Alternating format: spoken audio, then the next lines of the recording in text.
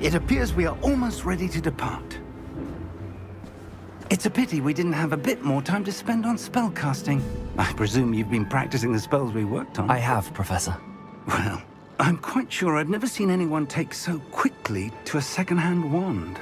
You'll be a force to be reckoned with when you get your own. Thank you, Professor Fig. I appreciate you working with me before the term begins. Oh, Eleazar! George, glad my rather cryptic description of our location did not thwart your finding us. I've apparated to more vaguely defined destinations than this. Though I confess I may have miscalculated slightly on my first try.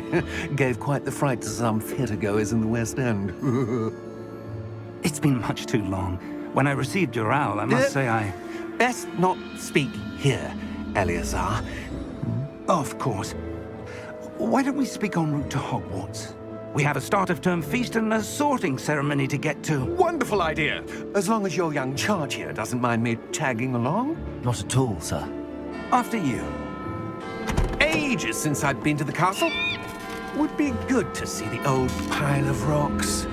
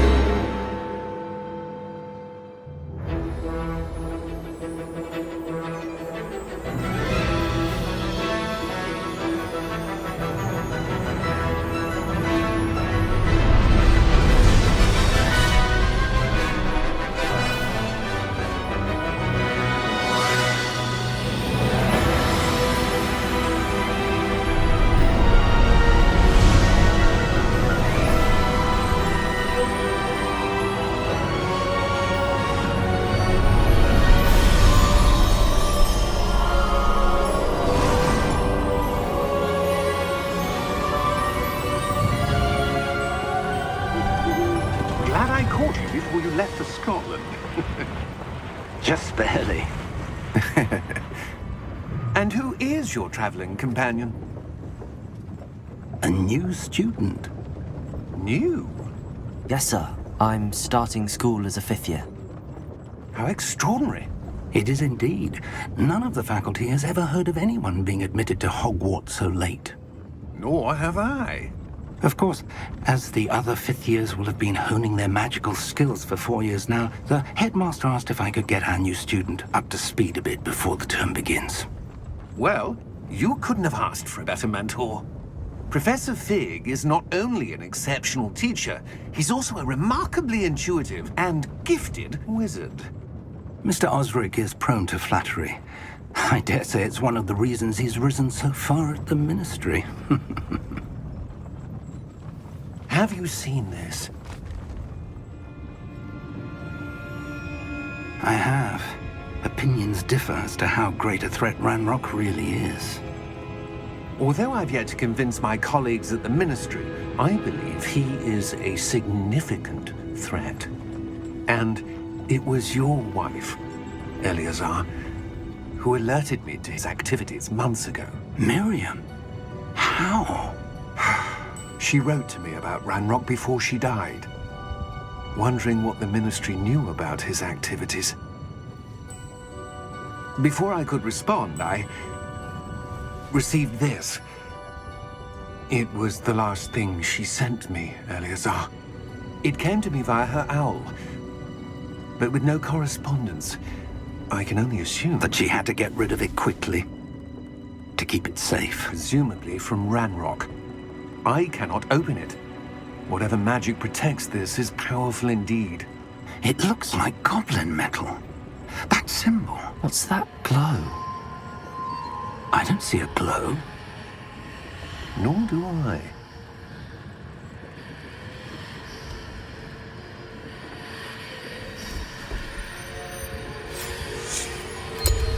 Merlin's beard.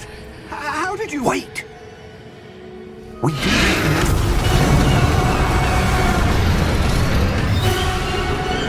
Hang on!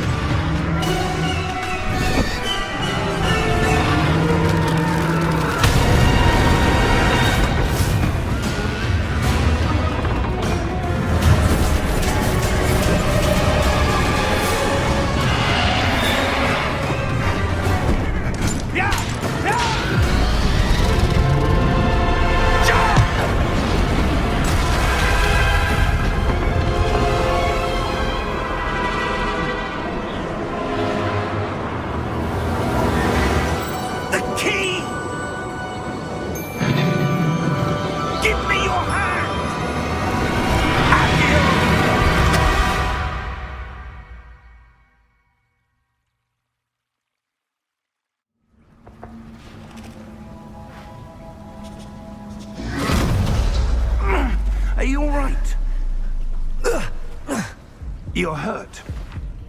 Perhaps a bit. Take this. It's Wiggenweld potion. That stuff will right you in a second.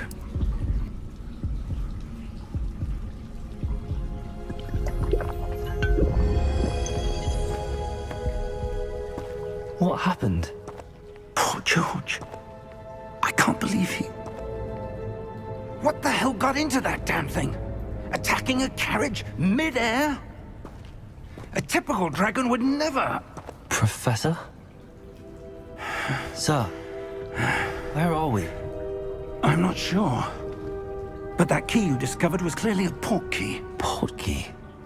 An item enchanted to bring whoever touches it to a specific place.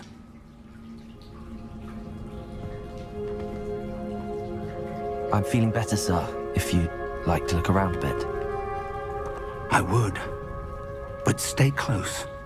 We've no idea who created this port key. Or why.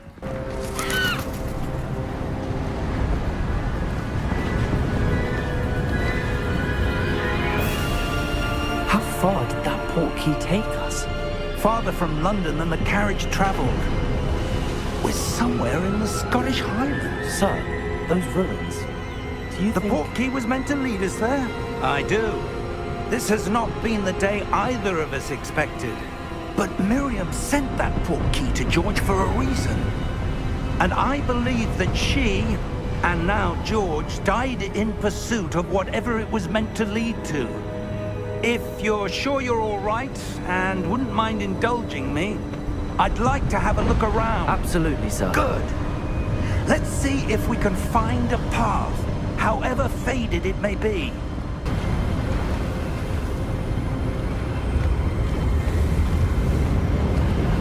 Steady yourself! Reparo!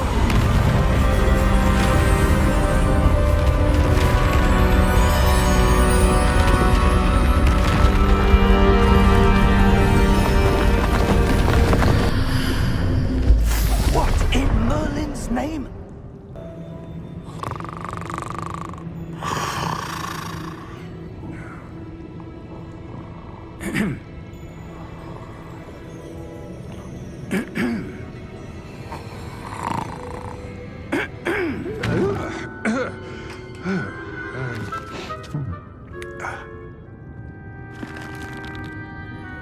It can't be.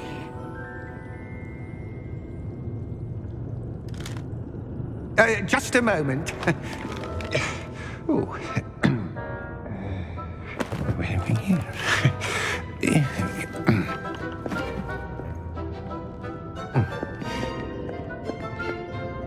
Welcome to Gringotts Wizzarding Bank.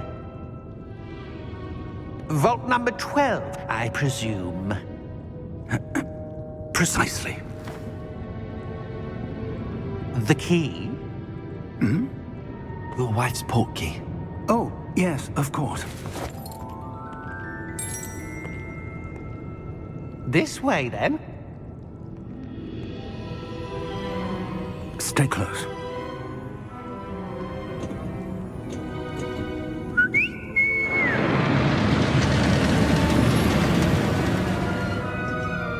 After you.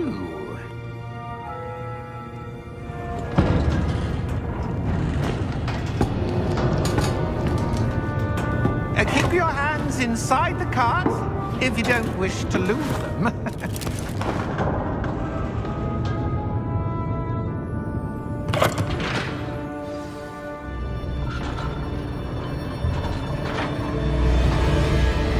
How many vaults are there in Gringotts? Hundreds. In fact, you'll see quite a few on our way to vault number 12. As we speak, we're just beneath the main lobby. The vaults you see now are the newest. Are private entrances to the bank common at Gringotts? They are most uncommon. Only one with great wealth or power, or both, could have arranged for such a service. You'll want to take a breath.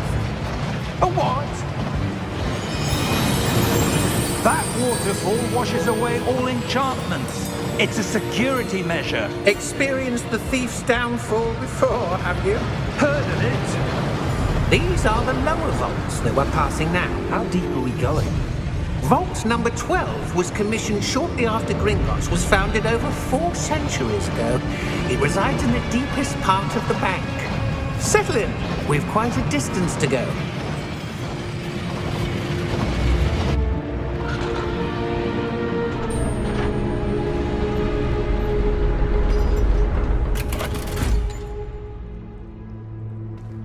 Vault number? Vault 12. Momentous day. On your way.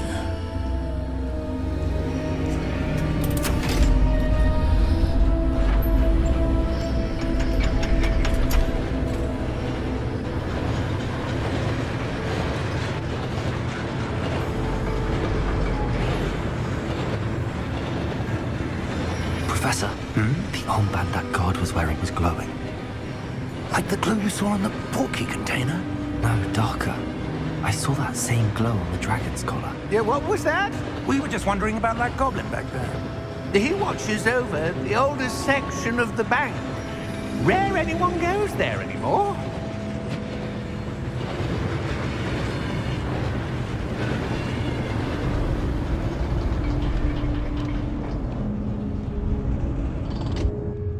Here we are.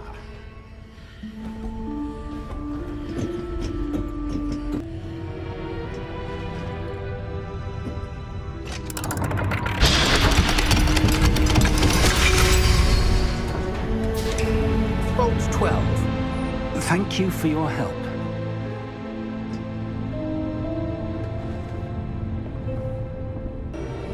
What do you suppose we should be looking for? I'm not sure. Sir, I wonder if you The might... instructions for Vault 12 indicate that I am to grant access to the holder of the key and then close the door. Wait. Best of luck. Professor? That was certainly unexpected. Let me think. There must be something here. Revelio, perhaps? Revelio? Yes, a revealing charm. No time like the present. Let's see what we're missing, shall we?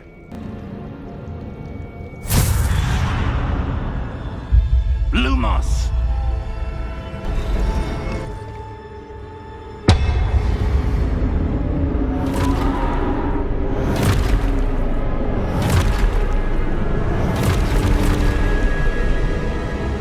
Look out!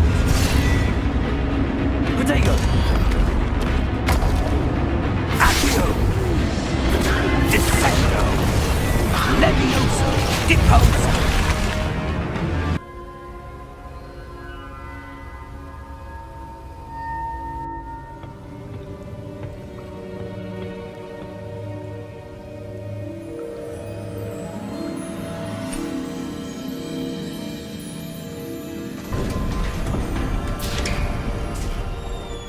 There you are.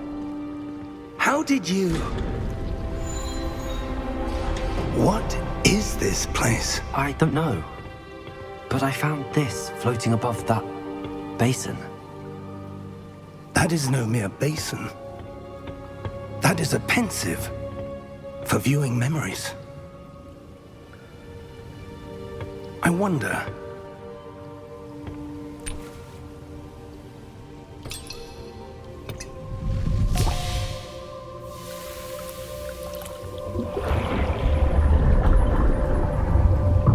Follow my lead.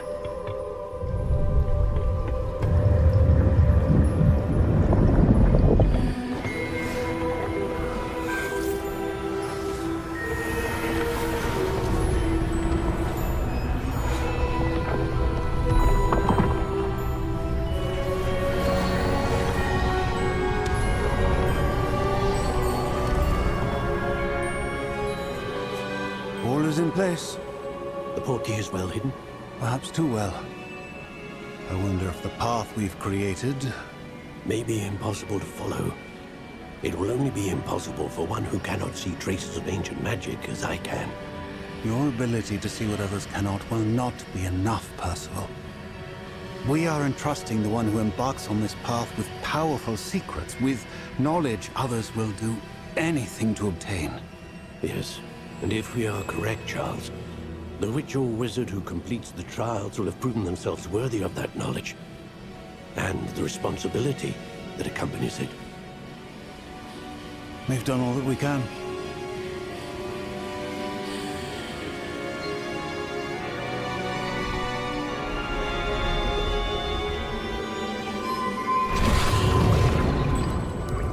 That's what you're seeing. The glow that surrounded them. Yes, sir. Astonishing. Can I see magic? Traces of an ancient magic, to be precise. The magic that Miriam had always believed existed, but could never. Miriam, and perhaps George, died in pursuit of knowledge that has been dormant for centuries. And you, it seems, are the key to understanding why. We were... It all looks rather different than it did a moment ago. Someone's coming. Who were they? I don't know. But, sir, you shouldn't be in here. I was right. Ranrock. Seems my reputation precedes me. I was beginning to think no one was ever going to visit Rackham's Vault. And why are you here? No need for that. Just give me whatever it is you found here and we can let bygones be bygones.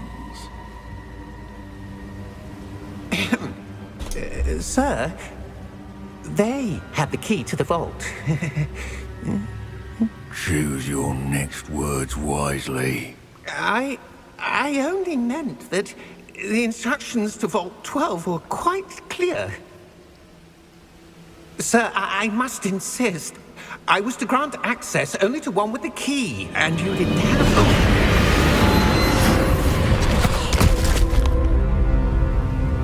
I have no patience for traitors. Now, where were we? I'm not giving you anything. Well, perhaps your young friend here will be more helpful.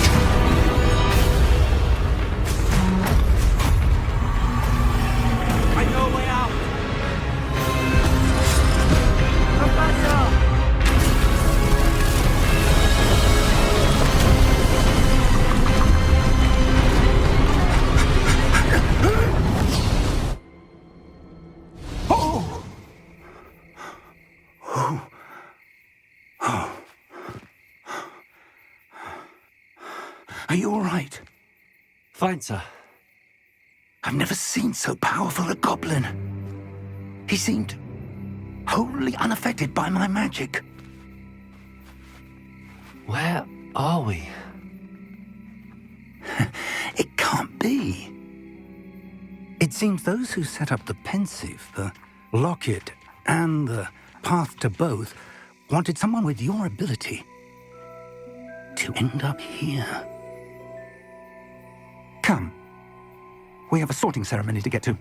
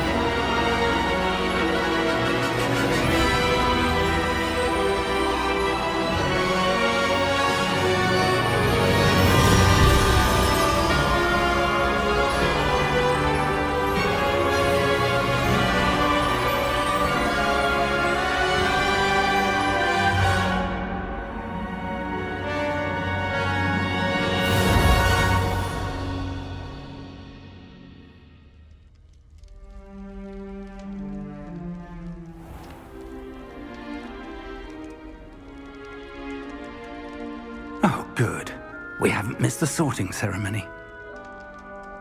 I'm no expert, but that seems more appropriate.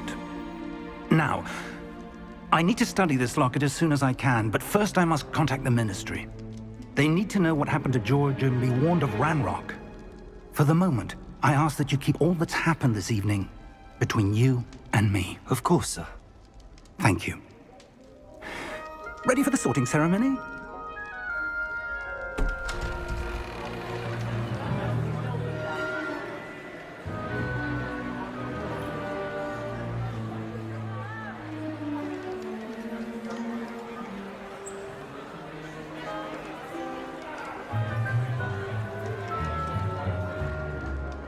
Phineas, Nigellus, Black. Prepare yourself to meet the headmaster. Fig, nice of you to join us. The sorting ceremony's over.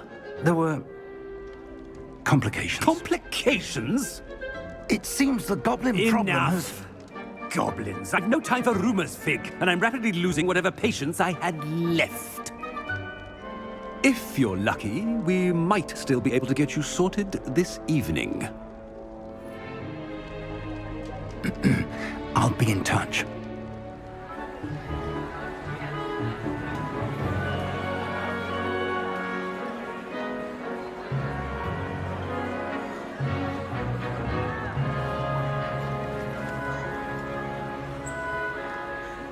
Professor Weasley, we've one more to be sorted. Welcome. You're just in time. Have a seat.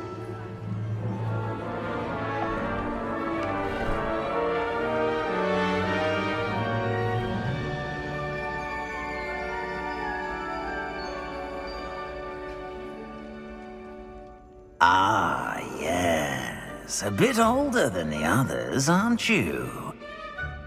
You come here with preferences and preconceptions. Certain expectation. I'm looking forward to meeting my professors and learning all I can at Hogwarts. Indeed. Hogwarts has much to offer a dedicated student. And what you learn in class will prepare you for challenges outside the classroom as well. I wonder... I detect something in you. A certain sense of... what is it? A desire to learn? I do enjoy a good puzzle, and I believe I have a ready mind. You're clever indeed. You have the ability to reflect clearly on that which puzzles others. And you've a ready mind, quick to learn. You belong in Ravenclaw!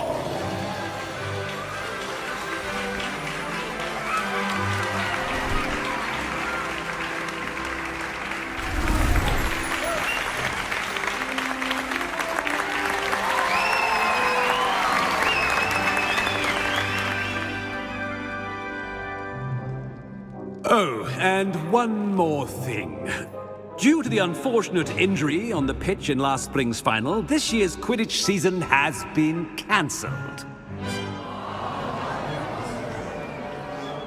Enough! It's not as though I've banned flying altogether, but don't tempt me. You are here to focus on your academic futures. I'm sure you will have plenty to do before classes begin tomorrow. I said, I'm sure you all have plenty to do before classes begin tomorrow.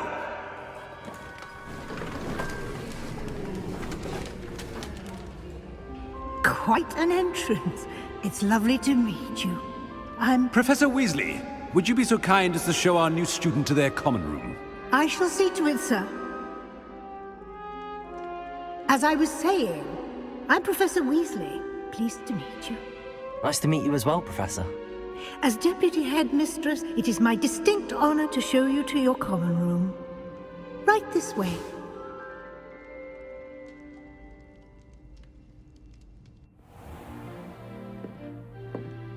It's quite uncommon for a student to begin as a 5th year. Might be a bit of a challenge, but one I'm sure you're up for. I am, Professor. This is the entrance to the Ravenclaw Common Room. You must solve a riddle to enter. I won't be of much help, I'm afraid. This sort of thing has always confounded me.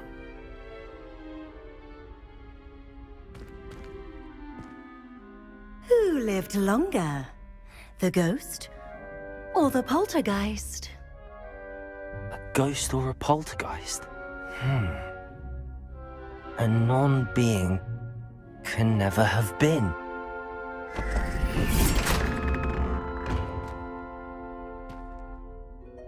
Well done. Now, go on in and get some sleep. You have a big day ahead of you tomorrow. I shall be back in the morning to collect you for your first class. Thank you, Professor Weasley. You're welcome. I hope you enjoy your first night at Hogwarts. Sleep well.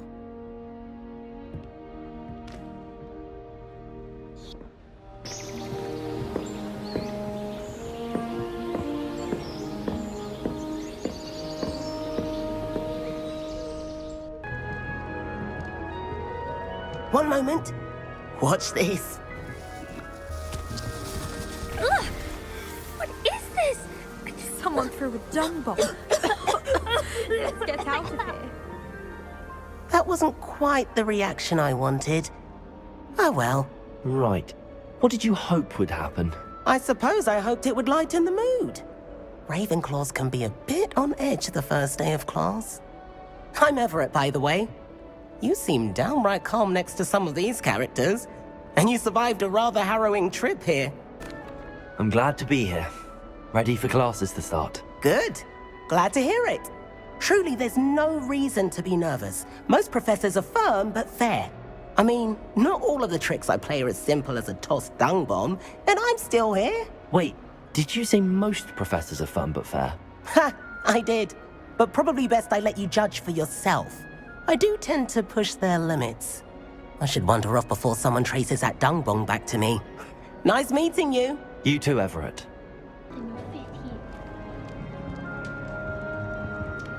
I want him to be in the perfect place. A place he'll be happy with. But I can't seem to find it. Great golden gobstones! I want him to thrive here. Golden gobstones? My own little expression. I bought this Dittany seedling from home and I so want him to feel cozy. Dittany is amazing, isn't it? So much healing power in such a little plant. I've a bit of a thing for plants, as you can see. Pleased to meet you. I'm Samantha. Nice to meet you, Samantha. Is Dittany used in Wiggenweld potion? It is. Looks like someone's been studying up on their potion making. Actually, Professor Fig told me about the Wiggenweld potion. Of course. I heard you were studying with him before term. He's an enigma, Fig. Teaches about theory, yet seems to know a lot about practical magic. Professor Fig does know a great deal about, different forms of magic. Well, I hope he told you about more than Wiggenweld. You've lots to catch up on, I'm sure. Is it common practice for students to grow their own ingredients? Oh, yes. In fact, our herbology teacher, Professor Garlick, encourages it. And I don't think Professor Sharp, our potions master, cares where you get your ingredients, as long as your brews are all perfect. An affinity for herbology is more typical of a Hufflepuff than a Ravenclaw, isn't it? Ordinarily, perhaps, but it runs in my family. We've a full plot of these little fellows back home. I suppose you could say herbology is in my roots. It was nice to meet you, Samantha. Good luck with your Dittany. Thank you. And good luck to you too on your first day. You'd think you could... Ah! That is not how... Why, hello. Would you like to take a look?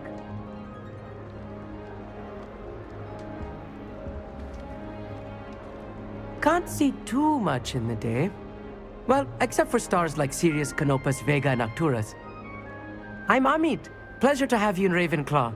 Never met someone who's been so close to a dragon before. Can't say I'd recommend it, frankly. It's nice to meet you, Amit. I take it you like astronomy? Oh, yes. So much to be learned from the stars. Also, there's something about the open air and night sky above the tower. It's invigorating. You will adore astronomy.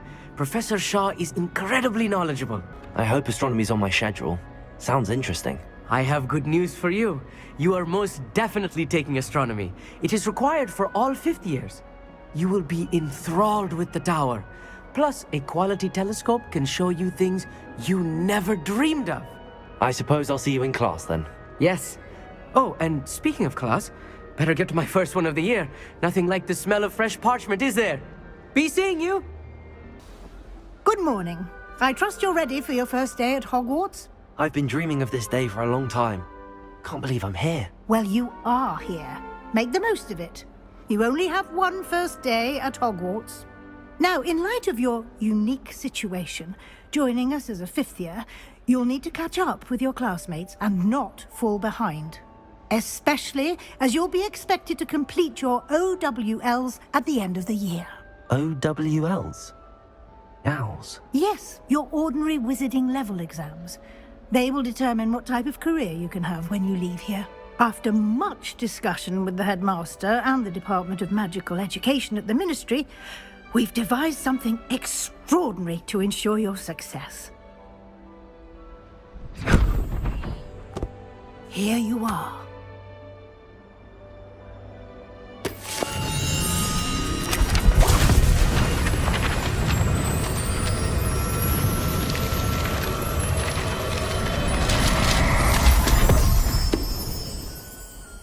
What is it? It is a wizard's field guide. It will help you to keep track of what you are learning so that you master all that's expected of a 5th year. You would be wise to take full advantage of this exceptionally valuable resource.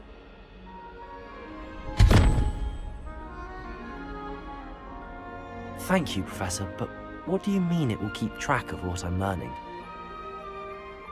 Perhaps seeing it in action will answer any questions you may have. Walk with me and we shall put it to the test. That should be all for now. You'll be expected to attend both Charms and Defense Against the Dark Arts classes today. And I'd like to be sure you get to Hogsmeade as soon as possible to replace the supplies you lost on the way here. What will I learn in Charms class? Exactly what you might expect. Spells, charms, jinxes, all terribly useful. I think you will enjoy Professor Ronan. He's a clever and entertaining wizard, and a talented teacher. Can you tell me more about the Defense Against the Dark Arts class? Defense Against the Dark Arts, as the name implies, focuses on how to defend oneself against the evils that lurk beyond these walls. A mastery of Defense Against the Dark Arts is required for those who aspire to become Aurors. Fortunately, we are lucky to have the ever-gifted Professor Hecat in charge of our students' education in that regard. You mentioned Hogsmeade, Professor. Hogsmeade is the only all-wizarding village in Britain, and is home to an array of shops and pubs. You should be able to find all of the school supplies you require in Hogsmeade. You will also, I imagine, enjoy many a butterbeer there with friends in due course.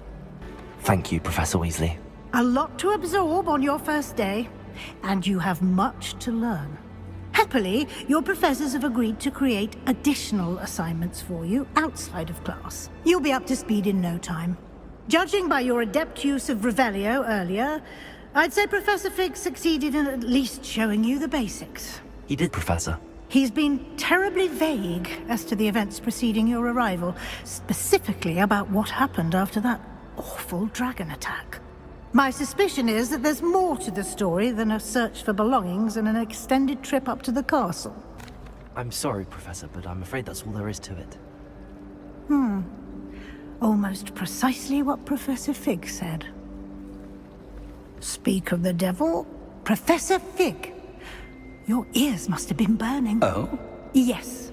You seem to have provided our new 5th year with a solid foundation in the basics of spellcasting. Ah, I'm afraid I can't take all the credit there, Professor.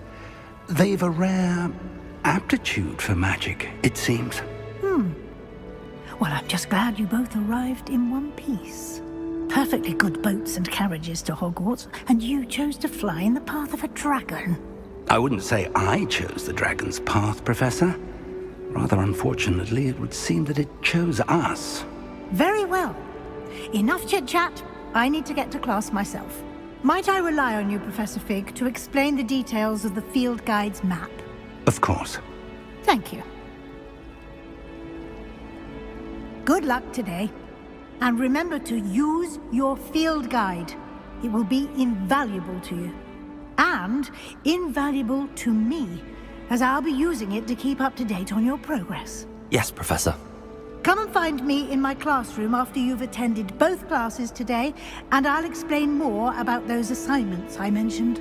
And we'll see if we can't get you to Hogsmeade for those supplies. It's good to see you, Professor. And you. I was hoping our paths would cross today, before you immersed yourself in studies.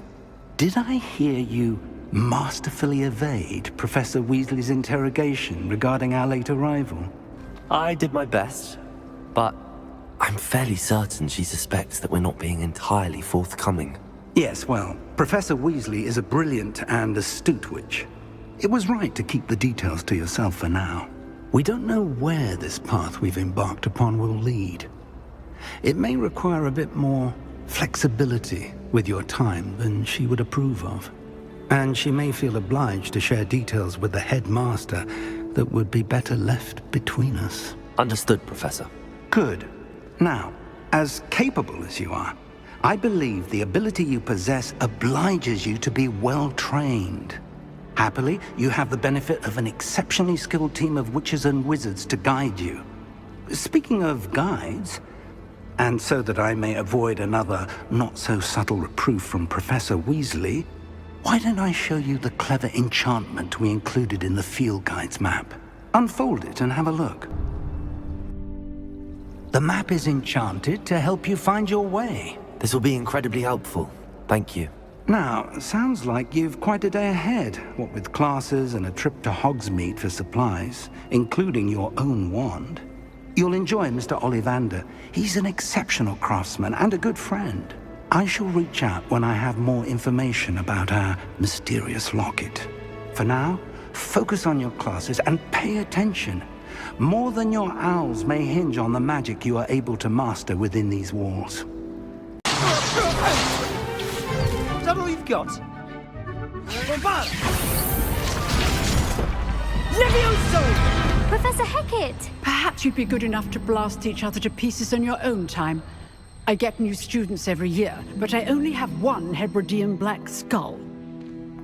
It was a token from the Great Poacher Raid of 1878. No doubt you've heard of it. Now, you may be asking yourself how an old woman like me single-handedly took out the largest poacher ring in eastern Wales and lived to boast about it. Knowledge. To the wise, age matters very little. Today we will review a spell that has saved me from death at the hands of dark wizards more times than I care to remember. Levioso. Levioso? A levitation charm? Levioso! A surprised opponent is a weak opponent. Care to defend yourself, Master Pruitt? No? One thing I've learned as an unspeakable is the value of simplicity, especially in the heat of battle. Now, let's practice what we've just learned, starting with something small. Levioso!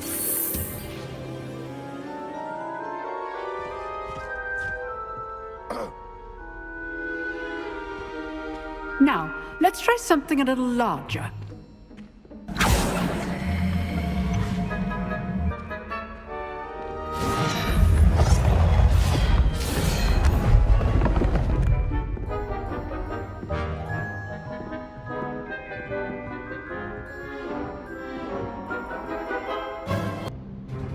Very good, but the best way to practice is by dueling. We'll start with you two. Duelists, take your marks. Time for a proper Hogwarts welcome. Now, I want a fair duel, using only Levioso, basic cast, and Protego. You may begin.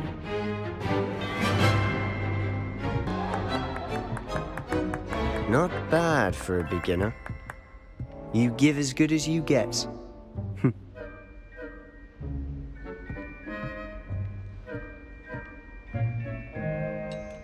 I put you on the spot, and you rose to the challenge.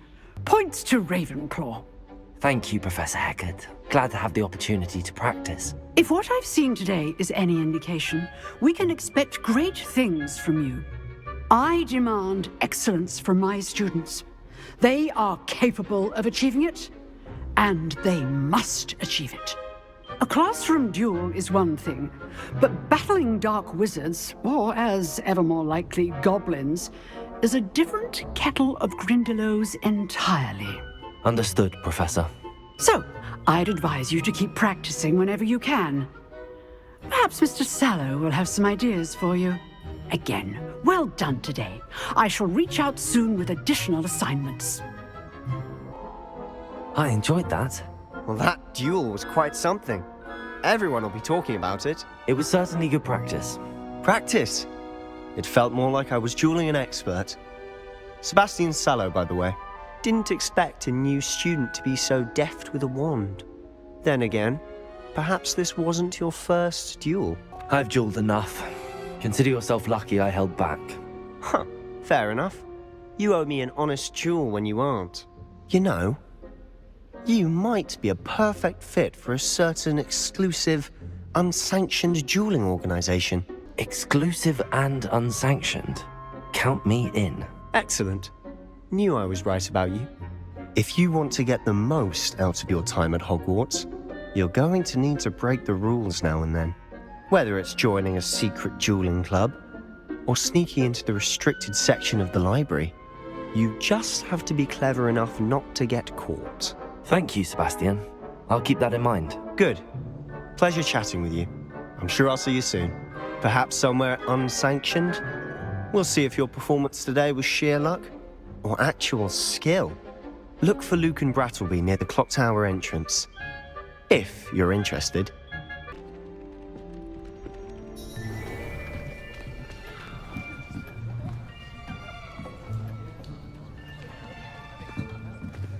Here, behind you.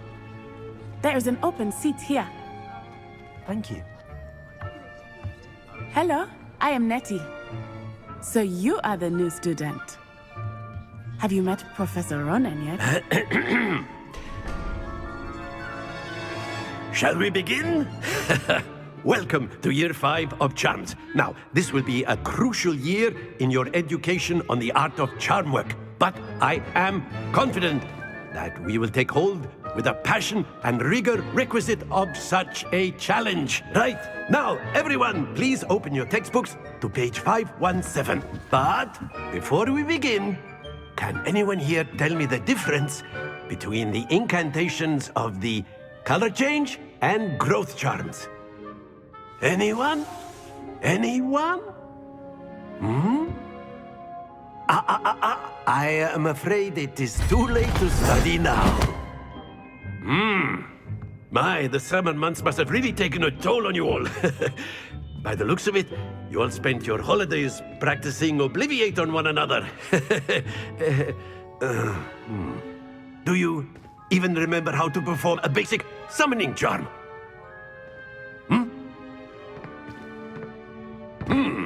Well, it seems that we are in dire need of review. Everyone get into pairs and take positions on opposite sides of the classroom. Now let's put those textbooks to use as the blunt objects you so believe they are, and take turns summoning them out of one another's hands. Only one book will be needed per partnership, Miss Dale. Thank you. Get into place now.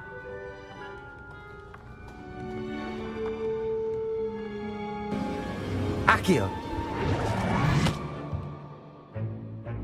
That is not bad. You are a swift learner. I see a lot of potential, but remember, potential is nothing without practice. Keep at it. You might just rival Miss Onai here. Very good, everyone. That's enough of that. Well, as you all seem to have the basics down, and it is an exceptionally lovely day, I was thinking that we might have ourselves a little excursion outside for a spot of fresh air. After me!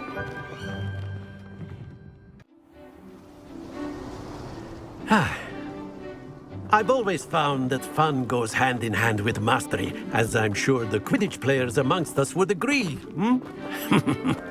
So, what better than a bit of sport to put our prowess with the summoning charm to the test, right?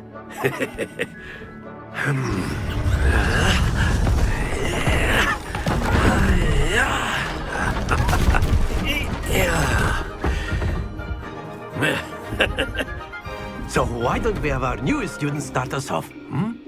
Eh?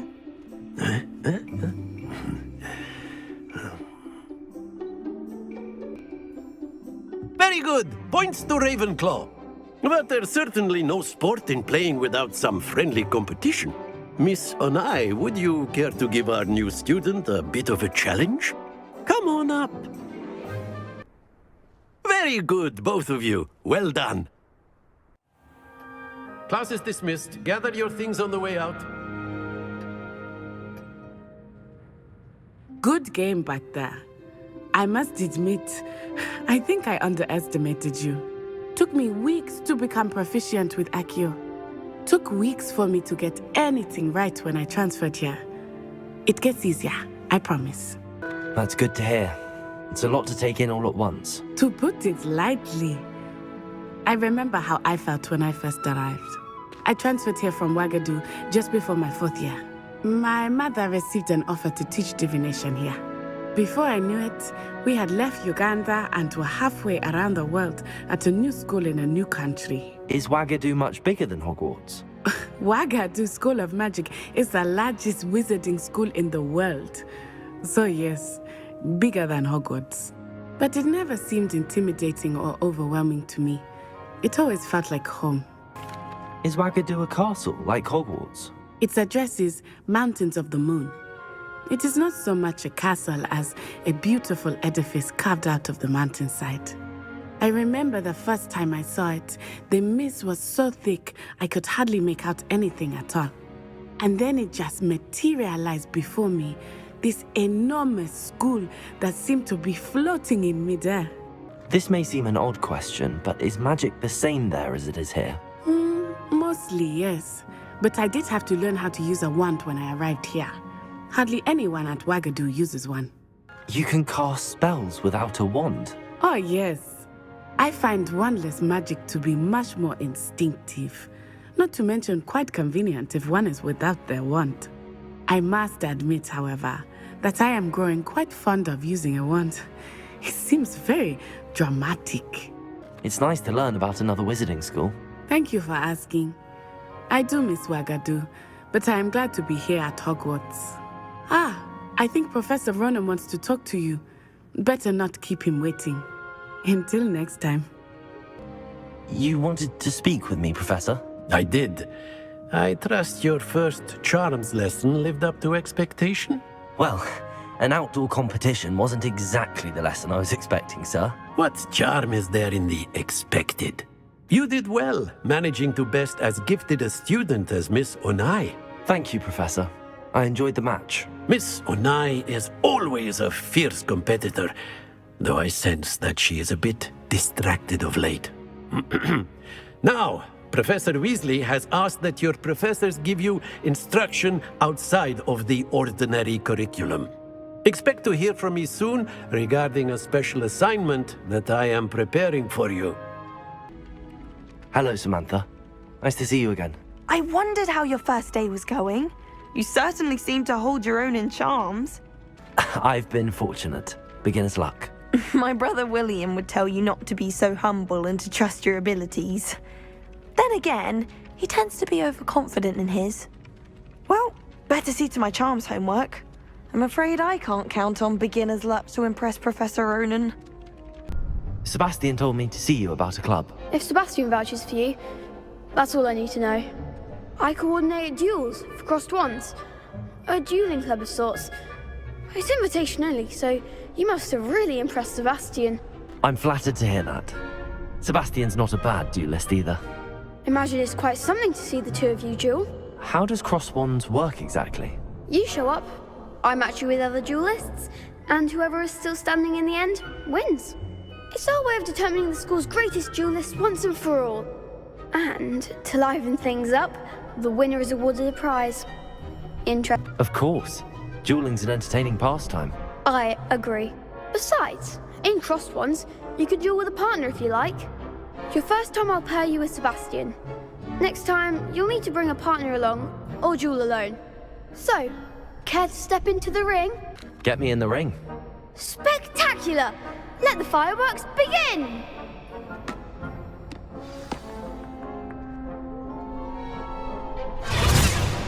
will make you regret signing up. Nice work. Sebastian wasn't wrong about you. There's strong competition ahead, but keep this up and you could be the next school champion. Brilliant. Count me in. I shall. Now, it takes time to organise these duels, but check with me later. I may have something lined up for you.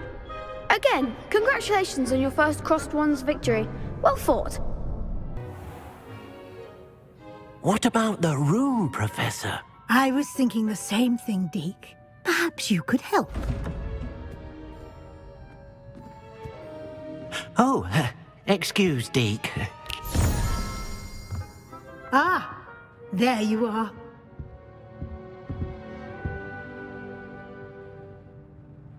I trust your first classes went well? They did, Professor. I heard as much from Professors Hecat and Ronan. Seems Professor Fig taught you quite a bit before you arrived. I'd wager there's a good deal more to your travels here than what you've told me. Isn't there? Nothing more, Professor. I see. Like trying to get a sonnet from a streeler. Regardless, you must continue to build upon what you've learned. In that regard, I've asked your professors to help hasten your progress with some extra assignments. Professor Ronan did mention something about that. In fact, Professor Ronan will meet you outside momentarily to assign your first one. Now, regarding the trip to Hogsmeade I mentioned earlier, we've arranged to replace the supplies lost on your way here, including seeds, potion recipes, and spellcrafts. Thank you, Professor. And Mr. Ollivander will connect you with the perfect wand.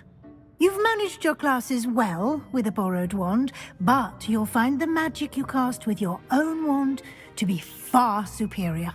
Can you tell me more about the potions shop, Professor? J. Pippin's Potions stocks a wide array of potions ingredients, although they rarely sell recipes. Professor Sharp asked that they have a couple of particular recipes on hand for you. I've never heard of a spellcraft before, Professor. What is it? A spellcraft is a recipe of sorts used when conjuring objects. I shall explain more about them when you begin working with transfiguration magic. There's an Ollivanders in Hogsmeade. There is. Most people are familiar with the shop in Diagon Alley. We're fortunate to have someone like him nearby. Mr. Ollivander is a genuine craftsman and highly skilled wand maker. I would trust no one else to pair me with a wand. I'm eager to get to Hogsmeade. Very well. I'd like you to make your first visit to the village with a classmate. Help you get your bearings. Perhaps Sebastian Sallow or Natsai Onai. I've noticed you spending time with them. I'd like to go with Sebastian. Glad to hear it. Mr. Sallow is a capable young wizard, and he knows the area. He'll keep you well clear of any of Victor Rookwood's undesirables en route. Rookwood? A rather unsavory local. Best to avoid him and his associates, including his right hand of sorts, Theophilus Harlow, if you can. Once you've finished Professor Ronan's assignment, your friend will meet you at the castle doors. No time to waste. The sooner you complete your work, the sooner you can enjoy a butterbeer at the Three Broomsticks. You have a new spell to teach me, Professor. Indeed I do, and an exceedingly useful one at that. The mending charm, Reparo. Fixes things right up, makes a broken object good as new in the blink of an eye. It seems as if that might come in handy. More frequently than one would imagine. As Professor Weasley mentioned, I am not the only one who will be teaching you spells outside of class in an effort to catch you up with your peers. A number of your professors have agreed to do so as well, but first, each shall ask that you complete a few preliminary tasks to hone your magic. I have arranged some for today. See them through and then report back to me. We will have you casting Reparo in no time. Why must I first complete tasks to learn Reparo? No lesson or lecture can compare to first-hand experience, and these tasks should provide you with just that. Such experience is invaluable when mastering any new bit of magic. I completed the assignments, Professor. Marvelous. You clearly know your way around basic charms. Let us give the old mending charm a try then, shall we? Remember to be deliberate in your enunciation and movements. I want to see some vigor. Now, wand at the ready. Yes, sir. Hello, Sebastian. Ah, my new charge. I'm told you're in dire need of supplies, and I'm to accompany you into Hogsmeade for them. Is this your first foray into the village? It is. I haven't left the castle since I arrived. Well, I shall endeavour to be the very best of guides, then. Hogsmeade's a charming little place. Self-contained, too. We should be able to find you everything that you need. Shall we?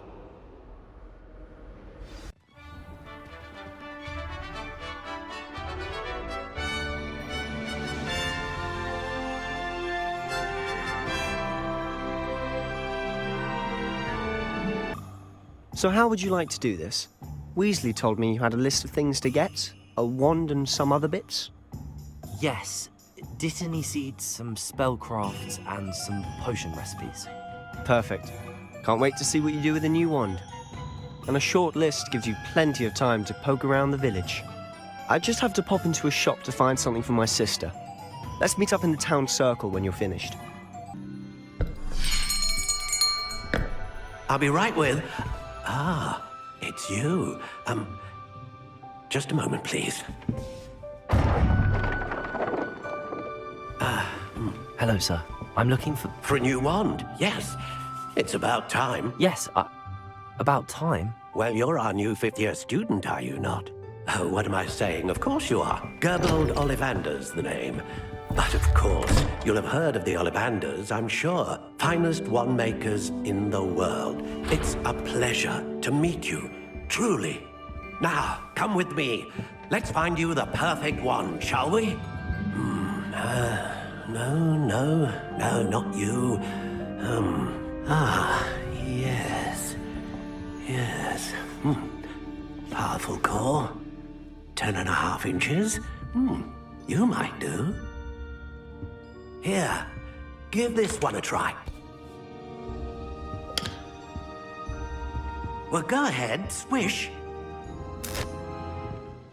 How odd. Once more, come on, really swish it. Oh dear.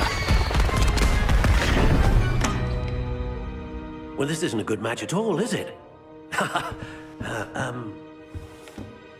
We'll find you something, not to worry. No, not you. Perhaps... Yes. A rare wood, 13 3/4 inches, dragon heartstring. Let's give this one a try.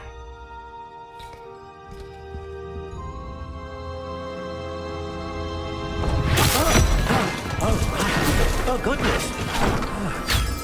Looks like it's back to the shelf for you. This is proving to be trickier than I had anticipated.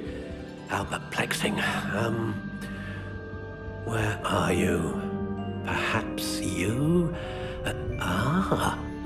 There you are.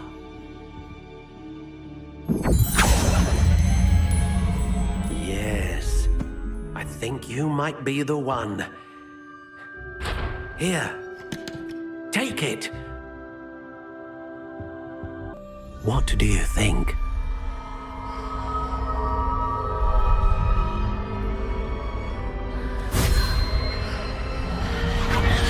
Extraordinary. Another wand, another beginning of a bright and magical future.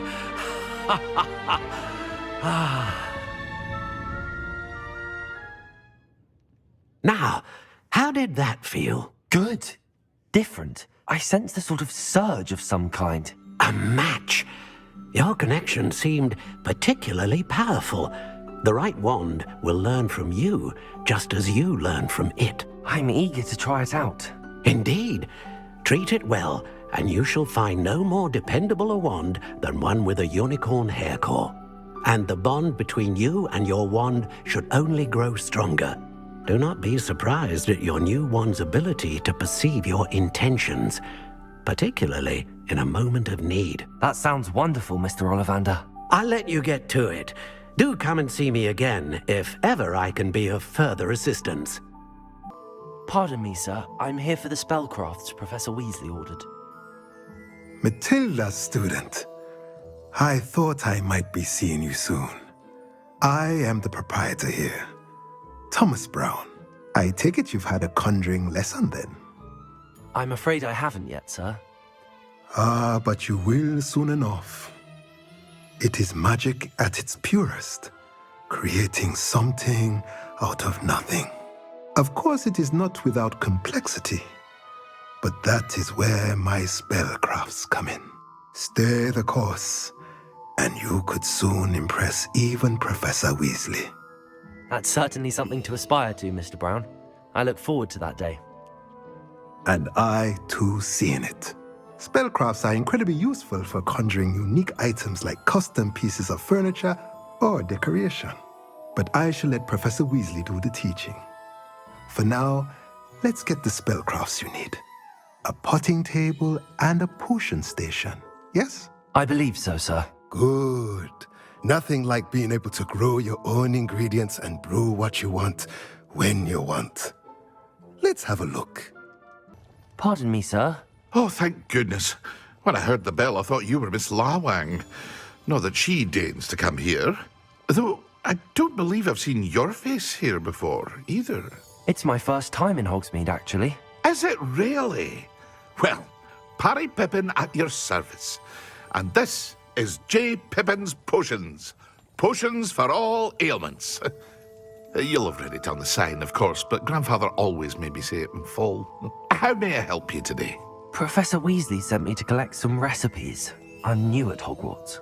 You're the student she sent the owl about. I set your things aside immediately. I suspected if you're anything like I was at your age, you'd want your potion supplies. Is it not the most fascinating art, potion making? Rivals anything you can do with a wand, I've always said. Are potions really that versatile? They may not be as showy as spellwork, but make no mistake, they are just as powerful. They can heal, destroy, protect. You'll discover all of this soon enough. As it's your first time in, I should mention that it's not just potion recipes I sell. I also offer ready-made drafts for all manner of uses, and I unveil new ones from time to time. Pop in when you can so you don't miss out on anything. But for now, let's get you those recipes, shall we? Pardon me, sir. I'm here for the seeds Professor Weasley arranged for me to collect. Oh, the dittany for the new 5th year. I take it that's you, then. Merlin's beard. Starting Hogwarts as a 5th year. You must be positively reeling from it all. Not at all. I'm choosing to see it all as one big adventure. Well, bravo. Not everyone has the temperament to take things as they come. Name's Timothy Teasdale, by the way, and this is my shop, the Magic Neep. I keep the cart out here because I like a good chat. Can't very well be in the thick of things if I'm hidden away inside now, can I? I suppose not. In addition to seeds, I have plenty of plants. Grow everything myself. My speciality is potion ingredients. Even Pippin purchases from me. But what say we get you a packet of dittany seeds?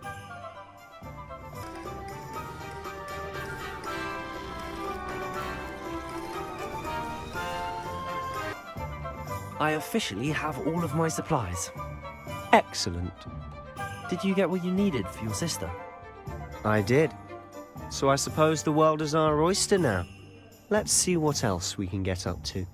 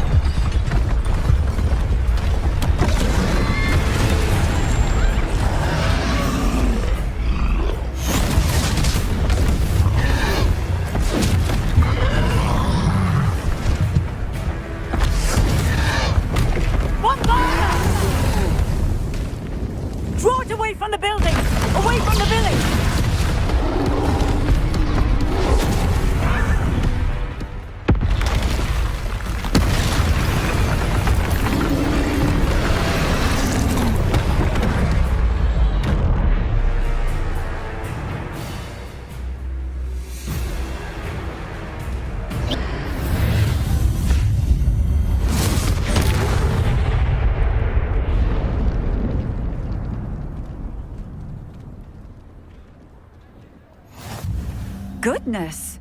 A second troll! Did you two take on a fully grown troll? By yourselves? I suppose so. It's all a bit of a blur, to be honest. Merlin's beard. Are you all right? We are, and we were glad to help. I'd say help is a bit of an understatement. Nerve like that. The makings of an aura, if you ask me. If you are unharmed, perhaps the two of you wouldn't mind helping me put a few things back to where they were. Of course, officer. Singer. Officer Singer. And thank you, again. Hello, sir. I don't believe we've met. Allow me to introduce myself, Augustus Hill, clothier extraordinaire. I should like to thank you for your remarkable bravery in fighting those trolls, and not to mention your help restoring Hogsmeade to its rightful state. I was happy to help. Frankly, you deserve an Order of Merlin. But I can offer you something much more useful. I own Gladrag's wizardware, and among my inventory are some unique items that afford certain protections, as it were. Life-saving protections. And as I suspect this won't be your last dangerous encounter, I'd like to give you one such set of robes, in thanks for what you did today. Thank you, Mr. Hill. That's very generous of you. It's the least I can do. Now, let's try this on for size, shall we? I'd say we've earned a butterbeer or two, wouldn't you? Might help me forget that I was almost pulverized by a troll. I'd say that I agree with you. Perfect. The 3 broomsticks is just this way.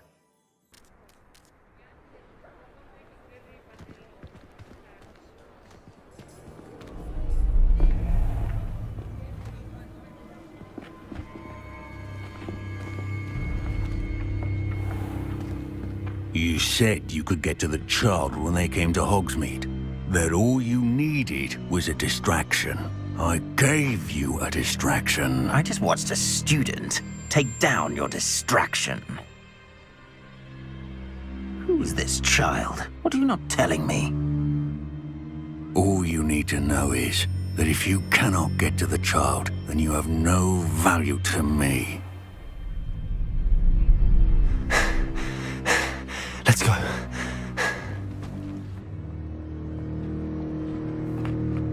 Did they see us? I don't think so. What was that goblin doing with Victor Rookwood? Ranrock is working with Rookwood. The goblin from the Daily Prophet. I knew I'd seen him somewhere. Quickly, let's get inside the 3 broomsticks.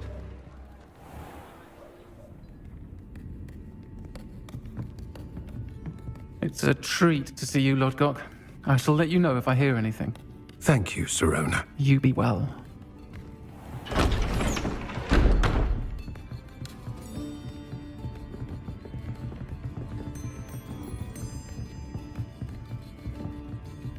Now, what can I...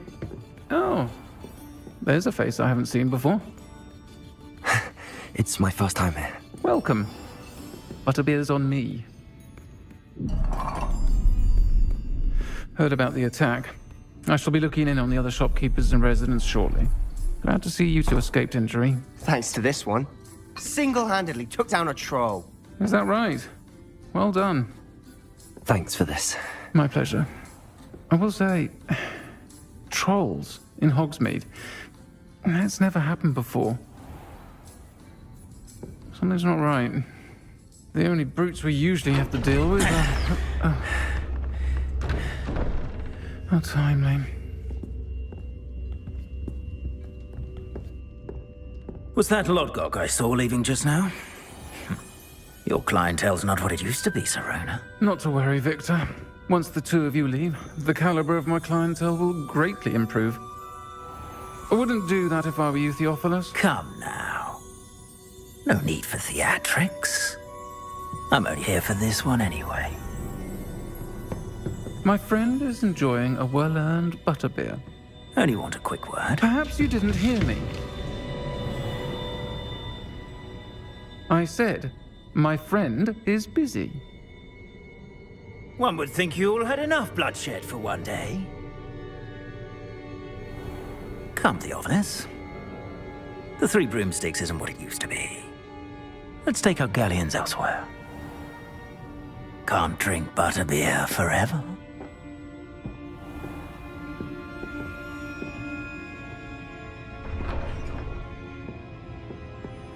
seems you've made an unfortunate enemy. Watch your back. Rookwood and Harlow are worse than any troll you might encounter. Trolls? Ranrock and Rookwood? What are you not telling me? I promised to tell you everything, but it's perhaps best I do that later. I'm certainly glad Sirona was there. Told you she was one of the good ones. I can see that. She didn't seem at all intimidated by Rookwood and Harlow. I think you'll need to tell me why Victor Rookwood has you in his sights. But we can talk later.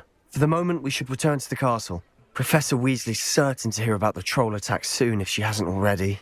Don't want to risk another detention for getting back after hours. Professor, I'm glad to see you. And I you. Thank Merlin you're in one piece. I heard about the attack. Trolls in Hogsmeade? Sir, the trolls were wearing armor. It had that dark glow like the dragon collar. Goblin silver! Ranrock used it to control the dragon. But how? And why send trolls to... They were there because of me. I overheard Ranrock talking with Victor Rookwood. Ranrock was in Hogsmeade? With Rookwood? The trolls were Ranrock's distraction so that Rookwood could get to me. And he would have, had Sirona and the patrons at the Three Broomsticks not intervened. This is grave news indeed. If Ranrock's goblins and dark wizards are after you, they want what we found in that vault. Speaking of the vault, do you think that Ranrock is working with any of the goblins at Gringotts? I do not. Gringotts goblins aren't typically the friendliest of beings, but they have a great deal of integrity. No, I dare say after what happened to that poor banker, the goblins at Gringotts are no followers of Ranrock. They're after the locket. You said you discovered something in it. Yes. I discovered an inscription. When I read it aloud, this map appeared. Clever enchantment. It's a map of Hogwarts, to be sure, but I do not know where it leads. It leads to the library. A restricted section, to be precise, and a bit beyond. I see traces of magic there on the map. I suspected you would see something. Shall we go?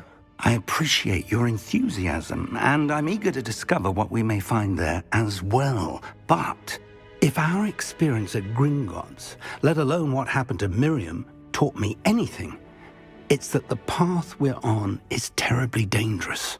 I'd like you to work with Professor Hecat a bit before we continue. But sir, how dangerous could the library be? Perhaps we're only after a book. Perhaps we are only after a book, but we should be prepared for anything. Once you've honed your defensive magic further, come and see me. I'm here about the new spell you wanted to teach me, Professor. Good. Professor Fig indicated a certain urgency to you completing your defensive magic assignments. As such, you are to learn Incendio, the fire-making spell, handy for lighting torches, burning away spider webs, and, when necessary, defending against those who would wish to do us harm. Sounds versatile. Quite. But before we get started, I'd like you to complete a few tasks. You may be surprised by some of them. Astonishing how much students don't think their professors know. When you're finished, come and see me. Then we shall begin working on Incendio. Hello, Lucan. Is the next round of crossed wands all set? Why, yes it is. I've got a great match lined up. Ready for another round? I'm ready. Let's do it. Brilliant. Are you dueling with a partner? Yes, Sebastian. Then let's get to it.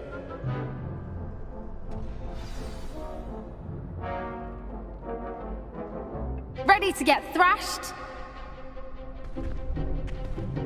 Apologies in advance. Bravo! I gave it my all. You did indeed. The other duelists have already taken notice of you, but after that last round, they'll really have it in for you. You'd better keep practicing if you want a chance at winning, or at least surviving the next round. I'll let you know when we're ready. Hope to see you then. I finished all of the tasks you gave me, Professor Hecat. Glad to hear it. Then you should be ready to learn Incendio. Should be, Professor. Yes.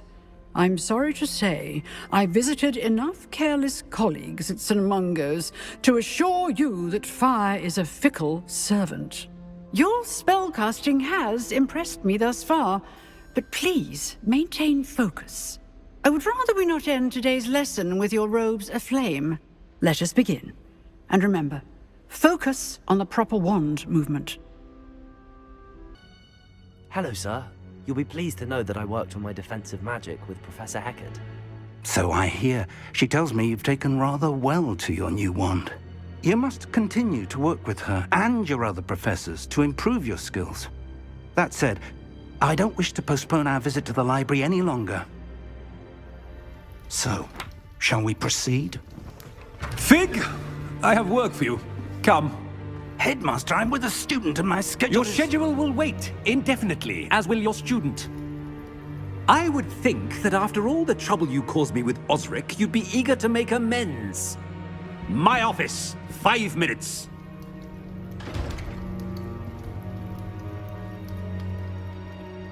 That man is exasperating. Unfortunately, our trip to the restricted section will have to wait a bit longer. But Professor... We have no choice.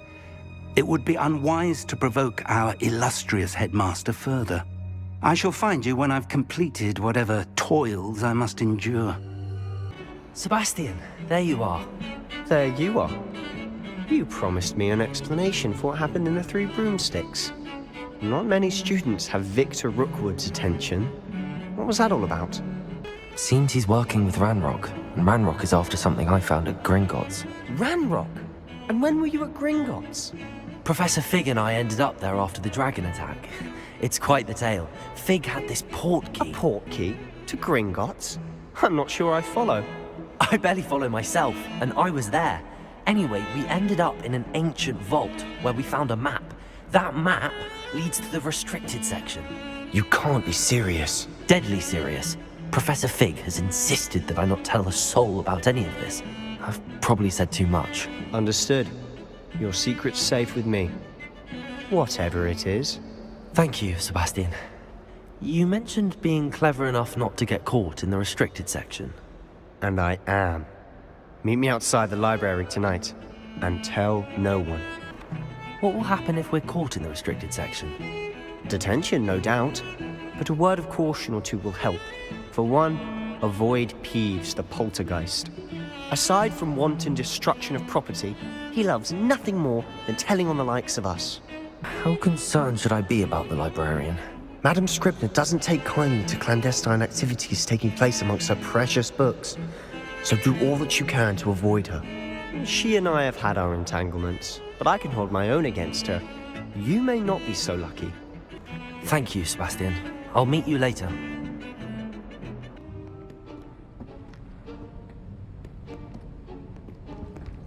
See there? That's the door we need to reach. And those annoying prefects would love nothing more than to rat on us to Scribner, so don't let them see us. Understood? I can be sneaky. Let's go. Hold on now. There's a spell you should know. The Disillusionment Charm. Good for getting places you're not supposed to be. Cast it and you'll appear as little more than a trick of the light, just as long as you keep your distance and stay quiet. You mean I'll actually be able to turn invisible? Something like that.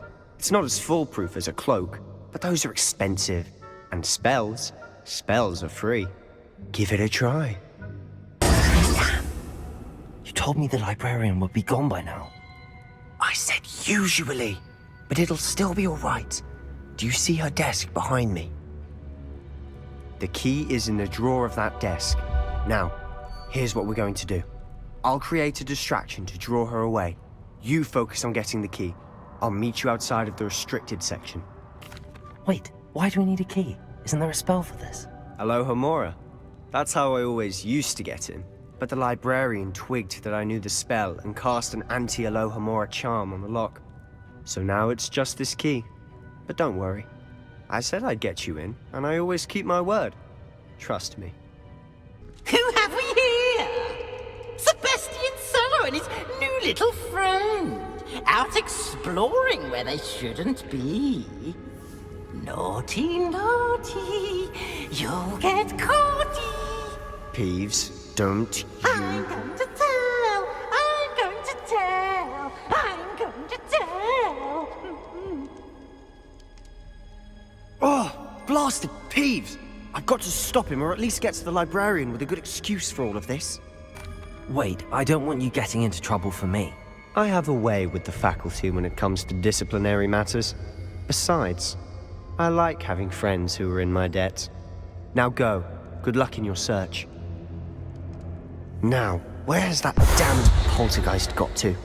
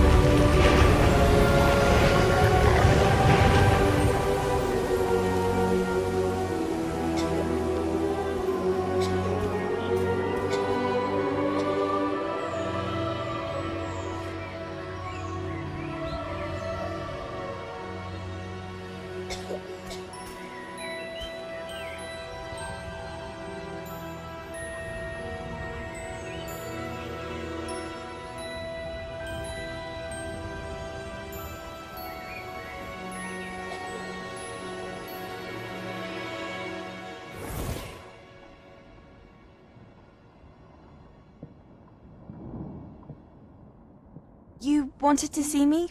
Headmistress Fitzgerald, Professor Rackham. Miss Isadora Morganach, welcome. Professor Rookwood, Professor Bakar. We understand that you are adjusting well to life at Hogwarts. I am. I am glad. Especially in light of your unusual situation, starting as a 5th year. As it happens, I was also admitted to Hogwarts as a 5th year. I've never heard of another like us. Miss Morganach, when we spoke yesterday after class, you asked about the beautiful swirls you saw years ago when we visited your hamlet. I recognized you all immediately. I cannot thank you enough for what you did. We were glad to help. And yes, I did see swirls of magic everywhere that day. My father insists it was my imagination running wild, but it was certainly real to me.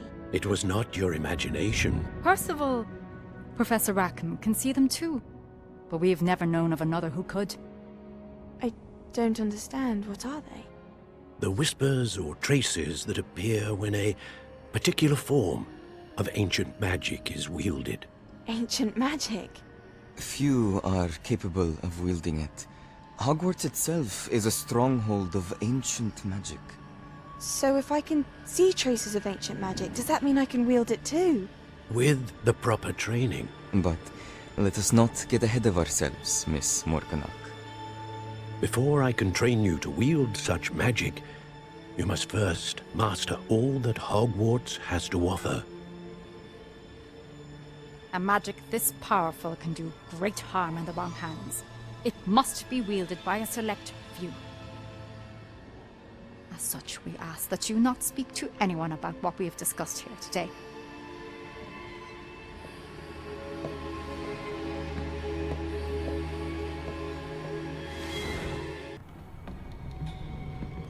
Sebastian.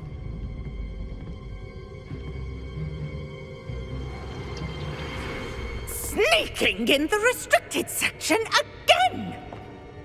had thought we were through with this mischief. Clearly detentions are insufficient. I'm afraid I must take this to the headmaster. But that being said, Peeves informs me that you didn't come alone tonight. If someone has coerced you, I would have you tell me. You're a bright boy. Don't waste this. There was nobody else. I came alone. Oh, Sebastian. What will your uncle say?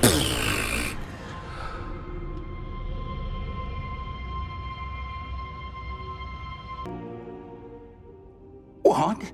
That's... Wait. You accessed the restricted section? But how? Thinking on it, perhaps it's best you spare me the details. Fair enough. In fact, the book was below the restricted section as it appeared on the map. I want to hear everything. First, let's have a look.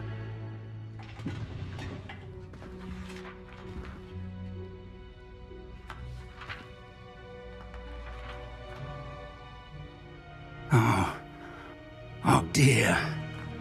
Some of these pages seem to be missing. It appears someone has got to the book before us. Still, I will need time to study what remains. Perhaps we can still salvage something useful, though it may take some time. I wonder why it was here, below Hogwarts. I think I know, sir. I saw 2 more memories where I found the book. Another pensive. Godric's heart. The man we saw before, Percival Rackham, was a professor here. The first memory showed him and 3 other professors using ancient magic to restore a hamlet from a drought. Miriam was right. And the second memory? They were talking to a student who started as a 5th year, like I did. She could see traces of magic too. Why those memories? Perhaps this book will explain. I'll have to take it with me to London. The headmaster has insisted that I speak directly to the minister about George's death. What will you tell them about Mr. Osric's death? I don't know how much I dare say.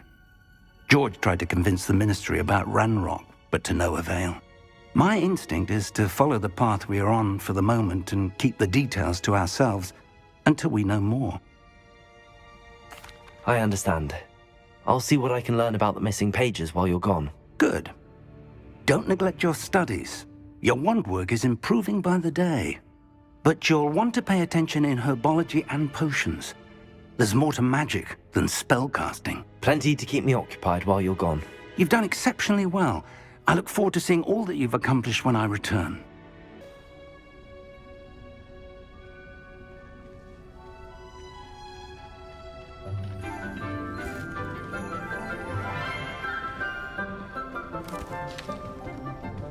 Good morning, Professor Garlick. How wonderful it is to see you again, Lenora dear. Oh, here. You'll need these for today's class. A little treat for your auntie. Ah, hello. Class, please welcome the newest rose in our garden. We do look forward to growing together. How thrilling it is to have everyone back together again. This year will be filled with enchantment and excitement, but the most important thing cultivated in herbology is knowledge. The prudent herbologist is no more afraid of the venomous tentacula than the bouncing bulb. Now then, today we will be acquainting ourselves with the mellifluous tuber known as the mandrake root. Accio. Let's see if we can't make our fibrous friends a bit more comfortable, shall we? First, let's protect our ears.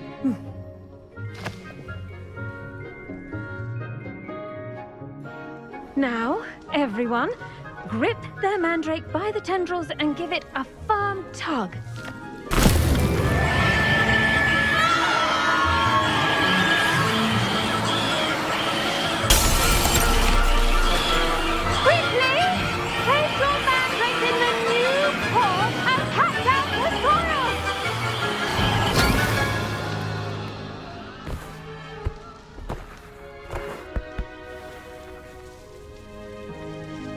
The soil should envelop the root like a warm, dirty blanket, putting the mandrake right at ease. Reparo! I'm very sorry about that. Yours was a bit mature, I'm afraid. All right then, off you go. Splendid work, everyone. Yes, Professor? Firstly, well done with your mandrake. They can be rather difficult to get a grasp of. I'll say. Nearly went deaf. Well, yes. Of course, the cry of a mature mandragora can be fatal, so remember to keep those ears protected. Now, as I mentioned, next we'll be planting Dittany. Let us find you some seeds. I already have some, Professor. Picked them up in Hogsmeade. You visited the Magic Neep. Wonderful. A prepared student is bound to bloom. I've arranged for you to have your own potting table here in the classroom. Wasn't easy to spare one on such late notice. Plant the seeds there now, and you can return to harvest them later. Even with soil, sunlight, and a bit of magic, they will take time to grow. Well done! Once it can be harvested, your Dittany will be ready to use in Wiggenweld Potion. I'll let Professor Sharp tell you about that. Now, what say we branch out? Introduce you to a different sort of flora, the Chinese chomping cabbage.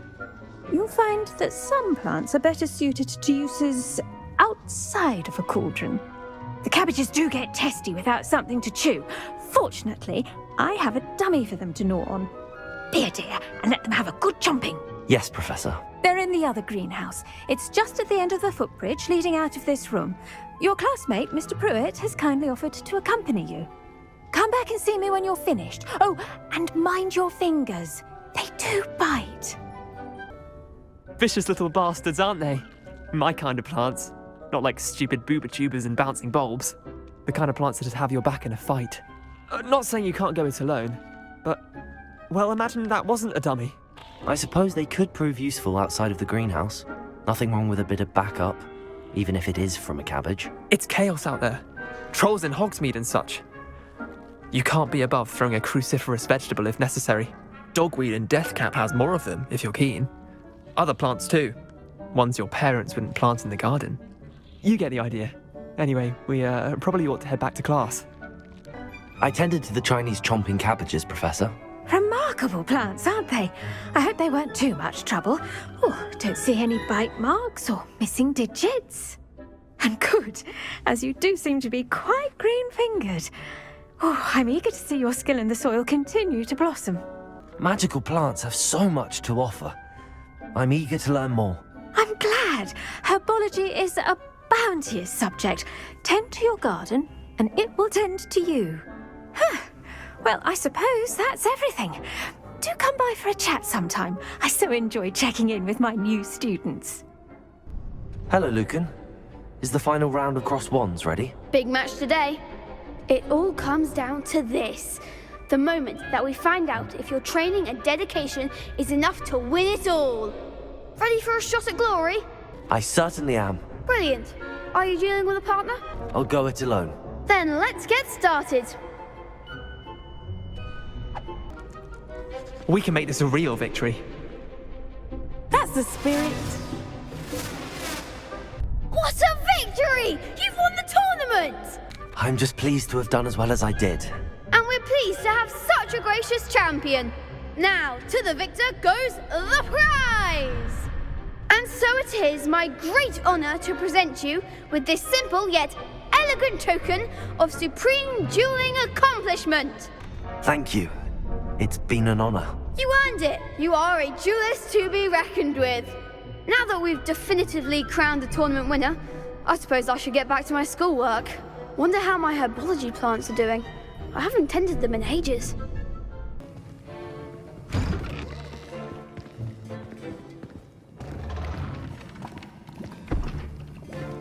Potions is one of the most challenging and hazardous subjects taught at this school. As fifth years, you will be required to reach new heights of both discipline and intellect. You will begin this term by brewing a Wiggenweld Potion. Mr. Takar, can you tell us why this particular potion might come in handy? Yes, Professor Sharp. The Wiggenweld potion can be used to sterilize and even heal a variety of injuries. It can heal some injuries, but not all. Points for Ravenclaw. Before today's class is completed, each of you will have brewed a Wiggenweld potion of your own. You never know when you might need it. Please begin.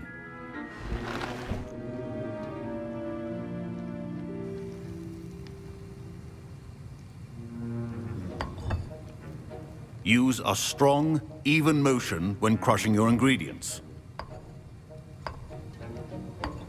Please be meticulous when adding powder to your potions. One errant sneeze could be disastrous.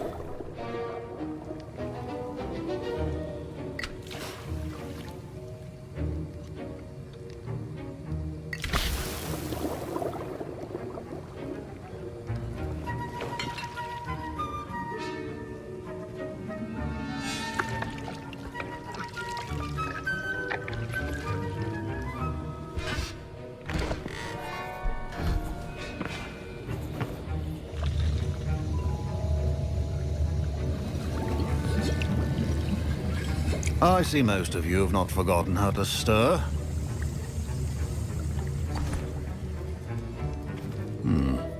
Not an easy potion to brew. Well done. And from what I hear of your recent exploits in Hogsmeade, you'd also do well to practice brewing the defensive Edurus potion. Professor Weasley had you acquire the recipe from J. Pippins, correct? Yes, sir. Good. For the moment, you can find the ingredients you need in my office. But in the future, you'll be expected to provide your own ingredients. Some can be harvested from the plants you grow in your Herbology class, and rarer ones can be purchased. Others, however, may be harder to obtain, and will require you to be a bit more resourceful. Come and see me when you've finished brewing, and we'll see if it was skill or luck the first time round. Did I hear Professor Sharp say that you have permission to go into his office? He did say that. He wants me to get more ingredients to brew another potion. Brilliant! You, my friend, have been presented with an extraordinary opportunity. I'm Gareth, by the way. Gareth Weasley. Bit of a prodigy with potions, if I do say so myself. Pleasure to meet you. Wait, are you related to Professor Weasley? She's my aunt. Keeps too close an eye on me for comfort. Ugh. But she can't be everywhere. Listen, anyone with a troll-sized brain can brew an Edurus potion. I'm working on something that's certain to be spectacular. I'm just missing one tiny last ingredient that will add that extra spark. I suspect that's where I come in. You're as clever as I'd hoped. I simply need a single Fwooper feather. As you'll already be in Sharp's office with his permission, perhaps you could grab it for me. I don't know, Gareth. I don't want to get on Sharp's bad side. You won't. Fwooper feathers aren't that valuable. Sharp won't even miss it. I've enough to worry about collecting the ingredients he wants me to get. I'm afraid I can't help you. I understand. I'll sort something else out. I brewed an Edurus potion as you asked, Professor. Glad you managed to stay on task. Not every class is so eventful. I saw Mr. Weasley speaking with you earlier. He can be quite persuasive. Glad you managed to resist. You've done well today. I confess I was skeptical, given the advanced nature of this class and the fact you're a new student. I'm glad I was able to meet your expectations. A rare occurrence. And you do well to remember that you're not a potions master quite yet. In addition to having a solid grasp of how to combine various ingredients, you should gain an understanding of the ingredients themselves. Pay particular attention in herbology. The plants you nurture there are often essential to the potions you brew here. Now, I recommend that you find a safe location in which to practice brewing. You cannot leave a hot cauldron simply anywhere. That'll be all.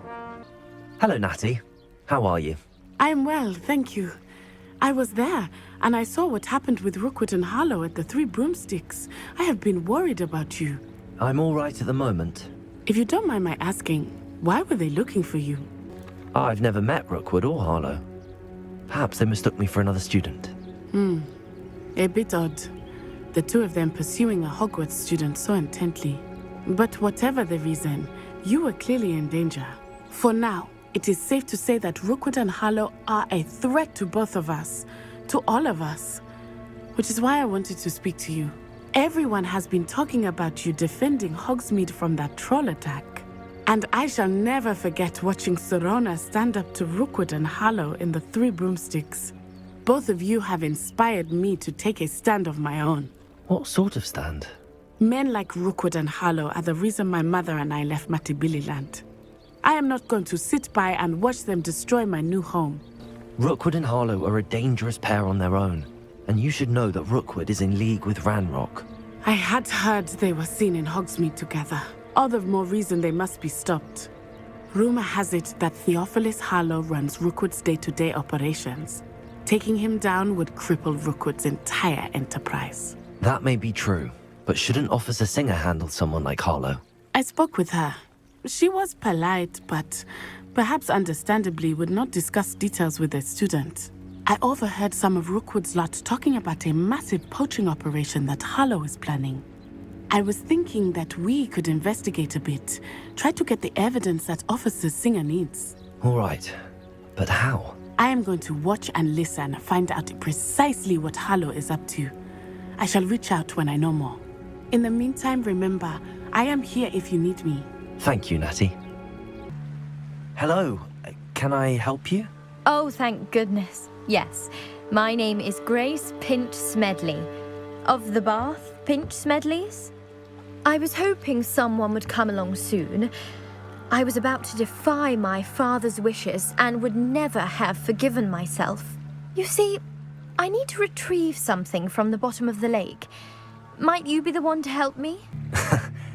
I'm afraid I'm not keen on mucking about at the bottom of lakes. Oh, please don't say no just yet. Perhaps if you understood my plight, you'd change your mind. Perhaps.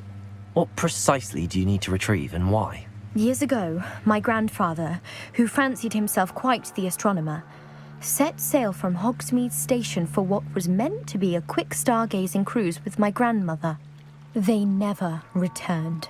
I'm so sorry. What happened to them? We can't be sure. We only know that neither they nor their boat made it back to shore. They were presumed drowned.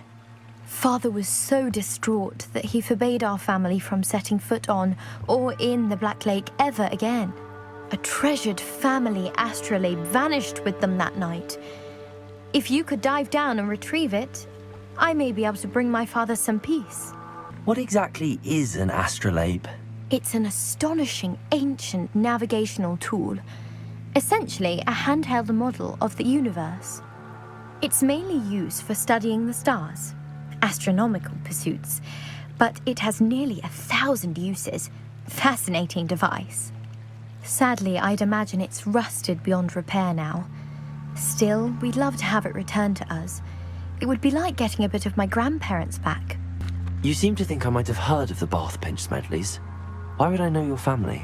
That's like asking why the sky is blue or grass is green. The Pinch Smedley name is synonymous with intellectual curiosity. We are known for our contributions to science and art. I'm surprised you haven't heard of us, frankly. But with all I plan to discover about the world around us, those that don't yet know the name certainly one day will. It sounds dangerous, especially for something of mere sentimental value. I understand. But I'd be forever grateful. Of course, you may discover much more than the astrolabe. Anything else you found would be all yours. I've cross-referenced the vessel's last alleged location against the lake's topography, depth charts, and tide schedule. My best guess is that it's just over there, about a furlong from the dock. It would be wonderful to have my grandfather's astrolabe back. I've no idea who it is you think I might have seen. I've been busy with my research. I do not have time to... Victor Rookwood don't give a doxy's nip back your time. Oi! Speak of the devil. Mr. Rookwood would like a word with you. A student? You can't be sick. Enough out of you. Leave her alone. Stupefy! Are you all right? I am, thanks in no small part to your excellent defensive skills. Care to tell me why 2 Ashwinders were ready to dispatch me to get to you? Ashwinders? Victor Rookwood's thieves and extortionists, his little cronies. They seemed quite keen on you. It's a long story, but thank you for your help. Well, you've avoided them for the moment. Priya warned me things were getting dangerous. Best get moving on my research before they return. You're a researcher? Nora Treadwell at your service, historian and archaeologist specializing in Merlin's work and life. Merlin? Of the legend of King Arthur? The very same. Merlin attended Hogwarts, you know, and I'm studying some curious fixtures he left here centuries ago. Fixtures? These vine-covered pillars, dozens of them, all around the area. I've taken to calling them the Trials of Merlin. I believe he created them as a diversion for his fellow Slytherins. He was terribly fond of puzzles and enigmas. I can see why you're so interested in Merlin. I'd be keen to know more about the trials. Well then, I'll let you in on a little secret. No one has yet managed to figure out how they work. But I believe I have just unlocked a crucial clue. I suspect that Mallowsweet is an important component in getting the trials to work. Mallowsweet? Versatile herb. Merlin repeatedly mentioned it in his writings. I had just arrived to test my theory when I was so rudely interrupted. You see, each swirl in Merlin's writing has a symbol in the center. That started me thinking, what if... The Mallowsweet is meant to be placed at the center of the symbols. Precisely. Would you care to do the honors? We can see what comes of our little hypothesis.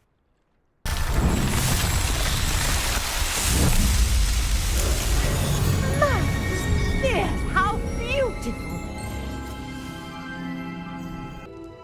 I take it we can call that a success? We can indeed. However, I now have even more questions. How does it work? I must review my notes. I may have missed something. Are all of the trials like this one? Oh, not precisely. Well, I think each has those telltale vines and the swirl on the ground. You should feel free to solve them as you come across them. I believe I have what I need to continue my research. My guess is that each will also require Mallowsweet, which you can find in Hogsmeade should you need more. I really must be off. Such a pleasure to meet you. Hello, Grace. I followed your bearings on a dive in the Black Lake. Oh, how incredible! Did you find the astrolabe? I did. I hope it makes your father happy. It will. I can't wait to see his face. Thank you so much for doing this for me, and for my family. You do well to keep an eye out for more spots to dive. A diver of your caliber is certain to find all sorts of things down there. Good of you to come. My friend, Professor Fig, speaks highly of you, and your resourcefulness. He was vague as to details, but mentioned your having tracked down a difficult-to-find book. I wondered if you'd be willing to do a little detective work on my behalf. Of course, Mr. Ollivander. Sounds most up my street. Wonderful. You see, about a century ago, an heirloom applewood wand with a fairy wing core went missing from this very shop. My great-aunt suspected a student named Richard Jackdaw. He'd been serving as an assistant here and suddenly vanished. Richard Jackdaw? Like the bird. In fact, he was known to frequent the Hogwarts Owlery. We searched there, of course, but found no wand. We did find a series of statues similar to Jackdaw's. I'm certain they're a clue, but I cannot figure out where they lead. Jackdaw was last heard tittering about some pages with a map he'd stolen from Peeves. As you can imagine, the poltergeist was less than helpful. Surely you could continue searching the owlery? Oh, one would think. However, the headmaster does not take kindly to an old wand maker loitering about the place. Can't say I blame him. Also, I have perhaps been looking for too long. I feel a fresh set of eyes and a bright mind like yours is sure to solve this riddle. Is there anything special about the wand? Oh, yes. It's terribly special. But not in the way you might think. It won't grant special powers to the caster. No, nothing like that. But it will ease the hearts and minds of the Ollivanders to know of its return, and that power is immeasurable. Why would the thief have taken the wand? I must admit I have no idea. From what I can gather, he fancied himself an adventurer of sorts, always looking for trouble. In fact, after he went missing, rumor had it his ghost was seen in Hogsmeade. Never heard much about him after that, but it seems as if his adventurous spirit may have got the better of him. Perhaps he thought that the wand had some special power simply because of its esteemed lineage. Astonishing how misunderstood the art of wand-making is. I'll have a look for you. You've certainly given me plenty to go on. Ah, you've brought hope to this old wand-maker's heart. Professor Fig was right. You are a remarkable student.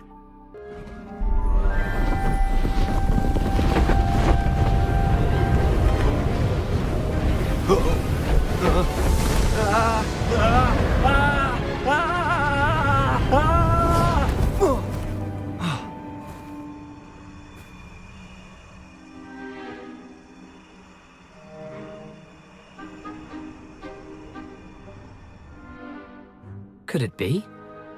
Has someone solved my puzzle after all these years? Well done indeed. Good news. If you've got something to hide, you found the perfect spot. Richard Jackdaw, at your service. The Richard Jackdaw. So Mr. Ollivander was right. He wants his family wand back. Goodness, I'd forgotten about that wand. I assure you I don't have it on me. I'm almost certain I dropped it the moment I was beheaded in that cave. Oh, it was sheer folly to follow that map. What map? Ridiculous, really. Found it on some yellowed old pages Peeves had pilfered. Thought I could impress a girl. But that's a story for another day. So, you stole a wand and then followed a map on some pages that you took from Peeves and followed that map to your doom. Odd to hear it all reduced to such absurdity, but yes. Why do you care about some old wand? I don't really. Ollivander does. It's the pages I'm after. Might they be with the wand in the cave? Indeed. Say, here's an idea. Why don't you meet me at the edge of the Forbidden Forest? I'd be happy to show you where to find them. I think I can guess how you died, but who did it to you? I was having a look about when I suddenly sensed a refreshing breeze, after which I felt, well, lightheaded. That's all I remember. Hence, if you do visit the cave, be prepared. I can't tell you what for specifically, but you seem a perceptive sort. Beware a light breeze. Why would you steal Mr. Ollivander's family wand? The family were always going on about how special it was, so I took it. Who could resist? Sadly, it wasn't special enough to save my neck. I fully intended to return it once I learned it was only special for sentimental reasons, but as you can see, I never got the chance. How is it possible to steal from Peeves, a poltergeist? I didn't steal the pages from his ghostly form.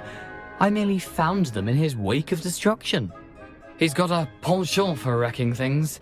Books, bottles, suits of armor, whatever's likely to cause the most chaos. I doubt he even noticed they were gone.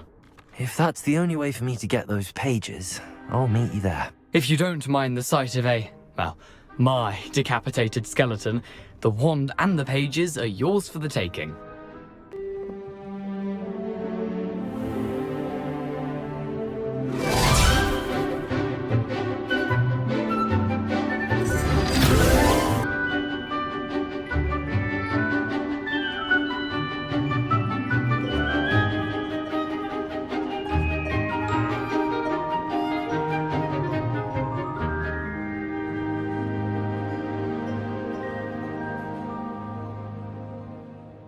Everything I had asked. Professor, I completed all of your most recent assignments. Well done. Then you're ready to learn Expelliarmus. Pay close attention. The disarming charm may often be all you need to defeat the most powerful dark witches and wizards you might encounter. Professor, do you have a moment? I do. What is it? I wondered, did you attend Hogwarts? I did. I am a proud member of Ravenclaw House, like you. Why do you ask? I was curious as to how Hogwarts has changed over the years. I see. Well, the castle itself, as I'm sure you have surmised, is full of surprises. I dare say more than the staircases change around here. As for the students, well, they seem to get more capable every year. Although, we got up to just as much mischief in my day as you seem to now. I used to look the other way at all sorts of roguery when I was head girl. I can tell you, however, that I did once admonish a certain Phineas Nigellus Black for enjoying a sugar quill during a lecture. I hadn't realized that you and Professor Black were, students here together. Appearances can be deceiving. You see, I was once wounded by time itself. Time itself?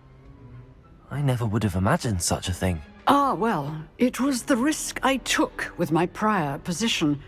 You may or may not have heard that I was an unspeakable at the Ministry for years. An unspeakable? What does... As you might suspect, I cannot speak about what we did. Suffice it to say, the job was not without its hazards. Now, I hope I've satisfied your curiosity for the moment. You have. Thank you for speaking with me, Professor. Keep up with your wand work. One must always be prepared for mischief, both inside and outside of the castle. We meet again, Richard Jackdaw. I suppose I shouldn't be surprised to see you. Only a Ravenclaw would travel this far in pursuit of knowledge. Well said. Now where do we go from here? Follow me. I shall lead you as far as I can, but I fear I may remain a tad reluctant to revisit the scene of my demise. Keep your eyes open for a bird bath. When you find it, say intramuros. I think it's Latin. Or Greek. As you can imagine, I never paid much attention in school. Shall we?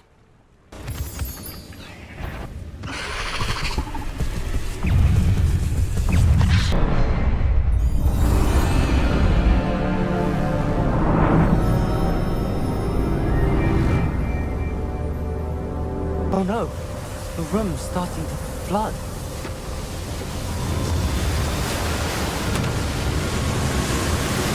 How am I being protected? What sort of magic is this?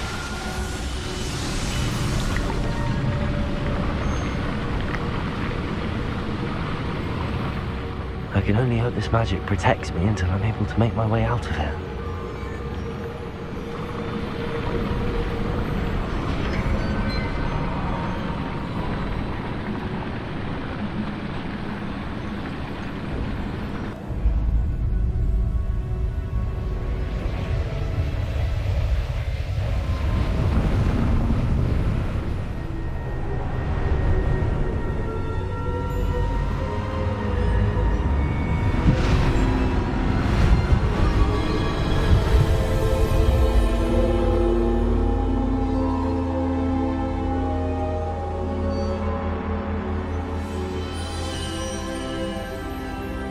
Can it be? It's you. Has someone finally found our map chamber? I recognize you from the Pensives. You're Professor Rackham. I am indeed. I must confess that I am surprised to see someone so young standing before me. I'm the same age that you and Isadora Morganach were when you started at Hogwarts. You've paid attention, and might I presume you share our ability? To see traces of ancient magic? Yes, sir, I do. As you have likely realized by now, our ability gives us a unique relationship with all forms of magic. We can access expressions of magic that few others can. Opportunities will arise that allow you to sharpen this rare talent. Do not squander them. I won't, Professor. Thank you. We have much to discuss. But first, a map found in a certain book led you here. Place the book on the pedestal. I don't have the book with me, sir. That is unfortunate. I'm afraid we must pause our conversation until you return with the book. I'm a bit confused, sir. Why is this room called the map chamber? I assure you that all will be clear once the book has been placed on the pedestal. The statues and carvings in the house on the cliffside, those are of you. Are you a seer? I am. Did you know that I would be here? I cannot say more at present, except to say that your presence here does not entirely surprise me. Very well. I'll retrieve the book right away. Good. We shall speak again once the book is in place. Mr. Clopton, your attention, please. Sorry, Madam Kagawa. Everyone, please welcome a new student to our flying class. Welcome. The goal of today is to remind all of you how to maneuver on a broomstick safely, as broom flight is, first and foremost, a means of transportation. This, I fear, some of you have forgotten. Diving, rolling, and loop-the-loops will not be taught or in fact tolerated in this class. We'll leave that to professional Quidditch players, like the Toyohashi Tengu. Not a fan, I take it? Now, let's see how well everyone kept up with their practice over the summer holidays. For those who need a refresher, step up to your broom, say up firmly and clearly, then kick your leg over and rest your weight on the seat. Up! Thank you. Now, your turn. Up! Up, you stupid ratty school broom! Up!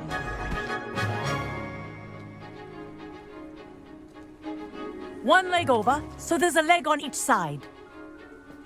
None of that side saddle nonsense. A gust of wind will throw you right off.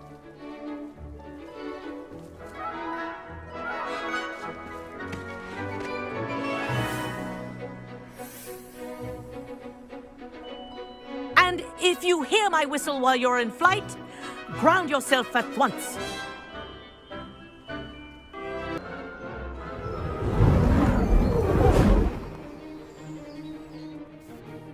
I say, I watched you fly through those rings. You seem to handle yourself on that dusty school broom well enough. I'd imagine you're ready for something a bit more challenging. But I'm getting ahead of myself. We met in the common room. I'm Everett Clopton. So, care to join me for a bit of high-flying fun? Can't say no to that. What did you have in mind? A bit of a detour, so to speak. Follow me.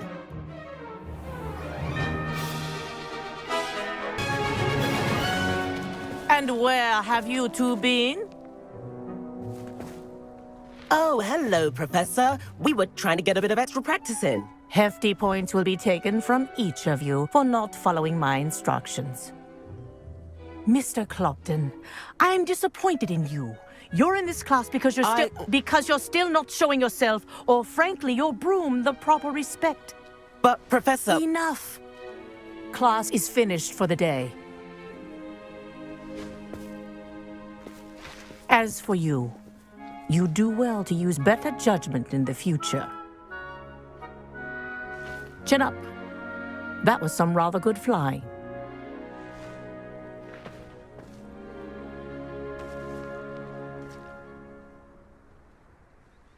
Sorry about that business with Kagawa, but you have to admit, those views were worth it. It was worth losing a few house points for that detour. You seem at home on a broom. Bet if you had a fancy model, you could fly laps around Imelda. She's Kagawa's favorite. I could show her a thing or two if I had my own broom. Hate having to return the school broom after class. Perhaps I have to purchase a broom then? If you can, you should. Wish I could. I recommend visiting Albie Weeks at Spintwitches in Hogsmeade. He's always looking to test new models. I'll keep an eye out for you in the sky.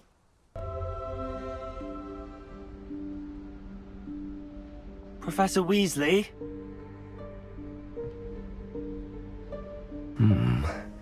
Somewhere away from prying eyes.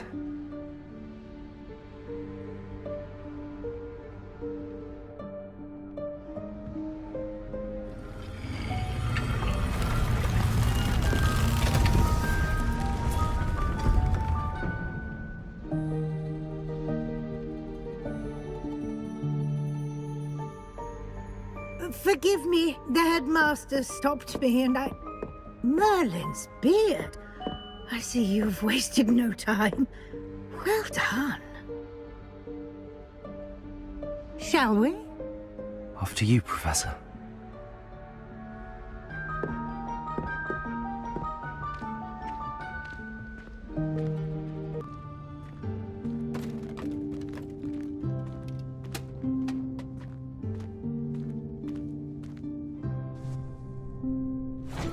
Yikes! Careful! Huh? Oh, there you are. Wait right there. Deke will come to you. Hello. Ah, Deke, we've been looking for you. Apologies, Professor Weasley. Deke was looking through some of what's appeared in the room since Deke was last here.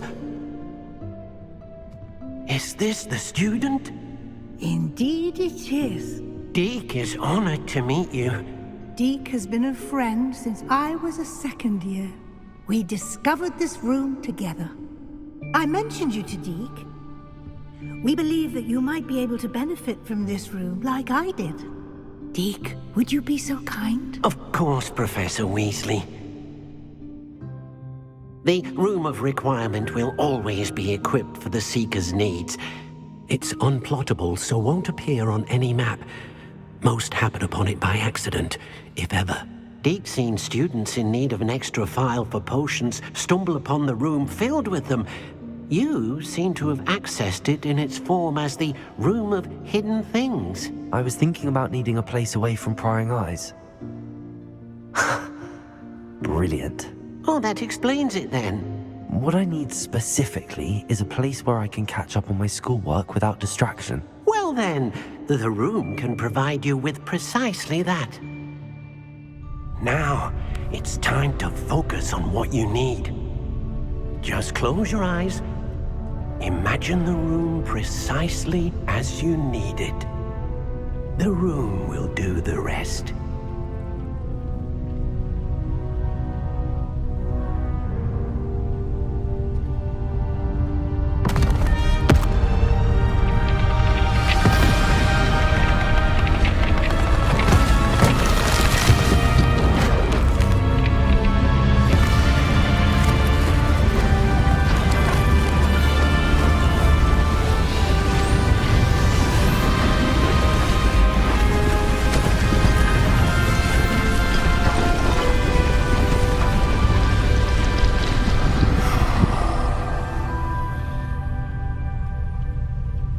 You've given yourself quite a canvas to work with.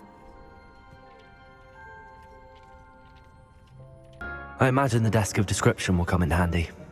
It will. I hope you'll take advantage of it. Now, I'll give you a brief lesson in conjuring.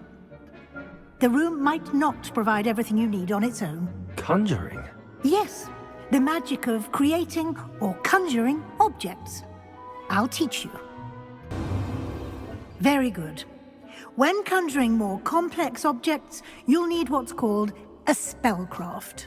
Spellcrafts are like recipes. They list the ingredients or resources needed to conjure a particular object. You should have acquired some for a potion station and potting table from tomes and scrolls in Hogsmeade. I did. Where can I find the resources I need? While resources such as moonstone can be obtained throughout the Highlands, it's much safer and easier to purchase them. They can also be collected by vanishing objects in the room, such as the chairs you vanished earlier. In fact, you should have enough resources for now. I see. Can I regain resources by vanishing something I've already conjured? You can indeed. Quite perceptive. Why don't you give it a try? Go ahead and conjure the potion station and potting table. You should find both familiar, since they'll resemble the ones you've already used to study magical plants and brew potions in class. Deke will be here to answer any questions you may have. Do not underestimate his insights. Can you tell me a bit more about Deke? He's been at Hogwarts longer than I have, and seems to know its every nook, cranny, and secret. We discovered this room together when I was a student. Deke has had a good deal of experience, both here at Hogwarts and at a previous post. I shall let Deke tell you more when he's ready, but again, you would be wise to listen to any suggestions he may have. Can I use this type of transfiguration magic outside of the room? Conjuring and vanishing are strictly forbidden elsewhere in the castle. We've charms in place to enforce that. It would be exhausting to reverse the errors in both judgment and magic. But the Room of Requirement has its own rules. I will be sure to speak with Deke if I need anything. Thank you. Good luck.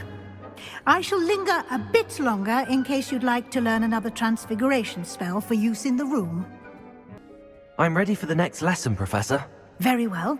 First, you'll need to gather some moonstone. You can acquire it by vanishing items here in the Room of Requirement, or you can gather it carefully outside of the Hogwarts grounds. Return to me once you've gathered enough, and we shall begin the lesson. I have the moonstone you requested, Professor. Good. Then we may begin your lesson. You can conjure more than potions and herbology tables. Conjuration can be used to decorate this space to your liking. Why don't you try it on the walls and floor? I've conjured everything I can. What's next, Professor? I think you're ready to take on alteration. The altering spell will allow you to customize any conjured item. You can change the colors, patterns, and styles of your furniture to suit your taste. Let's get started, shall we? Watch closely as I demonstrate how to perform the altering spell. Professor Weasley said I should ask you about changing the room's ambience. Of course. What sort of overall look most appeals to you? I would like the room to feel as if it's being lit by the moon. Oh, sounds perfect.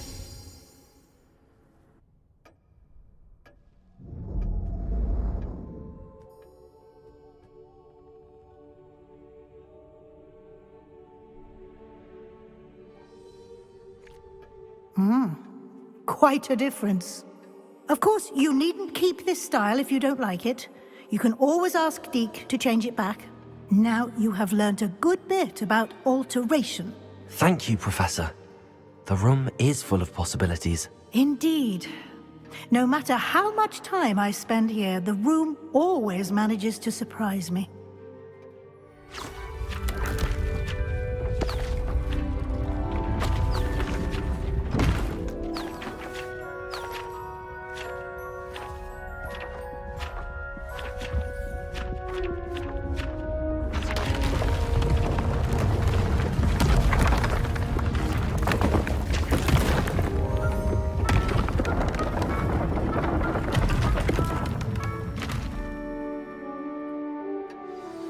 An even bigger space. How did that happen? The room equips itself to your needs. It must have sensed that you needed more space to practice spellcasting. If you'd like to customize the space further, you can use these spellcrafts. You'll find more of them both inside and outside the school. Thank you, Professor. I shall keep an eye out. Good. I'll leave you to it. This is your space now. Use it wisely. Hello, Mr. Pippin. You need help with a delivery? Yes, I do. A capable student such as yourself should have no trouble making the trip to Cambridge. It's just south of Hogwarts. What do you need delivered? Fatima Lawang ordered a few invisibility potions. I used to go myself, but lately Fatima has taken to turning every visit into an argument. Constantly complaining about the quality of my stock. But how can I maintain excellence when she orders so often, giving me no time to brew? If you take this rather irritating task off my hands, I'd happily allow you to claim the delivery fee from Fatima. I'd be happy to help with the delivery. You've no idea how grateful I am, truly. Here are the invisibility potions she requested. Hopefully she won't give you too much trouble. She's a talented potioneer in her own right. I dare say I wouldn't mind having a look at her potion recipes one day. Madam Lawang, I have a delivery from J. Pippin's potions. Sent a child to do his work for him, did he? Always cutting corners and taking the easy way out. Did he have you brew them for him as well? Doesn't matter. You could probably do it better than he can anyway. Why do you keep ordering from him if you think the quality to be inferior? It would seem I have more and more customers who are trying to stay out of sight. I'm not one to judge. You can simply imagine the stress I'm under to deliver quality products. Unlike some vendors, I strive to keep my customers satisfied. Here are the potions you requested. You think it's so simple? I know Pippin is always trying to cheat his customers. Cutting corners to save some galleons for himself at the expense of quality.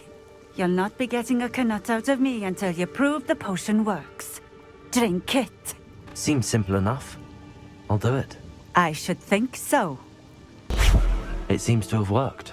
Well, I suppose that will do. If the demand for potions is as high as you say, have you considered being easier to work with? Perhaps combining your recipes and skills? Not a chance. That ne'er-do-well had his shop handed to him. The rest of us had to make our own way. I'll not give him the benefit of my hard work and gumption.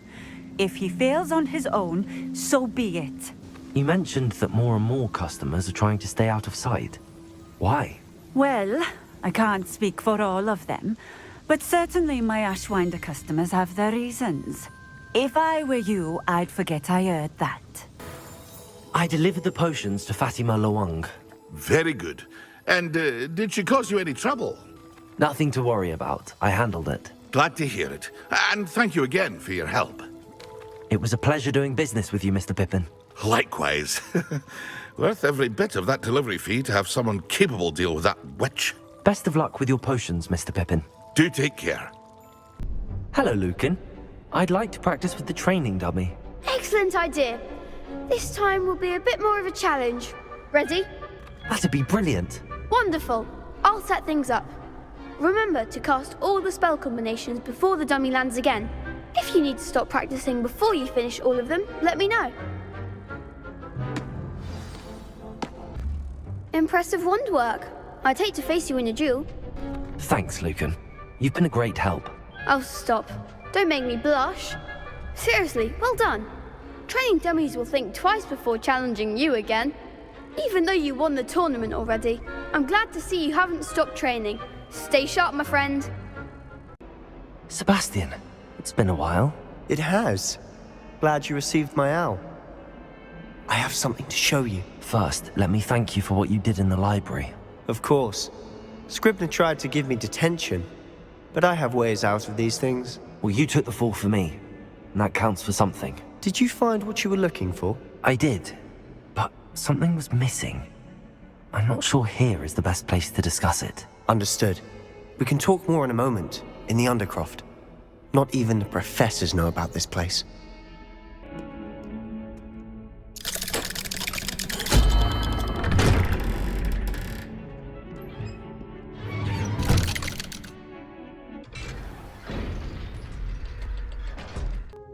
I think I've seen Ominis in potions.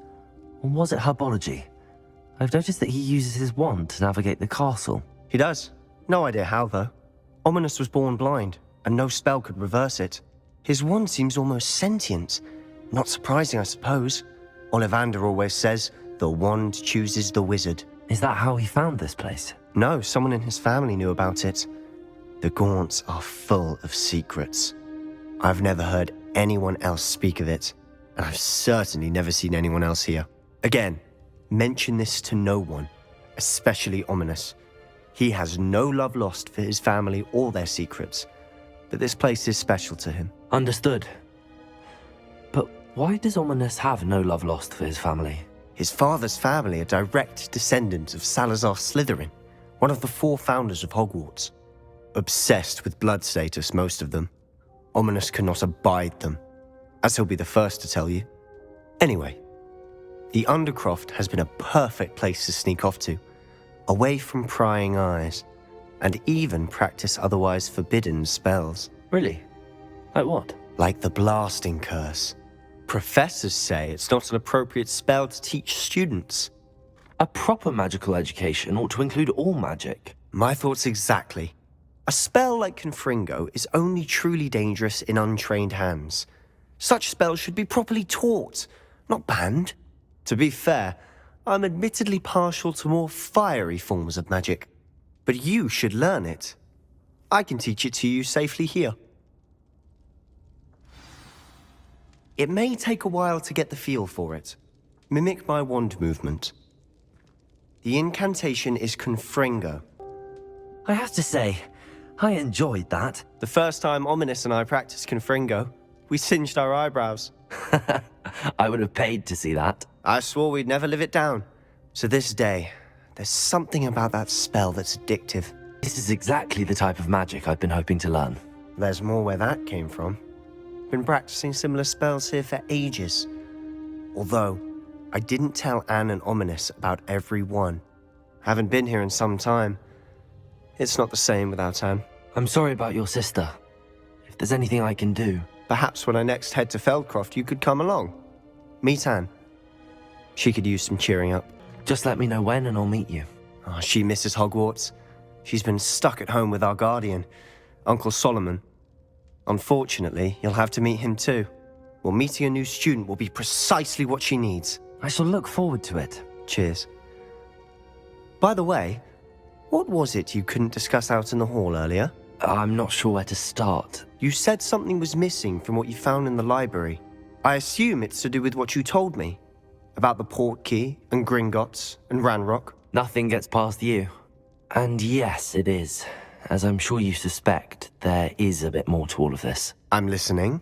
You must promise to keep this between us. I trusted you with knowledge of the secret Undercroft. You can trust me. All right.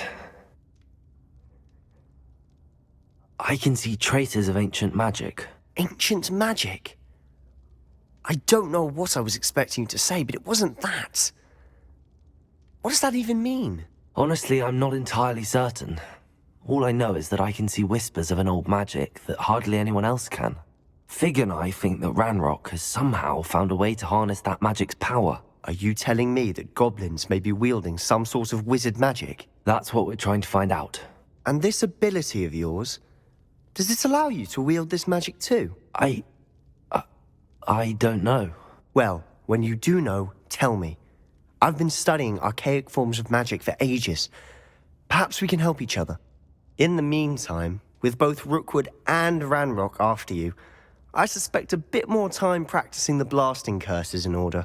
Spend as much time here as you'd like. And remember, keep this place between us.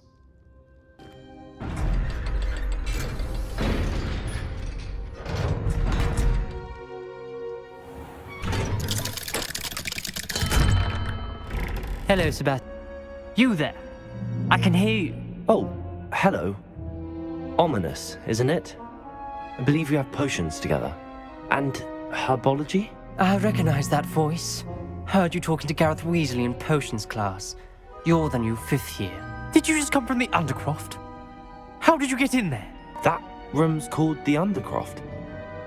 Ah, well, I was exploring and then suddenly found myself in a strange passageway. Don't lie to me. No one stumbles upon that room. Sebastian told you, didn't he? You breathe a word about this place to anyone, and not even your precious Professor Fig will be able to help you. My father is friends with the headmaster. I am not afraid to exploit that connection if I need to. You needn't threaten me. I'm not going to say anything about your Undercroft. And Sebastian is a good friend. You shouldn't immediately assume the worst of him.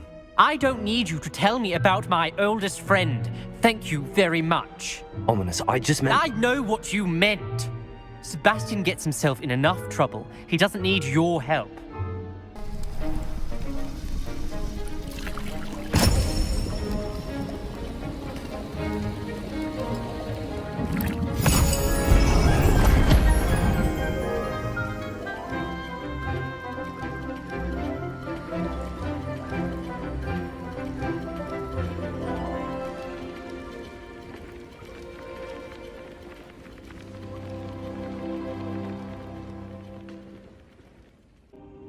You're back. Finally.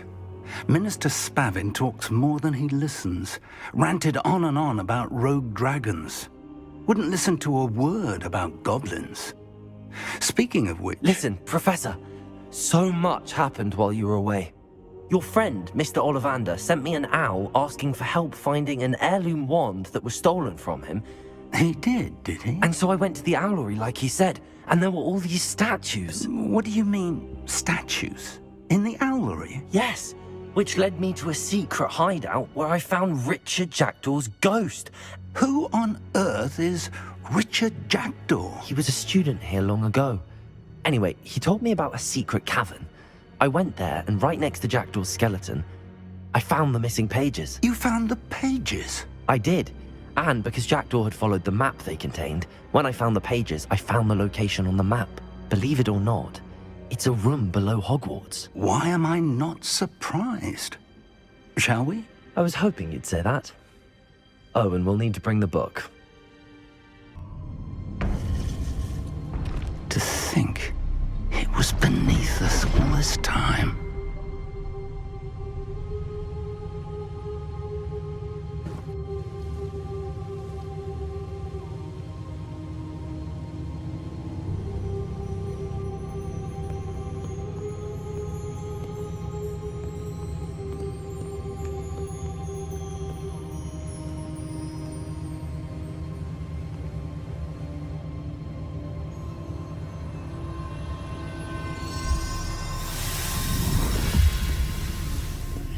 This looks promising.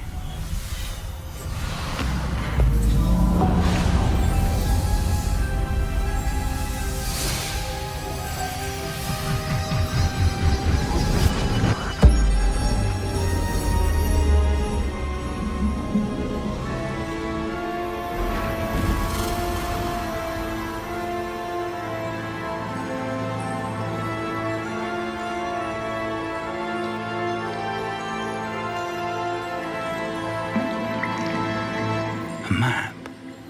There's Hogsmeade. And over here, the Forbidden Forest. And, of course, Hogwarts. It's magnificent.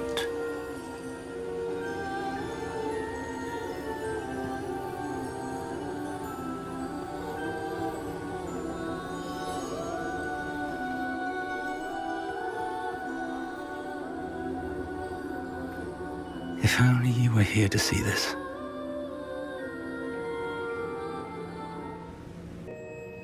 How do you do, Professor Fig? And you, my young friend, see now why you needed to return with the book? I do. I also see why you refer to this room as the map chamber. That you have come this far tells me that you possess extraordinary magical ability, the potential and power of which will unlock should you prove yourself worthy. The location of each of 4 trials will, in time, appear on the map. Trials that will test you and give you access to invaluable knowledge. Trials that you must complete on your own. Do you recall the pensive memory you viewed in my vault in Gringotts? You and your friend Charles spoke of the portkey, and of trials you'd created for one who could see traces of ancient magic. Precisely. Charles is another of the Keepers, a designation we gave ourselves centuries ago, in light of the knowledge that we have been bound to keep hidden. Until, perhaps, now. So, the passage from your ruins to Gringotts, everything in the vault, the restricted section, finding this room, none of these was a trial. They were an important part of the journey, but they were not trials themselves. The fact that you have come this far, however, bodes well. The trials were designed to ensure that the power and knowledge we have kept secret for so long does not fall into the wrong hands. They will test your abilities, both innate and learned. But of equal importance, everything you witness as you complete the trials will inform what you choose to do with all that we share. You will need patience. The trials have much to teach you. It will take time. I'm afraid we don't have the luxury of time.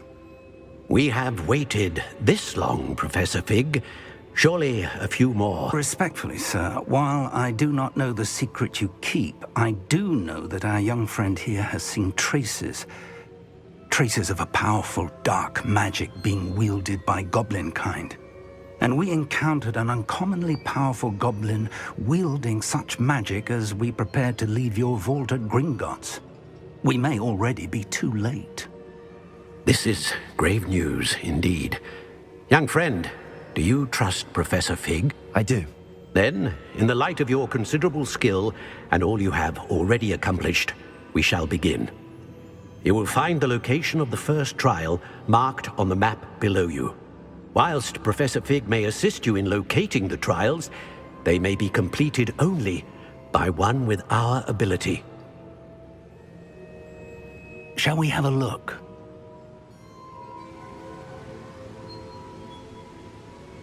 I know that tower. It's not far. You may have seen it yourself. It looks familiar. Perhaps your young friend is more well-traveled than you might think. As your mentor, the least I can do is go ahead to make sure it is safe. Join me as soon as you can. You said that you know that tower. What can you tell me about it? Not much, I'm afraid. I've passed it dozens of times. It's north of Hogsmeade. My recollection is that it seems abandoned. Clearly, however, the tower conceals more than meets the eye. I'll find you at the tower as soon as I can.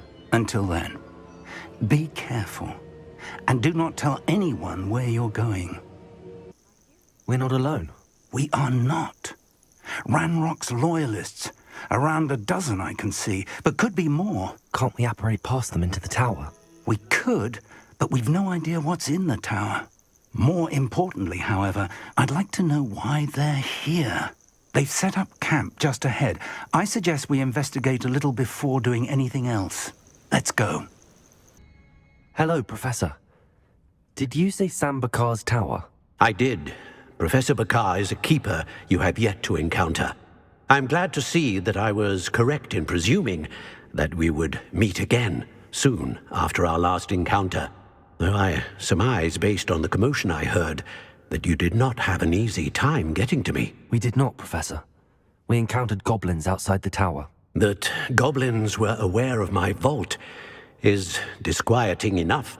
But if they have also made a connection to this tower, then the threat may be greater than I thought. All the more reason for us to move forward.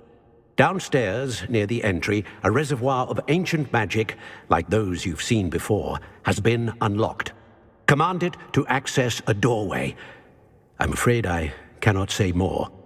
As Professor Fig cannot join you, he and I will, in time, see you back at the map chamber. Remember what you see. We're going to need to understand how Ranrock's loyalists knew about a tower that once belonged to a keeper.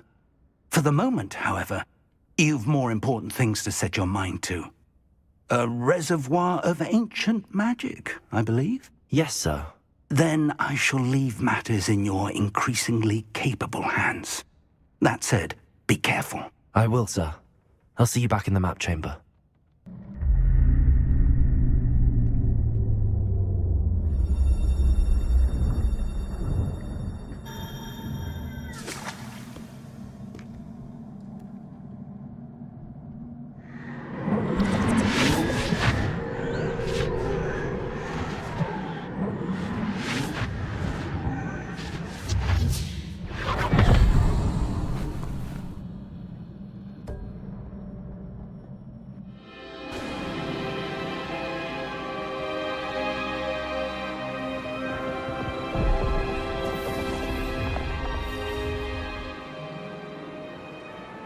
Your ability to transfigure the world around you is remarkable.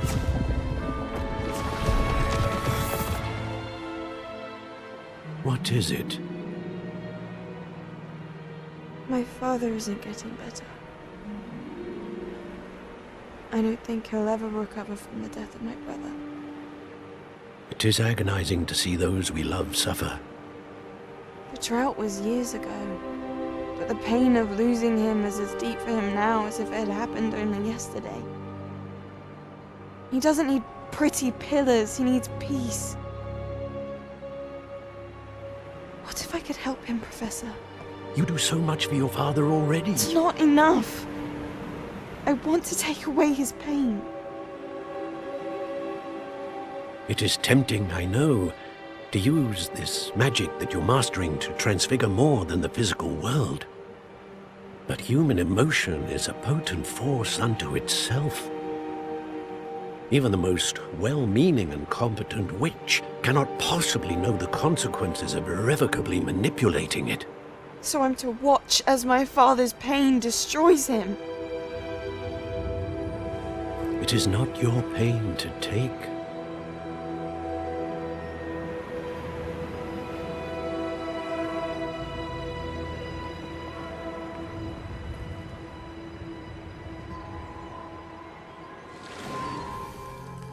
Every year, a student sees something sillier than I could ever imagine in their tea leaves.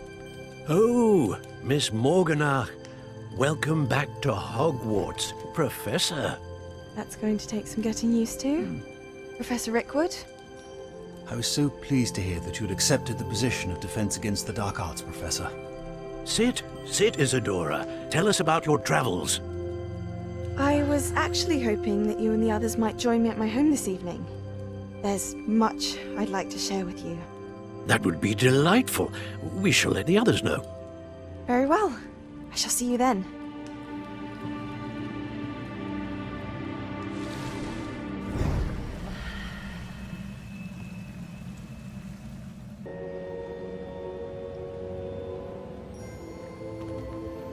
What have we here?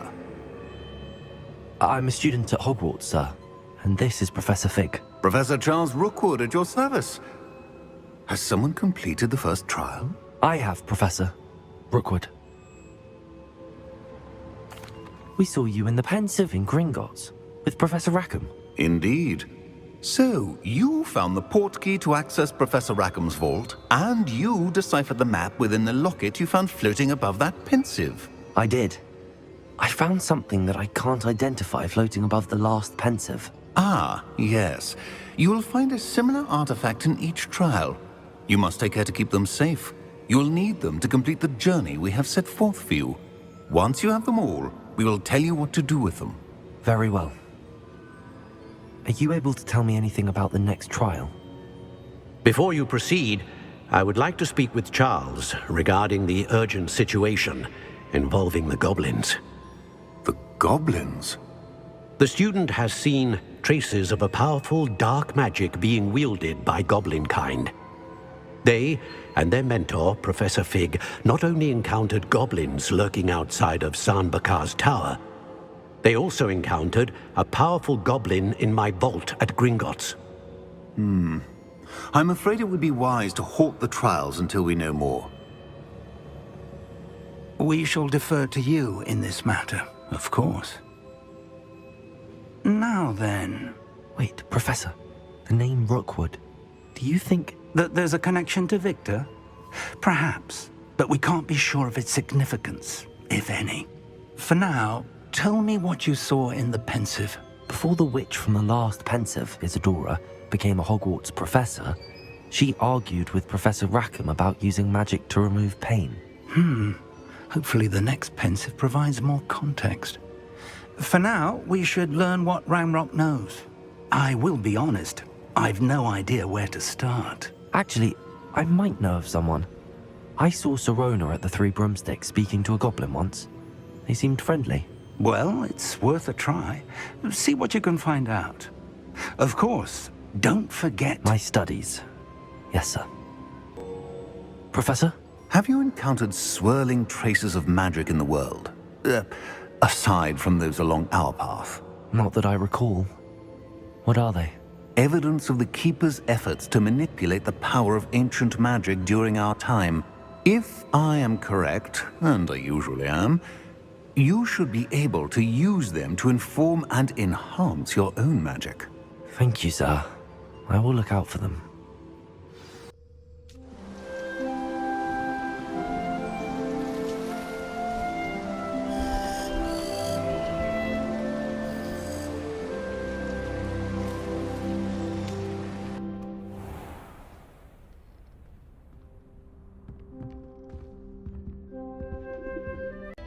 Hello, Miss Ryan.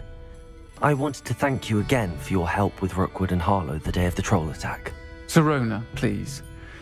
And I was happy to help. Oh, those two are nothing but trouble. Glad you and your friend were here when they found you. I am too. You were speaking to a goblin here that day? Yes, Lodgok. He's a friend. It seems as though you were on good terms with him. I've known him for years. We met when I was waiting tables here as a student, well before I bought the place. He was cordial enough, but we weren't friends then. His mistrust of wizard kind ran deep. But you're friends now? We are.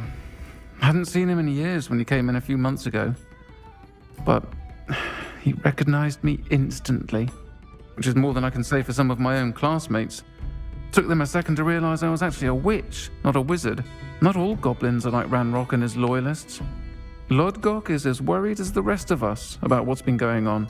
In that case, I'd like to talk with him, about Ranrock in particular. Where might I find him? I assume your interest is to do with the rumours I've heard about Ranrock working with our friend Rookwood. It is. If he's not here, you might find him doing business at the Hog's Head. He's a trusted metal trader. You should mention that we spoke. He can, understandably, be wary of witches and wizards, even ones as young as you.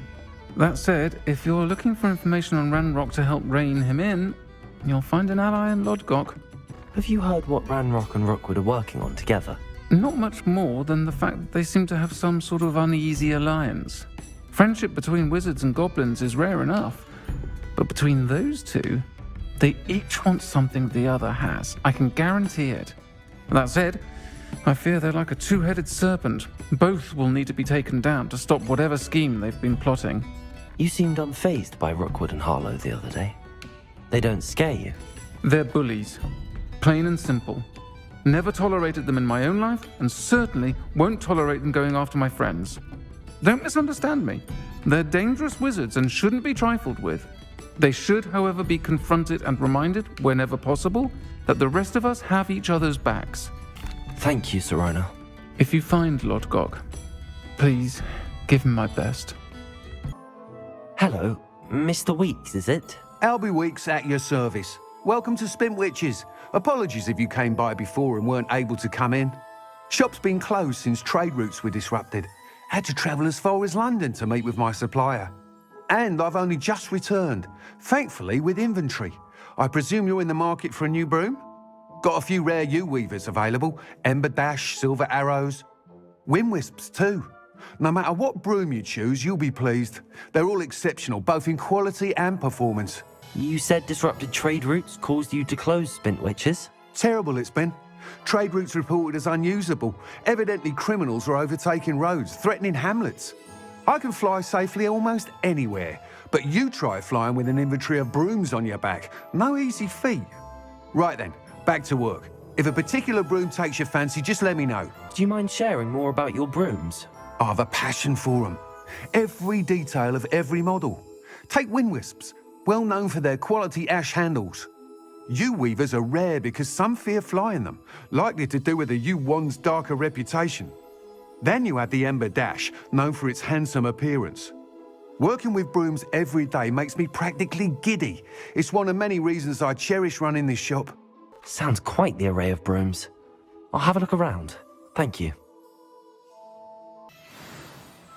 Whilst nearly any broom will certainly be a step up from the practice brooms in Kagawa's class, they all have their limitations.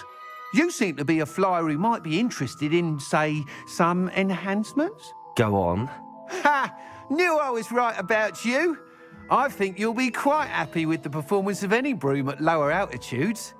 But you may notice that speed consistency tends to falter as you rise. I believe I can remedy this issue. I have some ideas for enchantments, upgrades, if you will, that will improve the performance of any broom you fly. What I need is someone to conduct a broom flight and report back to me so I can perfect the upgrades. As it happens, another Hogwarts student, Imelda Reyes, is using abandoned broom courses for time trials. Clever girl. An ideal situation for collecting flight statistics. If you were to compete for the best time and succeed, then report back to me with how your broom behaved, I could complete work on my first upgrade. What say? That sounds intriguing. I'll see what I can do. Thank you. It'll be worth your while. If I'm right, the new upgrade ought to enhance brooms in every regard. And I can give you a special price. The time trial should be a bit of fun too. Go to the Quidditch pitch and Imelda Reyes will sort you out. Hello. Oh, hello. Whew. Sorry I'm in a bit of a tizzy. I was just scolding some of the plants for spitting and nipping. I suppose it's my own fault for putting more than 4 to a tray. By the way, Beatrice Green is the name, but you may address me as Madam Green. Welcome to Dogweed and Deathcap. Oh, mind you don't knock the mandrakes. Oh, if there wasn't the constant demand for antidotes, I wouldn't need to stock so many of the little dears. Except, of course, for curses. And, well, if you've been petrified, then obviously you've come to the right place. Mind you don't knock the mandrakes. Oh, if there's an uprooting, you'll be the next one to drop dead, and I'm in no mood for a clear-up. Someone died here? Aye. Fortunate, really, that it was just the one. Now then, how may I help you today? I think I'll just have a look around for now. Very well. Let me know if you see anything you like. Hello, Lodgok. Serona said I might find you here. She did she? Did she send you with news? No, actually, I wanted to speak with you. It's about Ranrock. Now I remember. The 3 broomsticks. Day of the troll attack. You're the student he's after. I am, and I need to know what he and his loyalists are up to so I can stay a step ahead. Let's say I did know. Why should I trust you? Serona trusts me, and she thought our interests may be aligned. Well, if Serona trusts you, very well. I may know of something that could help us both. A way to get Ranrock to confide his plans to me. I'm listening. Years ago, a heinous witch stole a sacred goblin relic. Rumor has it that it now rests in her sarcophagus, in a tomb accessible only by wizard kind. Ranrock and I had a falling out a while back. The relic could well repair the chasm between us. Very well. I'll retrieve the relic if you promise to share Ranrock's plans with me. We will have to trust each other. I, that you will not abscond with the relic, and you, that I'll share what I learn. Gather whatever supplies you may need, and meet me near the witch's tomb. I wish you luck retrieving the helmet. As a wand carrier, you should have an advantage. Now, before you set off, do you have any questions? What about this helmet makes it so special? The helmet of Urtkot is an ancient and storied relic, forged during a time of unity among the goblin clans. It inspired greatness, that is, until it was no longer ours. Then it became something else. A symbol of what has been lost, of all that wizard kind has taken from us. Reclaiming it would mean a great deal to goblin kind, and to Ranrock. He would be grateful to me should I return it. It seems Ranrock and Rookwood are conspiring. Why would that be? I had heard this. When the dark-hearted conspire, they seldom make their full intentions clear to one another. I can only speculate, but I imagine their alliance is uneasy and quite fragile. Let us hope that ours is less so. Don't suppose you have any idea what could be waiting for me inside the tomb? Considering a dark witch was involved, I suppose there's a chance you may encounter the Dark Protectors, known as Inferi. The foul creatures thrive on darkness and the cold. Vanquish them with light, force, and most effectively fire. It all seems clear to me now that we're here. I do hope our alliance proves fruitful. Again, I wish you luck.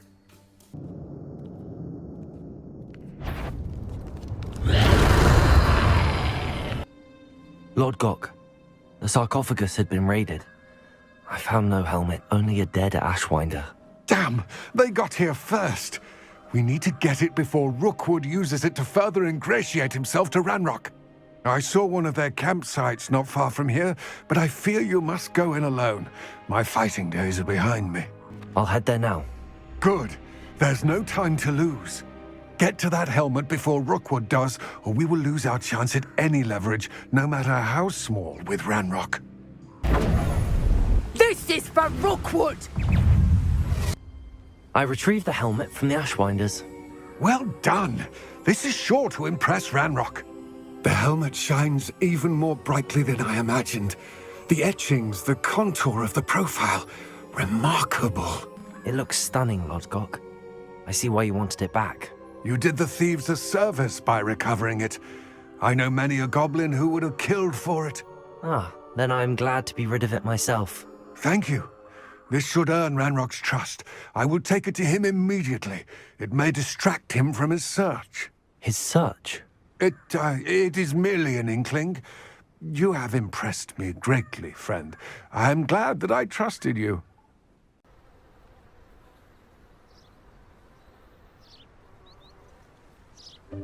Welcome, everyone. I see you've already met some of the many beasts we study in this class. Though be advised, none of these creatures should be taken lightly.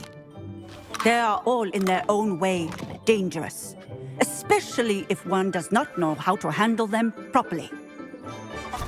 Now, it seems many of you are out of practice. Let's take some time to review the basics of how to care for a beast, shall we? Miss Sweeting, would you please assist our new student with the lesson today? Yes, Professor Howen. Hello, I'm Poppy Sweeting. Don't worry about Professor Howen's speech. She over-exaggerates sometimes. All the beasts in class are perfectly safe. Oh! Miss Sweeting, pay attention, please. The tongue of a puffskein can be a slippery devil. Yes, Professor. Here, you can practice on Gerald. Just keep an eye out for his tongue. That's good news. He seems very nice. He is.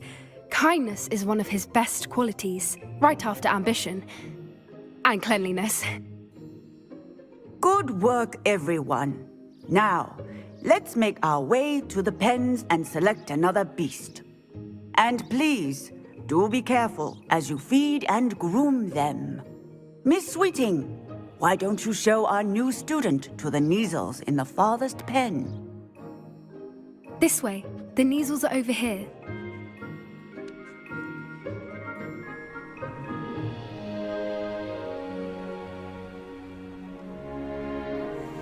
Oh, couple of Kneazle whiskers ought to get me a few Gringotts at least.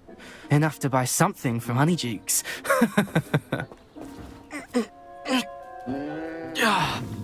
Stupid thing.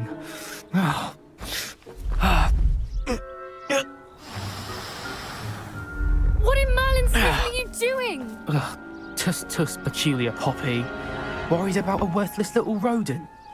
Her name is Persephone! Her name is Persephone! That's really not funny.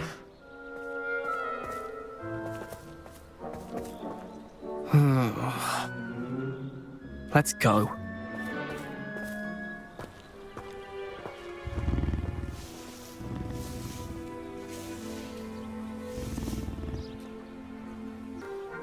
Hello, Professor. You wanted to speak with me? I did. How did you find your first beasts lesson? It was wonderful. I believe I'm really going to enjoy this class. Good. You seem to understand that when beasts are properly controlled, they can play a vital role in our lives.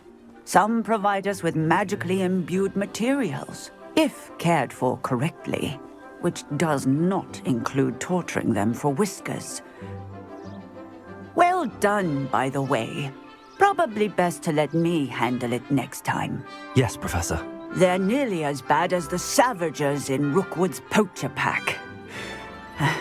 Sadly, we're the ones who suffer, stumbling over dead beasts. Terrible waste of resources. Surely the poachers can be brought to justice by someone. The Ministry, perhaps? An optimistic idea. Now, why don't we focus on more immediate matters that we can control? Professor Weasley has asked that I prepare some assignments designed to help you catch up to the other 5th years. Be on the lookout for my owl. Meanwhile, I also encourage you to study as many beasts as you can on your own time. Do you need something, Poppy? Thank you again for saying something to those brutes so that I didn't have to. You were an augury at noon in the desert. I certainly hope that's a good thing. It's something my gran and I say. It means that something or someone is a welcome surprise. At least, that's what we decided it meant. I couldn't stand there and watch them harm the poor thing. We're of a similar mind. Actually, in light of that, there's someone I'd like you to meet. In the forest. You've intrigued me. Very well. Lead the way. I'd hoped I would. Stand back.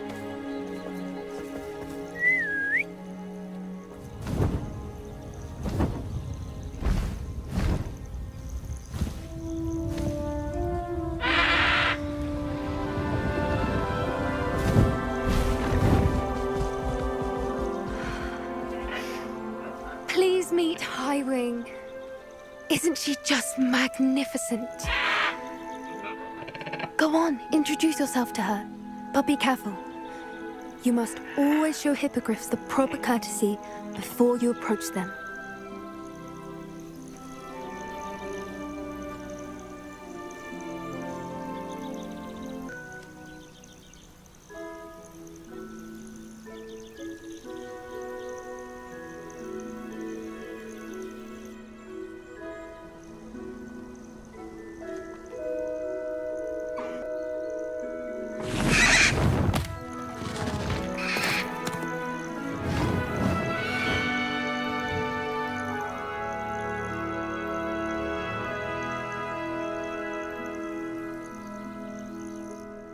So, what did you think of Highwing? I thought she was brilliant. Can't believe you introduced me to her. I suspected you two might get along. Are you the reason students have been seeing hippogriffs flying above the Forbidden Forest? Perhaps. Did you know that once you earn a hippogriff's trust, they'll always be there for you? I've seen it firsthand with her. How exactly did you and Highwing cross paths? It's a longer story, but I rescued her from poachers a few years back. Got her to safety and, well, she was fine until recently. You may have noticed that poachers are something of a problem in the area, so I worry they could get her again. And I might not be there next time. Professor Howin mentioned the poachers as well. She seemed to imply that we couldn't rely on the Ministry to help. I don't often agree with Professor Howin, but on that, I fear she's right. The poachers' influence is growing. I see them every day in the village, lingering, talking to people. They're up to something. I'm just not sure what. That does seem strange. Sounds as if they're planning something. Exactly. I think I'm going to look into it. Find out what's going on, what they're doing. I think that's a fine idea. Information is power. And the more I know, the better I can keep Highwing safe. You seem undeterred. Will you let me know what you find out? Oh, very well. I will. I should be going, but we'll speak again soon, I hope. Deke. Ah, Deke is so happy to see you. Deke noticed this bag in the room the other day. You must need it to help with your schoolwork. Deke has seen one of these before. Deke calls it a knapsack.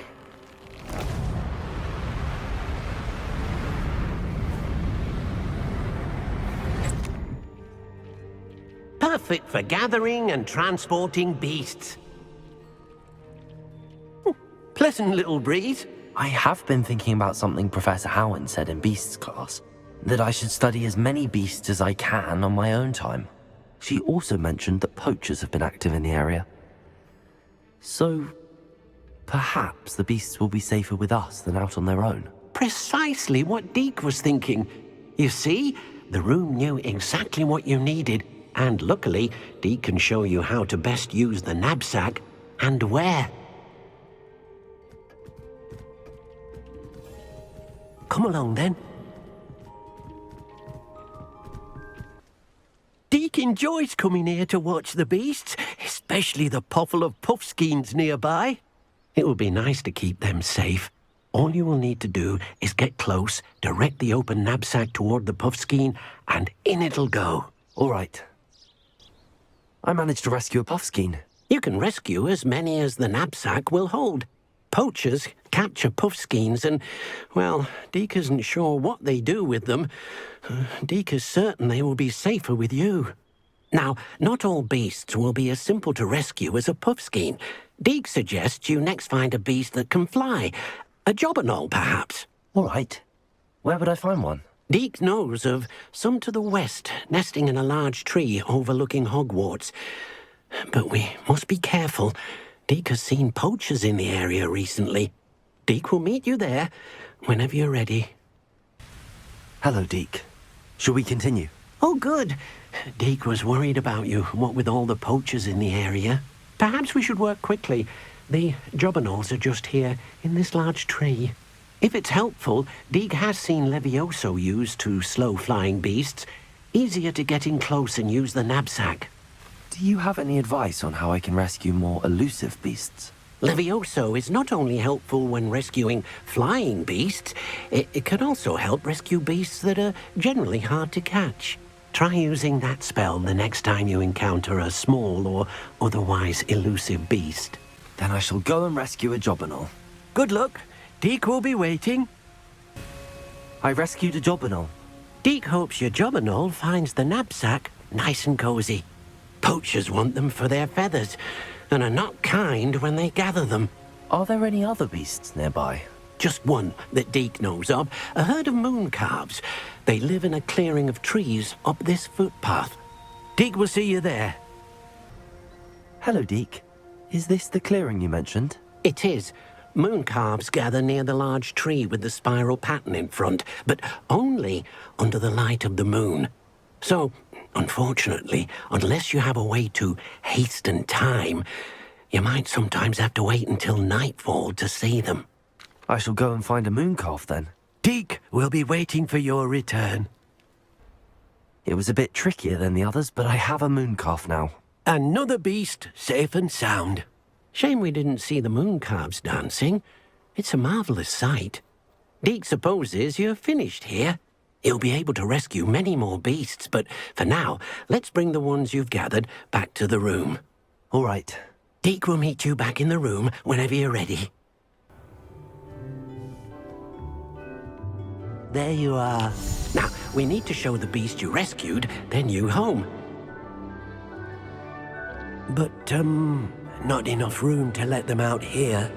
Imagine all those beasts running amok. That wouldn't do at all. Perhaps if you focus on what your beasts need, the room will provide.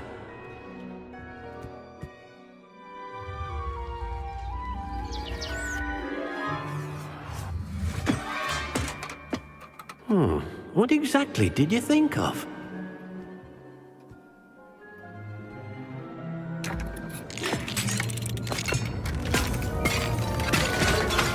Heavens! You've done it! But what is it?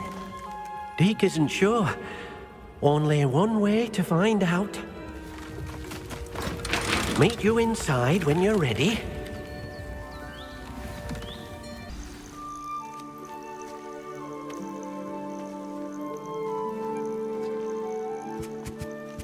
Look at this. It's amazing. Where are we, Deek? It seems to be a place for your beasts to live, a vivarium of some sort. Oh, your beasts will be quite comfortable here. They'll live healthy, safe lives. Perhaps you want to release them, let them see their new home. Oh.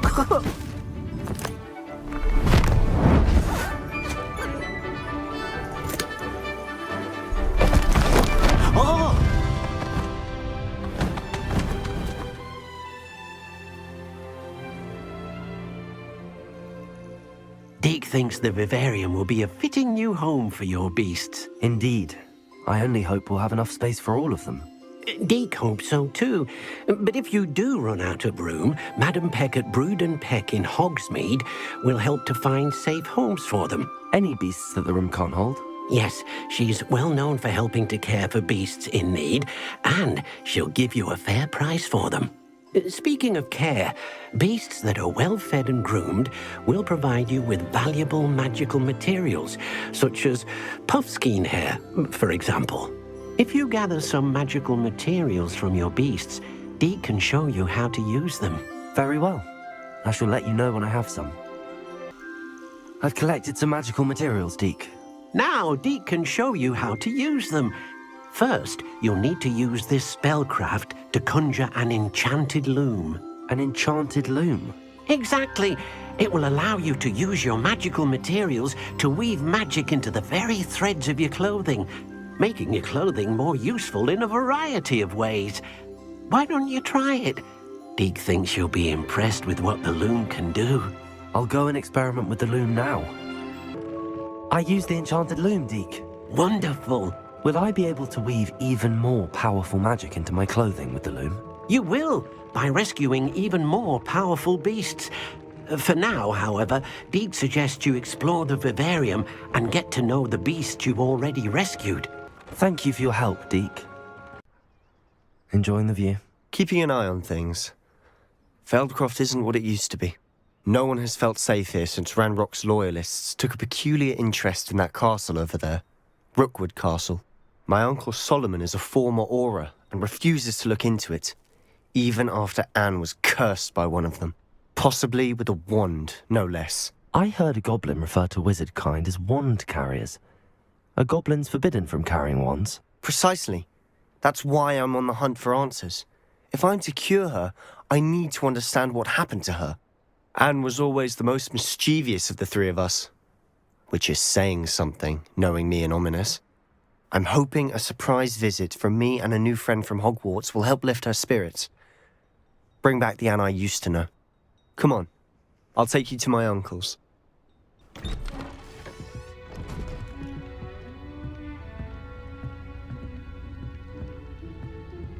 Aha!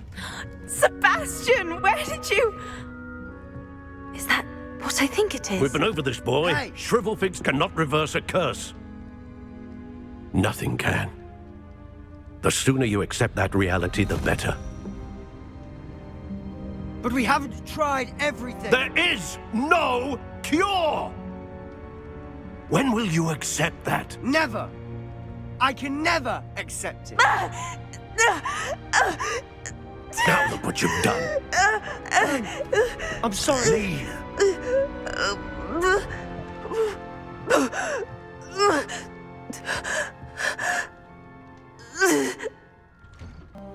Excuse me, Mr. Sallow.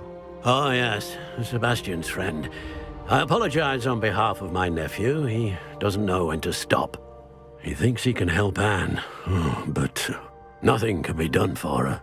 I understand you've tried everyone from Nurse Blaney to St. Mungo's to no avail. We have. My nephew thinks he knows better than the healers. Perhaps the healers don't know everything, sir. Sebastian is single-mindedly focused on finding a way to help his sister. If there is a cure, he will find it. Your faith in Sebastian is misplaced. Some sort of dark magic cursed Anne, and the goblins aren't likely to explain themselves anytime soon. Giving her hope is cruel. The only thing to do now is keep Anne comfortable and stay out of the Loyalists' way. I understand what you're saying, sir. Good. I know what's best for Anne and Sebastian. They are my stubborn brother's children. Especially Sebastian. If you really want to be of help, you'll make sure Sebastian does what he should do, not what he wants to do. He's no idea the harm he could do if he doesn't stop. Are you all right, Anne? I didn't mean to intrude. You didn't, truly. And I'm all right. The pain from this curse comes in bouts, and often suddenly. It's not anyone's fault. It's nice to meet you, by the way. You must be the new 5th year Sebastian told me about. I am. Sebastian and I met during a rather lively duel in defense against the dark arts. Oh dear, Professor Hecat. She's a powerful witch. And she knows how to keep students like my brother, and me, in line. I do miss Hogwarts, but I wouldn't mind being in Feldcroft, really, if it wasn't so dreary now. Between the goblins at the castle and my uncle fighting with Sebastian whenever he's home, it's not the cosy retreat it once was. Sebastian mentioned something about your uncle being an ex-Auror, but refusing to go after Ranrock's loyalists. I must say, I wasn't prepared for him to be as angry as he was. Uncle Solomon is frustrated by what happened to me, and by Sebastian for thinking he can fix it. They both mean well, I know they do, but my uncle is right. This curse cannot be undone. I can feel it. Sebastian cannot take away my pain. Perhaps you can help him to understand that. I'll do my best. I can promise to speak with him about it. Thank you. His search for a cure is futile, I'm afraid. I'm getting tired. I should probably rest. Thank you for stopping by. How are you doing, Sebastian? You got a first-hand glance at what I'm dealing with.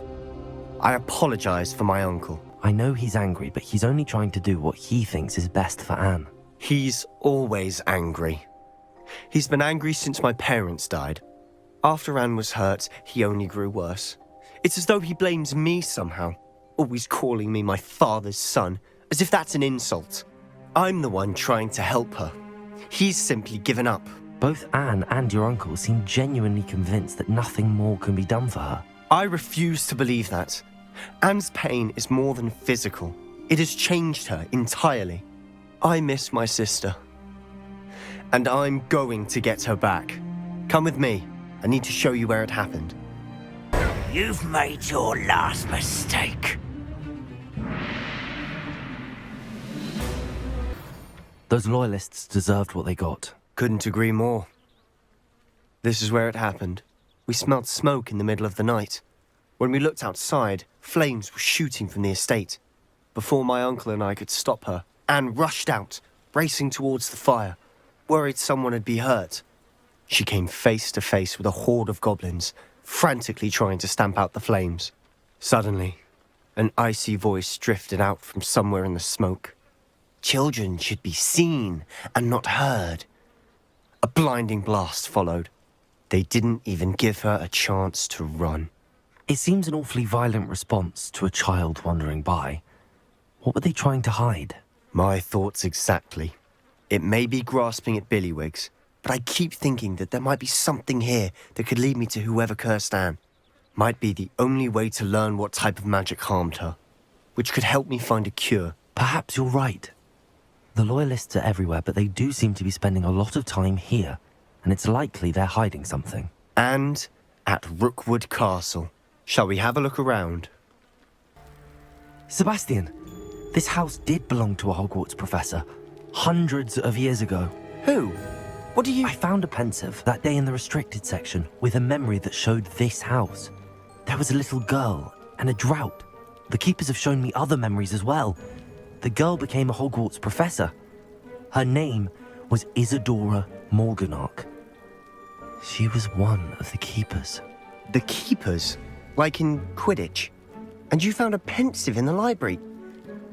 I'm not following you. I realize it's a lot to take in. I'm not even sure I understand it all yet. And no, not like Quidditch. They call themselves keepers because they're protecting some type of knowledge. It has to do with the vault at Gringotts. Let me see if I've got this straight. You have Ranrock and Rookwood after you because of something you found at Gringotts where you ended up via a port key. You can see traces of an ancient magic that you think Ranrock is trying to harness. And now you've been witnessing memories left by keepers. Oh, and this house belonged to a Hogwarts professor who was one of these non-Quidditch keepers hundreds of years ago. If I didn't know you, I'd think you were pulling my leg. It is all a bit much, isn't it, when you put it like that? The point is, we both have good reason to search this house. You for answers about what happened to Anne, and me for answers about the keepers. I know it sounds strange, but... Honestly, nothing you say sounds strange to me anymore. Fair enough. I can see the Undercroft through this stone wall, as though it's a window.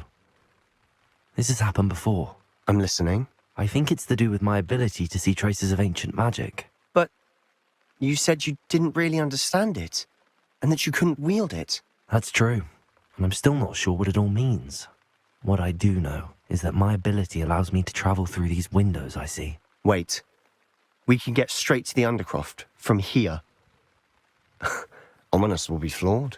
We can. But perhaps best not to tell anyone else about this for now. Even Ominis. Understood. Well then, invisible, secret, ancient magic passageway? Here we come.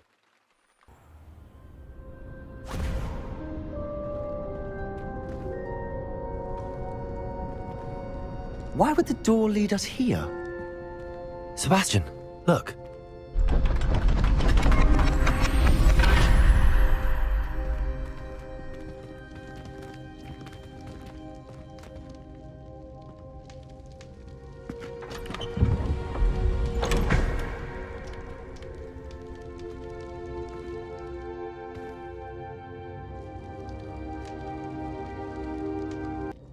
A rune symbol.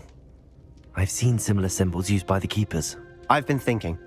A keeper lived in that house centuries ago, and Ranrock and his lot have been searching there. You said that goblins may be wielding some form of this ancient magic. Do you think Anne was cursed by ancient magic? I can't be sure, of course, but I don't think so. I didn't see any traces of it around your sister. Very well. But that doesn't mean it's not ancient magic. There's still so much we don't know about it. True. Perhaps this triptych will lead us to answers. Then we'll have to unravel what this all means. But now I need to see Ominis. Don't worry, I won't tell him anything. Did I mention that, apparently, Salazar Slytherin had a secret scriptorium here, in Hogwarts? You did not. Sounds worth looking into. Any idea where in the castle? No idea. Ominis just learned of it. I'll let you know what I find out. I had no idea our visit to Cian would unfold into all of this. My head's an utter mess. But I'm glad you told me everything you did.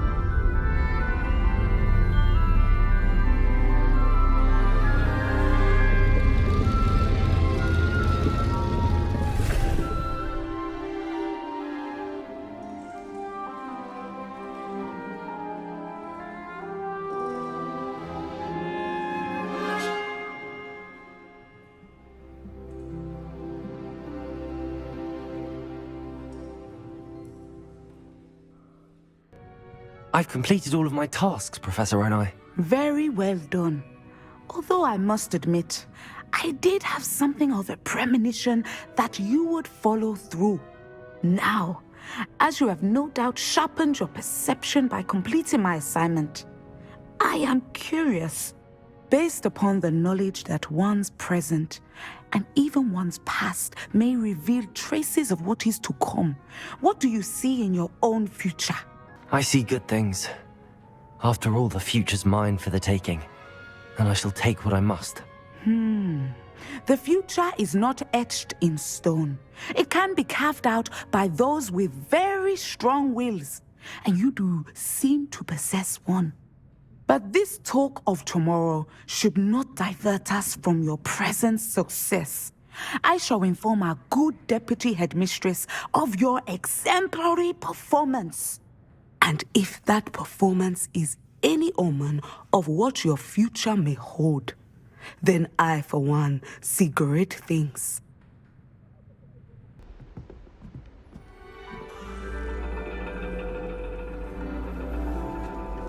And your reading is The Dragon.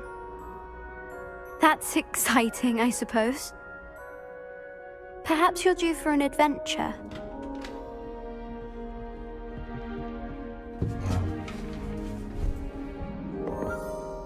Ladies. Professor Shah. Astronomy is not divination. You won't find the mysteries of the cosmos charted out on your palms or at the bottom of your teacups. Alas, the heavens remain hazy to the starry-eyed. Now, if you were to devote yourselves to persistent and painstaking observation, you just might catch a glimpse. With that in mind, please take your telescopes. Tonight we will be on the observation deck.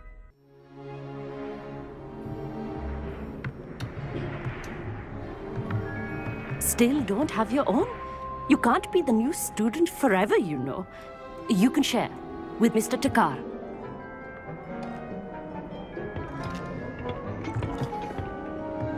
Here, I can adjust that for you. No, bring it into focus on your own.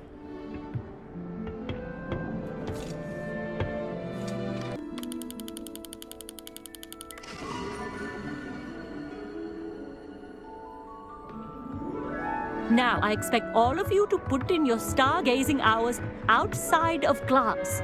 Is that clear? But, Professor, it's freezing out. Mere cold didn't stop the great stargazers of the past. Look only to the astronomy tables they erected throughout the Highlands from which they gazed millennia ago on the very self-same stars above us. Is that clear?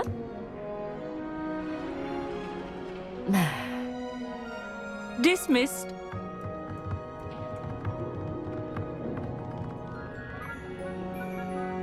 Oh, hello. good to see you again. We Ravenclaws must stick together. Oh, hello, Hogsmeade. Nice to see you again. Did I hear Professor Shaw say that you don't have your own telescope? I have a spare one you could borrow for the rest of term. That's very kind of you, Hogsmeade. Are you sure you won't need it? I'm certain. It's my old one. I finally got my hands on the new Celestia Contemplar. You've heard of it, I assume? I mean, of course you have. It's only the pinnacle of all personal stargazing implements. But my old model's not too shabby either. Goblin-cut glass, first-rate optical enchantments. Hate to think such a fine instrument is just collecting dust. Well, thank you, Hogsmeade. Think nothing of it. Anyway, the telescope's in the storage room right underneath us. You can't miss it. I have some, reading to finish on the lower deck. Come find me there afterwards, and bring the telescope. There's something I want to talk to you about. Professor Shah, I'm interested in learning more about astronomy. It is increasingly rare to find a student who seeks after things celestial, of their own accord. But if you truly desire to chart the courses of the cosmos, you must rid your mind of the terrestrial babble of others. We ourselves are not unlike blank star charts, you know? Empty canvases waiting to be inscribed with all that the universe has to offer. Do you understand? Am I right in thinking you are unimpressed by divination? Of the many other so-called disciplines taught here, divination is perhaps the most feeble, especially in its nonsensical practice of astrology. Do not confuse astronomy and astrology. One is concerned with mysteries stellar and lunar, the other is mere lunacy. You mentioned astronomy tables earlier, in class. What were you talking about? Long ago, devotees of the astral arts set up stone slabs across the countryside. They are ideal for studying constellations near and far. For centuries, wizards made use of these astronomy tables for stargazing. Sadly, they have since become mere monuments to the intrepid intellectual pursuits of a bygone epoch. Thank you, Professor. I look forward to stargazing. I am glad to hear it. Should be a stellar night for it. Oh, I have the telescope. It's nicer than I'd expected. I would not offer a prospective stargazer a third-rate lunoscope. But there is, something else. Yes, what is it? You remember those astronomy tables Shaw was going on about? It just so happens I've been reading up on them a little myself. And it seems there may be one right here at Hogwarts. I believe we could use it to find hidden constellations. And you need someone to help find it. I do. Are you in? No one from the Gobstones Club will go with me. Said they'd rather get spit at by a stone than... Well, they are cowards. Let us get moving while the stars are still out. I'll show you how to use that telescope once we get there. I promise. No need to convince me. Let's get going. Brilliant. You won't regret it. Shall we?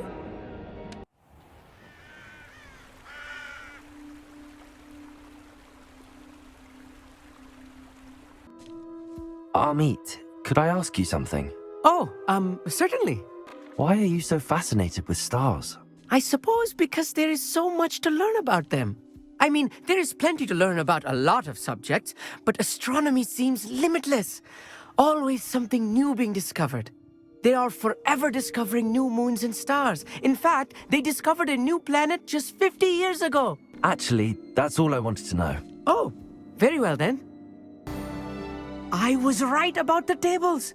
They really are gateways to the far stars, just as the book said.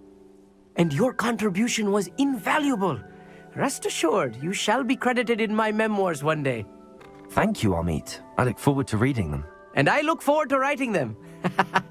This is only the beginning. You will find more tables like this one throughout the grounds and forest, all beckoning to be discovered by a worthy astronomer. And if I have ever seen one, it's you. Oh, and about my old telescope, don't bother returning it. You should keep it. That's quite generous. Thank you. You are welcome. It has goblin-cut glass and a gobbledygook inscription. I'm practically fluent in gobbledygook, you know. It's all in the throat, really, gobbledygook, you know, and how you pronounce your R's. Anyway, glad our adventure was a success. I will see you soon. Imelda Reyes? Albie Weeks sent me. Did he now? Still tinkering with his broom upgrade, no doubt. I tried to help him once. He nitpicked my flying technique, and that was the end of that. The nerve.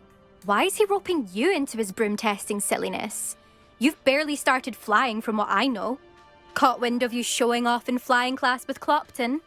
I don't know what people have said, but I certainly wasn't showing off. Tell that to the rest of the school. But it doesn't matter. Everyone knows that class is only for beginners, troublemakers, and bumbling baboons. But for some reason, now people think you're competition. Ugh, I can't be having that. Perhaps I am competition. You're not even Slytherin. Could be a useless squib for all I know. Enough of this.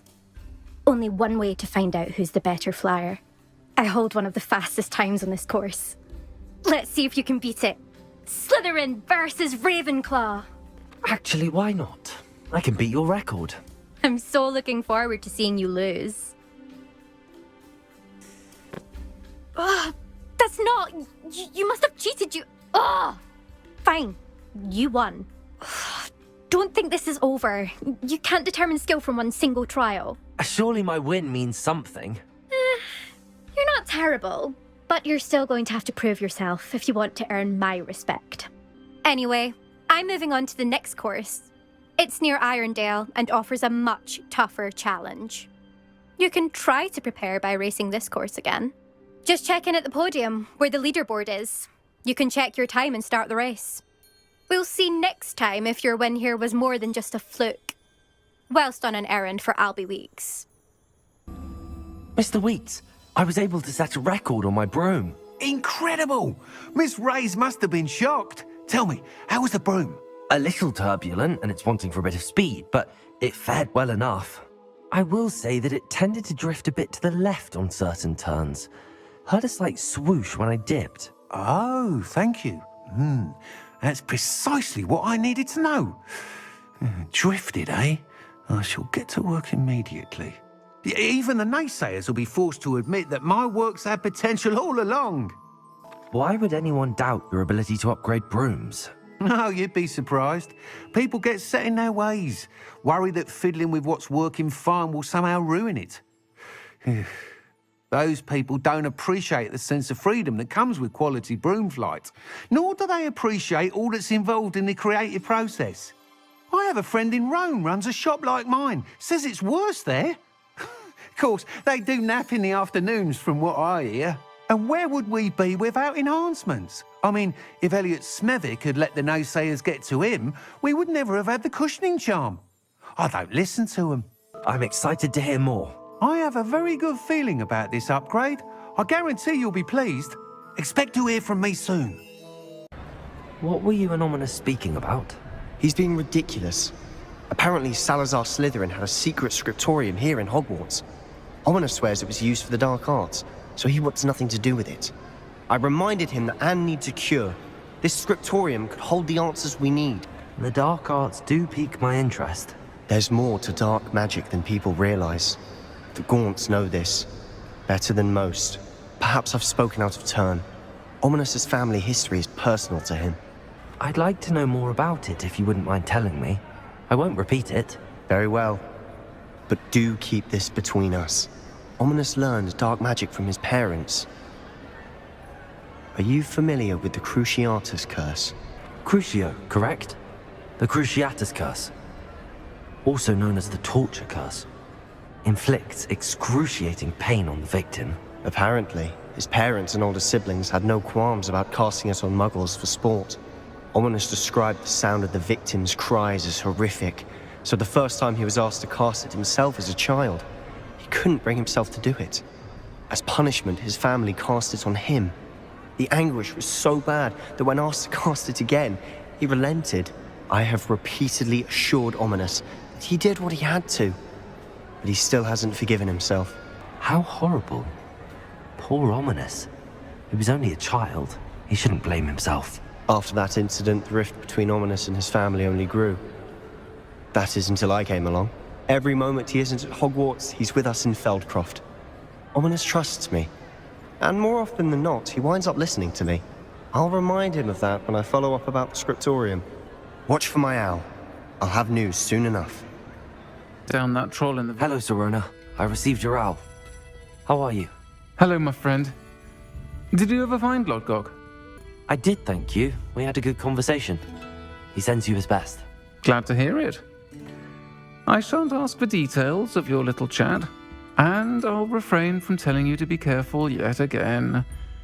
But I hope you will be, whatever your plans. Of course.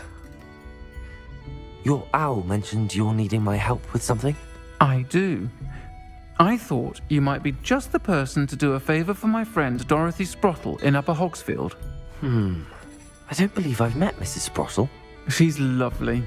Her late husband Aidan was a friend of my father's. In fact, I'd stay with Dot and Aidan the summers I waited tables here as a student. I've seen her a few times since Aidan passed, but the pub's been so busy lately, I've not been as attentive as I'd have liked. I wonder if you might pop in and see her. She may need some help collecting ingredients for her supply of Wiggenweld potion. And you could retrieve something of mine in the process. A box, full of old letters and such. I'll try to go and see her when I can. It would mean the world to me, and to Dorothy. Aidan was bringing the box of letters to me when he was taken ill. Dot can tell you where he might have dropped it. Hello, Mrs. Sprottle. Actually, Sirona Ryan asked if I'd come and see you. Oh, dear Sirona, a gem. Has been for as long as I've known her. She thought you might need help collecting ingredients for your Wiggenweld potion. And she's correct. My darling Aidan used to collect hawklumps for me. Since he died, my supply has dwindled. I'm sorry for your loss, Mrs. Sprottle. Oh, thank you. Love of my life. A bit lost without him. If you wouldn't mind gathering some hawklumps for me, I'd be happy to compensate you for your time. Believe it or not, I have some with me. Oh, thank you. How wonderful. The travelling vendors will be thrilled to replenish their stock of Wiggenweld potion. Sirona also mentioned that Mr. Sprottle was bringing her a box of letters when he fell ill. Indeed he was. I'd almost forgotten. I stumbled upon it just before Aidan died. He was hoping to go through it with Sirona over a butterbeer or two. Those two were always like two bowtruckles in a branch. Aidan took ill when he was collecting hawklumps on his way to see her. He made it home, but I fear he dropped the box in the cavern. The cavern is in the hills just southwest of our hamlet. You can gather hawklumps and collect the box of letters there. Thank you, Mrs. Sprottle. Thank you. I'll be here if you are able to collect those hawklumps. I and the vendors I help would greatly appreciate it. From those trolls. Hello, Sirona. I have good news. I was able to provide your friend Mrs. Sprottle with some hawklumps for her Wiggenweld potion, and I found your box of letters. Oh, thank you. I knew you were the one to ask. I'm glad I could be of help. Mrs. Sprottle sends her best. Don't know what I'd have done without her and Aidan. Thank you, again, for helping her, and for returning this box of letters. It's nice to reflect on good memories. I must tell you, half of Hogsmeade's been by the shop asking about rumours of a broom upgrade. Without the information you provided, my work would have taken twice as long. Thank you again. It may sound ambitious, but I've already begun work on another upgrade, more difficult to perfect than the last. I wondered, would you be interested in joining forces again? There's another course near Arendelle that Miss Reyes has mastered. If you were to test this first upgrade there, it may help me as I develop the next. Oh, you'll consider it, won't you? Sounds as if you're really outdoing yourself. If I'm able to help, I will. Thank you. I know this recent success was only the beginning of what I can do for Broomflight. Madam Kagawa, I completed the list of tasks you assigned. Wonderful. I trust you became more familiar with your broom through the process? Yes, Professor. That's good to hear. Keep it up, and perhaps one day you'll have a spot on the Quidditch team.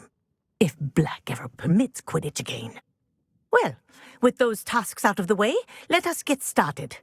Glacius.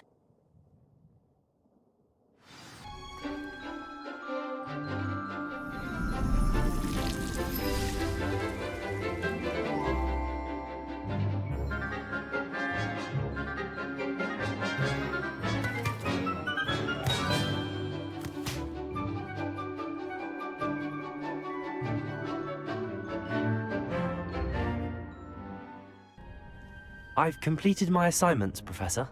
Pleased to hear it. Professor Weasley will be too. I'll be sure to let her know how well you're coming along. Thank you, Professor.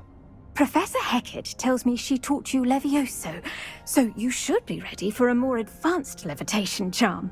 Wingardium Leviosa requires a bit of concentration and a nice, graceful wand movement. Let's see you try your hand at it. I finished the tasks, Professor. Well, well. I trust you are meticulous in your efforts. After all, shortcuts only ever lead to shortcomings. Yes, sir, of course. Good. Ordinarily, I'd say it's not my concern either way, but you... I want to make sure you're well prepared. Talent and resolve are a potent combination. It would be a shame to let that go to waste. Thank you, Professor. Don't let it go to your head. Now, let's see how you fare with Diffindo. Wand at the ready. Adelaide Oaks, isn't it? I received your owl. Yes, I'm Adelaide Oaks. Oh dear. You see, my Uncle Roland is a metal trader who's quite well known in the goblin community. He normally sends me owls every week when he's on his business travels. In his last owl, he alluded to dealings with those radical goblins, Ranrock's loyalists. It's been ages since that owl and I'm worried. What with the troll attack on Hogsmeade and the rumours that goblins may have been involved, well, I'm fearing the worst. Should I be worried about my uncle, or am I overthinking this? I think you're right to be concerned, Adelaide. Your uncle may be in trouble. You're much more understanding than Professor Weasley.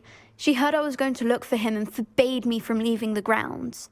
She's convinced he can handle himself, but I can't concentrate on anything until I know he's all right. Could you try to find out for me? From what I hear, you're almost as adventurous as Uncle Roland. Has your uncle traded with many goblins? Yes, for ages. Even speaks gobbledygook. But he only recently mentioned Ranrock's lot, insisting the galleons were worth the risk. He does it for me. Between robes and supplies, attending Hogwarts costs a fair sickle. And besides that, Uncle Roland has expensive taste. He's sacrificed so much for me over the years. I promised him that as soon as I finish Hogwarts, I shall be the one taking care of him. I take it you and your uncle are close. We are. My mother died when I was born, and I lost my father when I was 5. Uncle Roland's looked after me for as long as I can remember. He knows I get anxious when he travels, and that's why he sends me all the owls, to let me know that he's all right. I'll try and look into it for you, Adelaide. Thank you. He's very thorough in his record keeping, notes all his trades in a journal, makes maps. In fact, in his last owl, he drew me a map of his next stop. He'd planned to set up camp north of here. I do hope you're able to find out where he is. Thank you again for any help you can provide. Hello? Mr. Oaks? Yes, I'm here. They've taken my wand. This cell has an enchanted lock. I have experience with these locks, but I need my wand if I have any chance of opening it. Look for a boiler door. I've heard you speak of it. You did it! I found my wand and... Wait, you're a student? Oh, we must get you to safety immediately. It's dangerous. It's all right, Mr. Oaks. I've dealt with these goblins before. Dear Merlin, you're either very lucky or very talented. Well, how did you find me? I'm a friend of Adelaide's. She was worried about your business with Ranrock's loyalists. Oh, she was right to be. I couldn't go through with the agreement, and when I told them, I ended up blindfolded and behind bars. Been locked in that infernal cell for so long, they'd forgot I was even there. I overheard things. If only I could reward you for what you've done. Blasted goblin stole every canut on me. All I can say is thank you, truly. You mentioned you overheard things. Sad tale, really. I think I know where Ranrock's unfortunate vendetta against wizardkind began. Although dragon breeding was outlawed by the Warlocks Convention of 1709, Ranrock stumbled upon an illegal dragon camp. He was young, found the creatures fascinating. He'd visit the camp in secret whenever he could, never making his presence known. After weeks of sly surveillance, he finally summoned the courage to speak to the wizard in charge. Ranrock wanted to join them, and the creatures. The wizard happened to drop his wand. Ranrock saw an opportunity. He picked it up, went to hand it back as a means of introducing himself. The sight of a goblin with a wand sent the wizard into an instant rage. He beat Ranrock nearly to death. Ever since, Ranrock has despised wizard kind, sees us all as cruel. Am I right that you speak gobbledygook? Unbeknownst to Ranrock's fiends, I do. I've always had an affinity for goblin culture. Knew I wanted to be a metal trader ever since I was a lad. It wasn't easy learning the language. It's complex, and my memory's as weak as my knees these days. But after decades working with fine goblin folk, I grew fairly proficient. At least, I'd like to think so. I'm grateful I was able to help you, Mr. Oakes. Adelaide thinks the world of you. Oh, and I her. She's become quite savvy to my trading habits, always analyzing my detailed owls. If only I hadn't resorted to trading with such fiends. A lesson I shan't soon forget. Having my wand back is like being reunited with an old friend. I must return home and inform Adelaide of my safety. Will you be all right? I'll be fine, Mr. Oakes. You get back to Adelaide. I assure you, her worries outweigh yours. Oh, I'm anxious to see my dear niece. And then I plan to travel far from here for my next round of trading. Thank you. May life reward you justly for your deeds. Be well, my friend. I'm glad that you received my owl. We need to stay low and remain quiet. Natty, what's going on? Why are we all the way out here? As promised, I did some investigating to find out what Harlow is up to. I followed him to the Hog's Head. I noticed him reading a letter. All I could see was that it was signed by and bore the seal of Victor Rookwood. And one other thing. Harlow mentioned you to his colleagues. They did not mistake you for someone else, did they? No, they didn't. Rockwood and Harlow are after me. Why did you lie to me? And what do they want with a Hogwarts student? Professor Fig told me to keep things quiet, but I know I can trust you, Natty. Rockwood and Harlow want something Professor Fig and I found at Gringotts. When were you at Gringotts? Just before I came to Hogwarts. In fact, it's why I was late to the sorting ceremony. A portkey brought us there after the dragon attacked our carriage. What on earth? There's one more thing. It's a bit odd, if I'm honest. Professor Fig says I have a rare connection to a powerful form of ancient magic. What does that mean? I'm still learning, but I can see traces of it. And I've cast magic I can't otherwise explain. I know it's a lot to take in. It is. And I will have more questions. For now, it's safe to say that Rookwood and Harlow are a threat to both of us, to all of us. And we can help to take them down for good. That letter is the tangible proof that Officer Singer needs. It is why I followed Harlow here and why I wrote to you. I need your help to retrieve it. Can't we just bypass Officer Singer and go directly to the Ministry? Do you think they will listen to a student? Only Officer Singer can start an investigation. The Ministry will come in later. You seem to be very determined in stopping Rookwood and Harlow. Why? I knew men like him in Uganda. I know how bad things can get if they are not stopped. It's a long story, one I promise to share when we have more time. For now, let's do what we came to do. I'll help you find the letter, Natty. I'm glad to hear it. First, we must access the castle keep. I'll check the main gate, see if you can find another way in. I do not see any guards, but we should still try to be as quiet as possible. Harlow is here after all. Yeah, restrain the beast!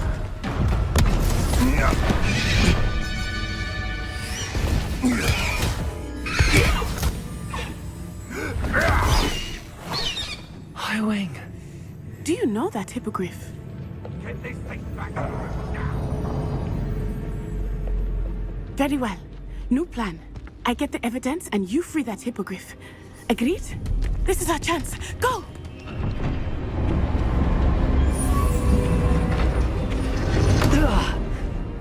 Blast it! There's gotta be another way to get up to the roof. Somewhere. Highwing! It's all right. There we go.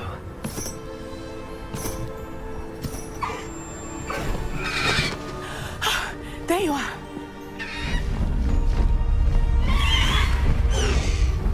Come on. A lot more. Hurry!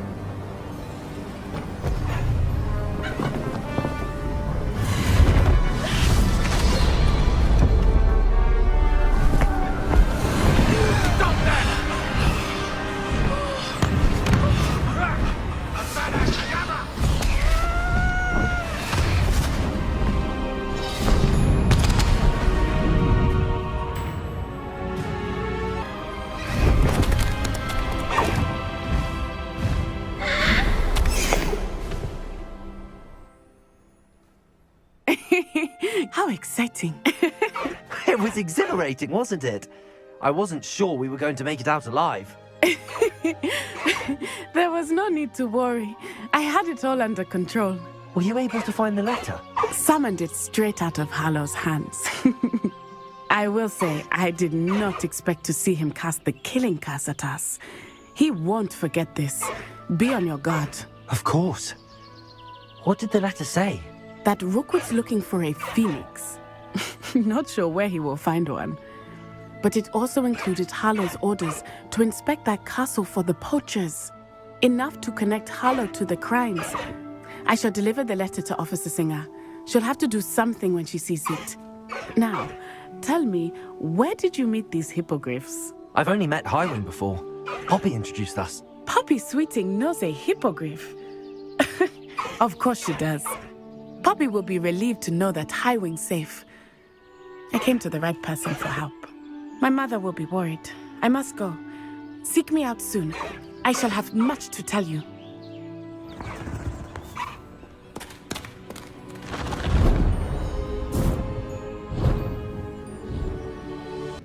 Professor Rookwood, the goblins and dark wizards who've overrun your castle are digging for stores of magic and have broken open some sort of container. No! Things are more dire than I could have imagined. If, as you told Percival, a goblin in his vault was wielding a powerful magic, then they have somehow learned. It cannot be! And sir, they know you were a keeper. Ranrock used the term. This makes no sense. How did... We shall discuss this later. Right now, you must complete the next trial. Just tell me where I need to go. The power you stand to wield must first be fully understood. The trials will ensure that. Power without knowledge is dangerous indeed. In the wrong hands, we will simply have to outwit Ranrock and my unfortunate namesake. Very well, Professor. Tell me where I need to go. I shall reveal the path. Professor Fig must leave you now.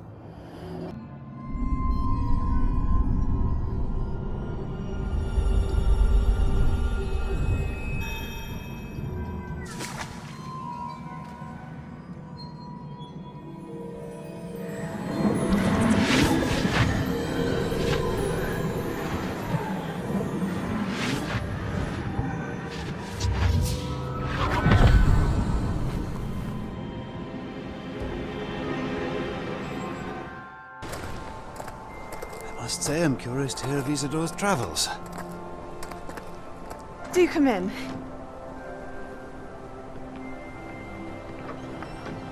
Please, have a seat. Isadora, we are all most intrigued to hear. We're ready. I've something to show you. Father, these are my colleagues from Hogwarts. Father hasn't spoken since my brother died. On my travels, I confirmed that which I've always believed. That we have the power to take away pain.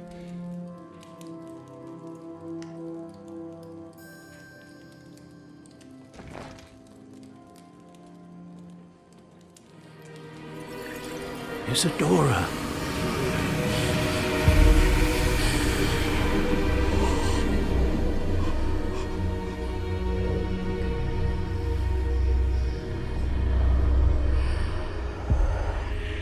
What have you done? I took his pain.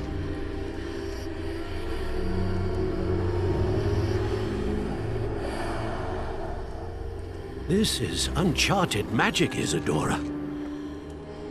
You can only see what has been sealed in the jar, and we do not know what power that may hold. But the traces of that magic are different from what I've seen before. Thank you.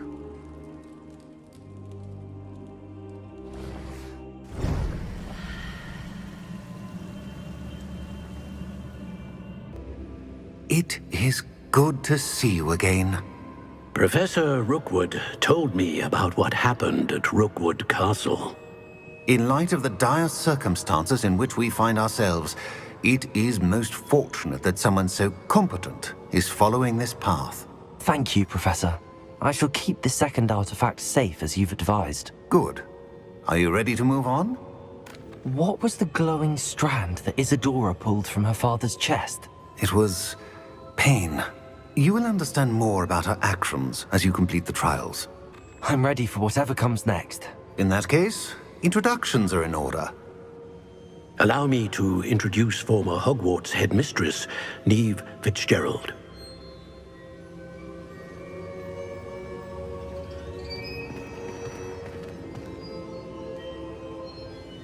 How do you do? I must say that I was not entirely surprised to learn that a student had been completing the trials. I've always believed Hogwarts students capable of anything they set their minds to. Thank you, Professor. It's a pleasure to meet you as well. I am certain that you are more than capable of completing my trial. However, I must first, how shall I say, prepare the location of your next trial. We trust your judgment, Professor Fitzgerald. You should know better than anyone how to manage the inconvenience of, well... A vainglorious and exasperating headmaster? Indeed I should. I shall confirm that everything is in order immediately. Of course. Professor Fitzgerald needs some time to clear the way forward. Until then, you should continue to hone your magic. If you learn more about Ranrock and Victor Rookwood's activities in the meantime, please let us know. Very well, Professor. I know. Continue to hone my magic. You do learn quickly. Hopefully you will soon hear from Lodgok as well, and we shall learn how he fared with the helmet you retrieved. Well done today, as always. We shall speak again soon.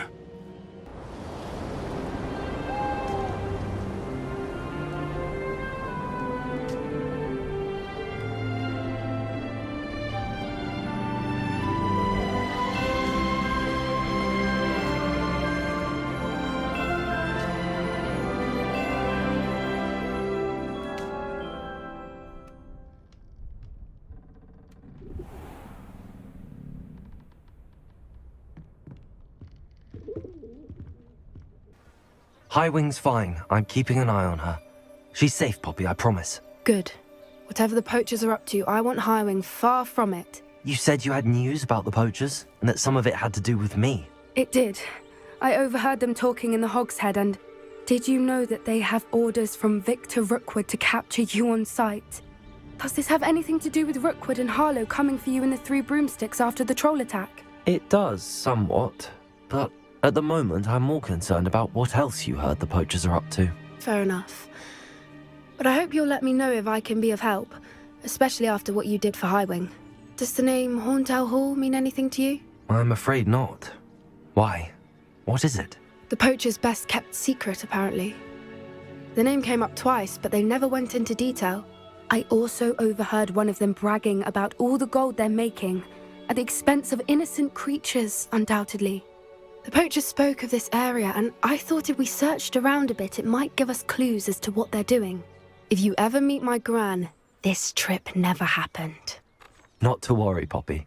If I ever meet your gran, I shall not speak a word of this. I normally tell her everything. She might be my best friend after Highwing, but she knows how I feel about the poachers. I think she worries I'll do something ill-advised. Whatever gave her that idea? An entire castle to roam, yet you choose to wander here. Please, we don't want any trouble. We're simply passing through. Do you take us for fools? That we do not notice more and more of your kind around here, in league with the poachers? We aren't involved with them. If anything, we want to see them stopped. I hope for your sake that is true. Our kind is swiftly losing patience with the poachers and those they work with. Poachers were here. All sorts of evidence.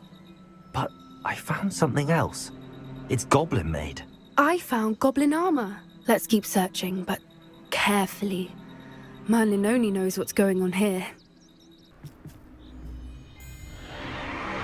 What in Merlin's name? Are those dragons?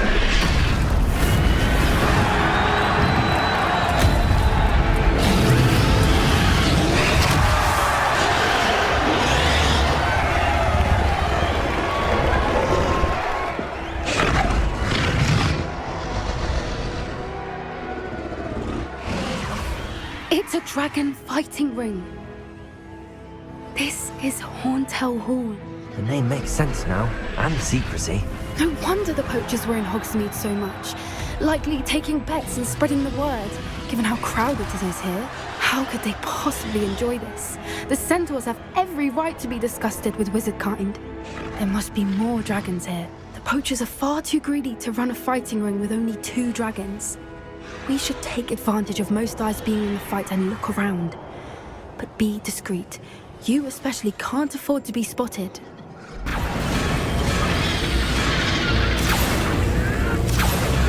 They must have only just captured her. She's putting up quite the fight. Not a fair one, though. Not with her chained up like that. Let's even her odds, shall we?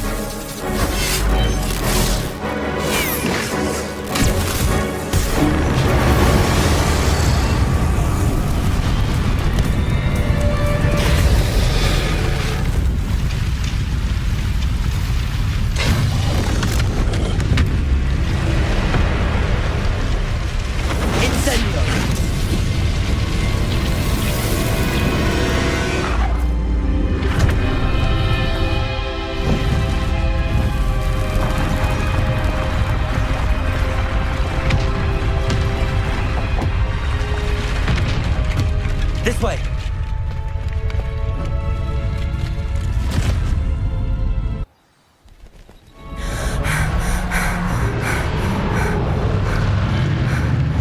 That was a Hebridean black. I'm guessing the egg we have belongs to that dragon. I don't think she knew they had her egg. She wouldn't have left without it. What now? She didn't exactly leave us a calling card. I don't know. Nothing about this day was expected. Not the goblins, and definitely not the fighting ring. The last thing I planned on was a dragon egg. And the poachers saw us, which cannot be good. Since the dragon we freed flew off, does that mean we get to keep the egg? I'd much rather we have it than the poachers, at least for now. But I don't think we should keep it indefinitely. It'll be hard hiding something like this from Professor Weasley for long. Should we expect trouble from the poachers, given the trouble we just caused? It'd be foolish not to expect it. They're not a forgiving lot. I'm sorry to say that you likely have a larger target on your back now because of what we just did. We aren't helping ourselves standing here. Let's get to safety. We can sort this out later. You're right. If there's anything the poachers are good at, it's tracking their prey. And right now, we're it. Professor Weasley asked me to, get something from that book. May I have it? Did she now? I'll give you this book if you humour me by answering a few questions from my quiz. Quiz? Some people call bits of knowledge trivia. I would argue that no knowledge is trivial. Hence, I have created a small quiz. just for fun, focusing mainly on the lore of the wizarding world. None of the other students will try it, no matter how many times I ask. They all say they have enough with schoolwork. Ugh, they don't value knowledge the way I do. Surely you're interested. I'll even start you off with a few of my easiest questions. A quiz sounds like fun. Splendid! Just a few questions, and then I'll hand over this book. Let us begin. Before the invention of the golden snitch, which magical creature was used in a game of Quidditch? The golden Snidget. Correct! The Snidget was first introduced to Quidditch in 1269 by a wizard named Barbarous Bragg. Sadly, they're thought to be extinct. Next question. Which potion is commonly referred to as liquid luck? Felix Felicis. Well done! Since it makes the drinker temporarily lucky, Felix Felicis is a banned substance in all organised competitions. The tale of the three brothers involves which magical artifacts? The Deathly Hallows. Correct! According to Beadle the Bard, the Deathly Hallows consists of the Elder Wand, the Resurrection Stone, and the Cloak of Invisibility. Which ball in Quidditch is the largest? The Quaffle. That's right! When a chaser throws the quaffle through one of 3 hoops in a Quidditch match, their team is awarded 10 points. True or false? Polyjuice Potion allows the drinker to change species. True. Actually, the answer was false. While Polyjuice Potion can be used to change things such as age or race, it cannot be used to change species. Well, I suppose this has gone on long enough.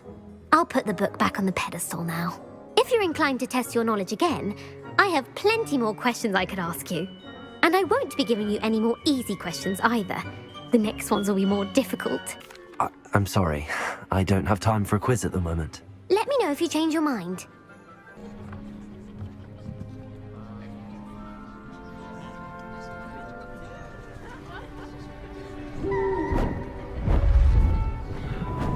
Beautiful.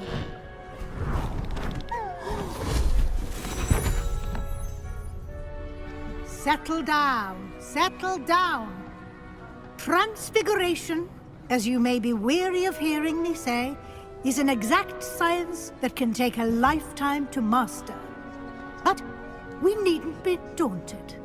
Almost anything can be transformed if you can just perceive the potential within it.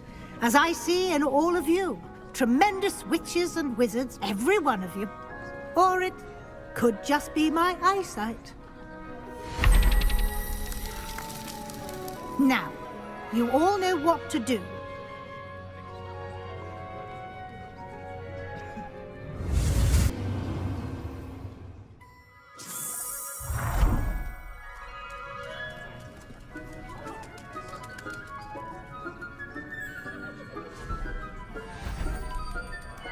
Beautifully done. You wanted to discuss my progress so far this term, Professor. I did. You seem to have had no trouble in getting up to speed. And frankly, excelling in your schoolwork this year. Thank you, Professor. The extra assignments have been helpful. As I suspected they would be. Now, it seems you've been making good use of the opportunities presented by your field guide. Of course, the guide isn't the only measure of success. I've heard that you can brew an impressive Edurus potion. Hopefully, you won't need it anytime soon, but it is a valuable potion to have when it is needed. Thank you, Professor.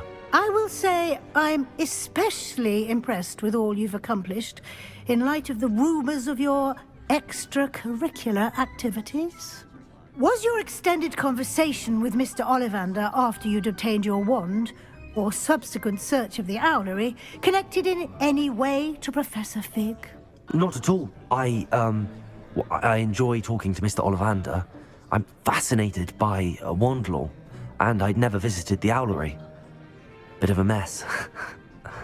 I see. I admire your penchant for learning, but do remember that your classwork and field guide are designed to educate you thoroughly. It'll be the end of the year in no time, and you'll want to be well prepared for your OWLs. I'll provide a final assessment at that time to ensure that you're ready for your exams. Until then, well done. You are dismissed. I received your owl. What happened with Ominis? I told him none of us will be able to avoid dark magic forever. So the more we know about Salazar Slytherin and the dark arts, the better prepared we'll be. Unfortunately, only a Gaunt knows the location of the Scriptorium's entrance, and Ominis won't tell me. Perhaps I should have a chat with Ominis. You? I suppose it's worth a try. But don't get your hopes up. Ominis is annoyingly stubborn. Nothing new. I know where he is. I'll lead you to him and then leave you to it. Come on. Hello, Ominis. Do you have a moment? What is it? What have you and Sebastian been up to now? I owe you an apology, Ominis. I wasn't honest with you before about the Undercroft.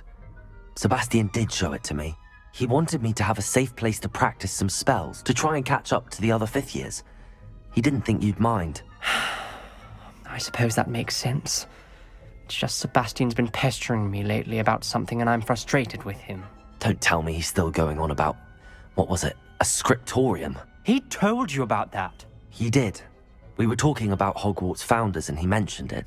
Wouldn't say much more, though. Yes, well, he seems to think it contains the answer to saving Anne. I think it's likely full of dark magic that is better left untouched. Wait, you've never been inside? Of course not. I only know about it because of my favorite aunt, Noctua. She thought like I do. Didn't agree with the family on the use of dark magic. In fact, she'd hoped to convince my family that there was more to Salazar Slytherin than worshipping pureblood status. She'd heard of this scriptorium and thought its contents might shed some light on him. She even found the secret entrance in this very corridor. She wrote regularly to my father about her efforts to gain access, and then she simply vanished. No one else ever tried to enter. I'm sorry about your aunt. Don't you want to find out what happened to her? Aunt Noctua went down this path with good intentions and lost her life. I don't want the same to happen again. You don't know that history will repeat itself. Besides, you said your aunt thought like you. This could honor her memory, get you answers about Slytherin and Sebastian answers for Anne. Your aunt pursued this alone. We could do it together. I see what you've done here, and I confess, you've convinced me. I didn't think it possible. Very well. I shall tell you what I know. Fetch Sebastian, I'll wait. You hear a voice? It started when you repaired that relief. I hear a whisper saying, "Speak to me." I'm a parcel mouth. I can hear and speak to snakes. Nearly all known parcel mouths are descended from Salazar Slytherin. I'd like to be able to talk to snakes. You might not want the ability to speak parcel tongue. It's often associated with dark wizards. I haven't spoken it in ages, but I'd wager if I speak it now, the door will open. I'm hoping you're having second thoughts. I see no reason we should stop now. It's ironic. When I left home, I vowed to leave the dark arts behind, and yet here I am. Stand back. You said you know what to do. Tortured faces on the door, and Crucios etched into the stone. My guess is if we cast the Cruciatus curse, the door will open. That's why Noctua died. She had no one to cast the curse on. Ominis has the most experience with this. He should cast it. You seem to be in Ominis' favor. Will you ask him about this? He does seem a bit cross with you. I'll speak with him. Good. Work your magic, so to speak. Ominis, I hadn't imagined we'd end up trapped like this. Salazar Slytherin did. He's to blame for many unimaginable things. I overheard you and Sebastian, and I won't do it. The Cruciatus curse is pure torture, I would know. Sebastian told me a little of what happened when you were young. Sounds as if you had no choice. Should have known he would have told you. And one always has a choice. I'm as guilty as the worst of my family. Unforgivable curses won't work unless you really mean them. I had to want to cause pain, and for that I shall never forgive myself. That spells the reason I have no family left. You and Sebastian will need to sort out another solution. What do we do now? Ominis is not going to cast the Cruciatus curse again. Ridiculous! As if dying in here is a better option than casting a damned spell. It's up to us. I can teach you Crucio, or I can cast it on you. Wait, you didn't say you knew how to cast Crucio? Because I'm not sure I do. Ominis knows that, yet he's left us no choice. I don't yearn to follow in Noctua Gaunt's footsteps. I think I can cast it if I have to. I want to learn the curse, and I think it's best if I cast it on you. Very well, if that's what you want. To perform the spell, raise your wand, point it at me, and firmly declare, Crucio. Hold on as long as you can. Ready? I'm ready.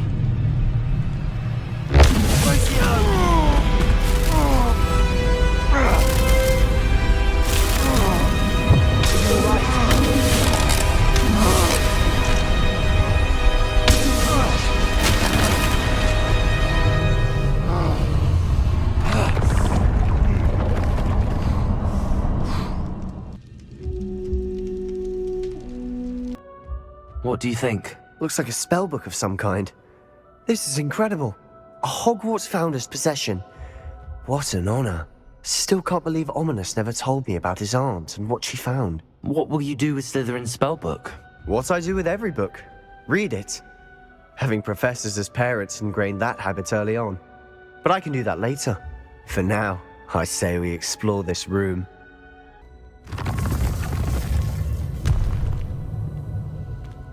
I see a way out. Best news I've heard all day. Is this Mr. Bickle's home? I believe so. He supposedly has evidence against Hallow. We need to speak with him. He challenged. Are you all right? We're looking for Mr. Bickle. My husband is dead. He killed him. Oh, I'm terribly sorry, Mrs. Bickle. Who killed your husband? Theophilus Harlow. I'm sure of it. He's been threatening my husband for weeks and... Oh, where is my son? Where is Archie? He must be around here somewhere. When did you last see him? Archie was home with his father while I was out. His satchel's missing. Hopefully he's just gone wandering, as he's prone to do.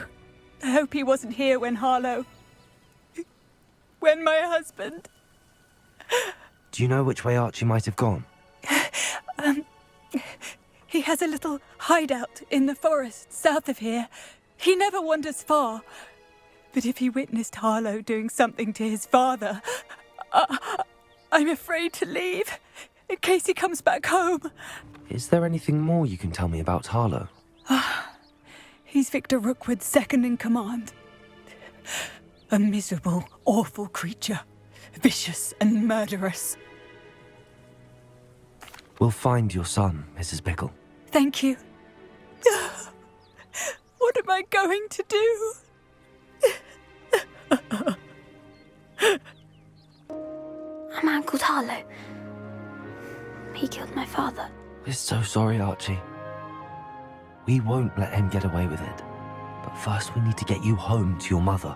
Thank you for saving me. We wouldn't have it any other way, Archie. Now let's get you home.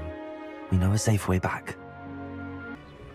Your husband's friends may be in danger. Just as he was. How can we help? You've done enough. My husband was a powerful wizard and couldn't defeat Harlow. The last thing we need is that monster coming after you. We don't want to worry you.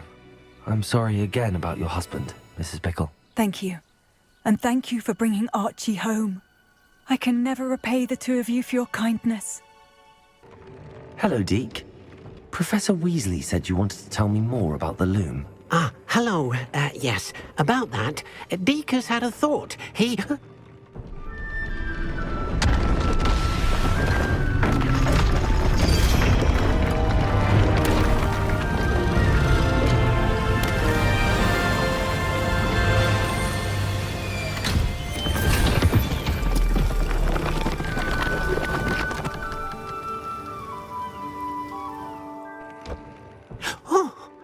Seems the room thinks you need more space for your beasts. As Deke was saying, he's had a thought. Now, Deke knows how you can test the item of clothing that you enhanced in the enchanted loom. And perhaps help an old friend in the process. What do you mean? A house elf named Tobbs works for his master, retrieving leech juice in a cave near Hogwarts. Tobbs' master doesn't let him leave the cave, and Deke knows the cave is infested with spiders. That sounds awful. It is. Deke hasn't heard from his friend for a while now. As the item you wove in the loom has an enchantment that might be useful, Deke thought you could test it whilst checking on Tobbs. I understand. Leave it to me, Deke. I'll find Tobbs for you. Oh, thank you. Please let Deke know what you learn about Deke's old friend. I'm back from the cave, Deke. Wonderful. Deke hopes you gave Deke's best to Tobbs. I'm sorry to tell you this, Deke, but Tobbs is gone. It seems he was unable to avoid the spiders in the end. Oh my. Deke was afraid of this, alone in that cave for so long. Oh, poor Tobbs. Deke and Tobbs once shared the same master. When he died, we were separated. Deke always wished Tobbs had been sent to Hogwarts too. Deke feels lucky to serve such kind witches and wizards like you. Deke will miss his friend dearly, and will raise a glass to him with a heavy heart. I'm truly sorry about your friend, Deke. Thank you. You are very kind. Deke could use some time alone to think, if that's all right.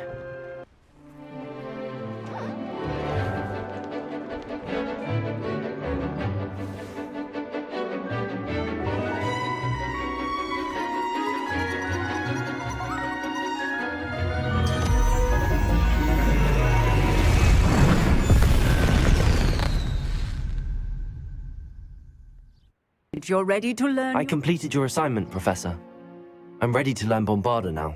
Good. Now, this spell comes with a caveat. It should only be used when necessary.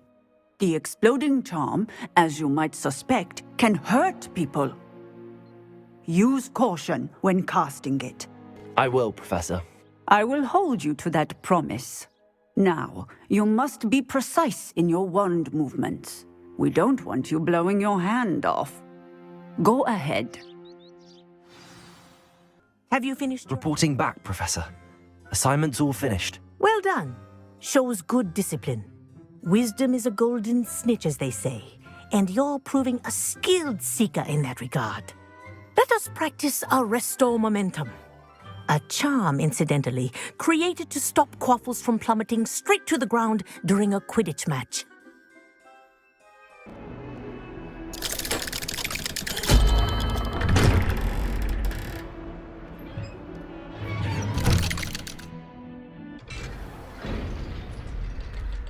I've learned. What did you discover in the spellbook we found in the scriptorium?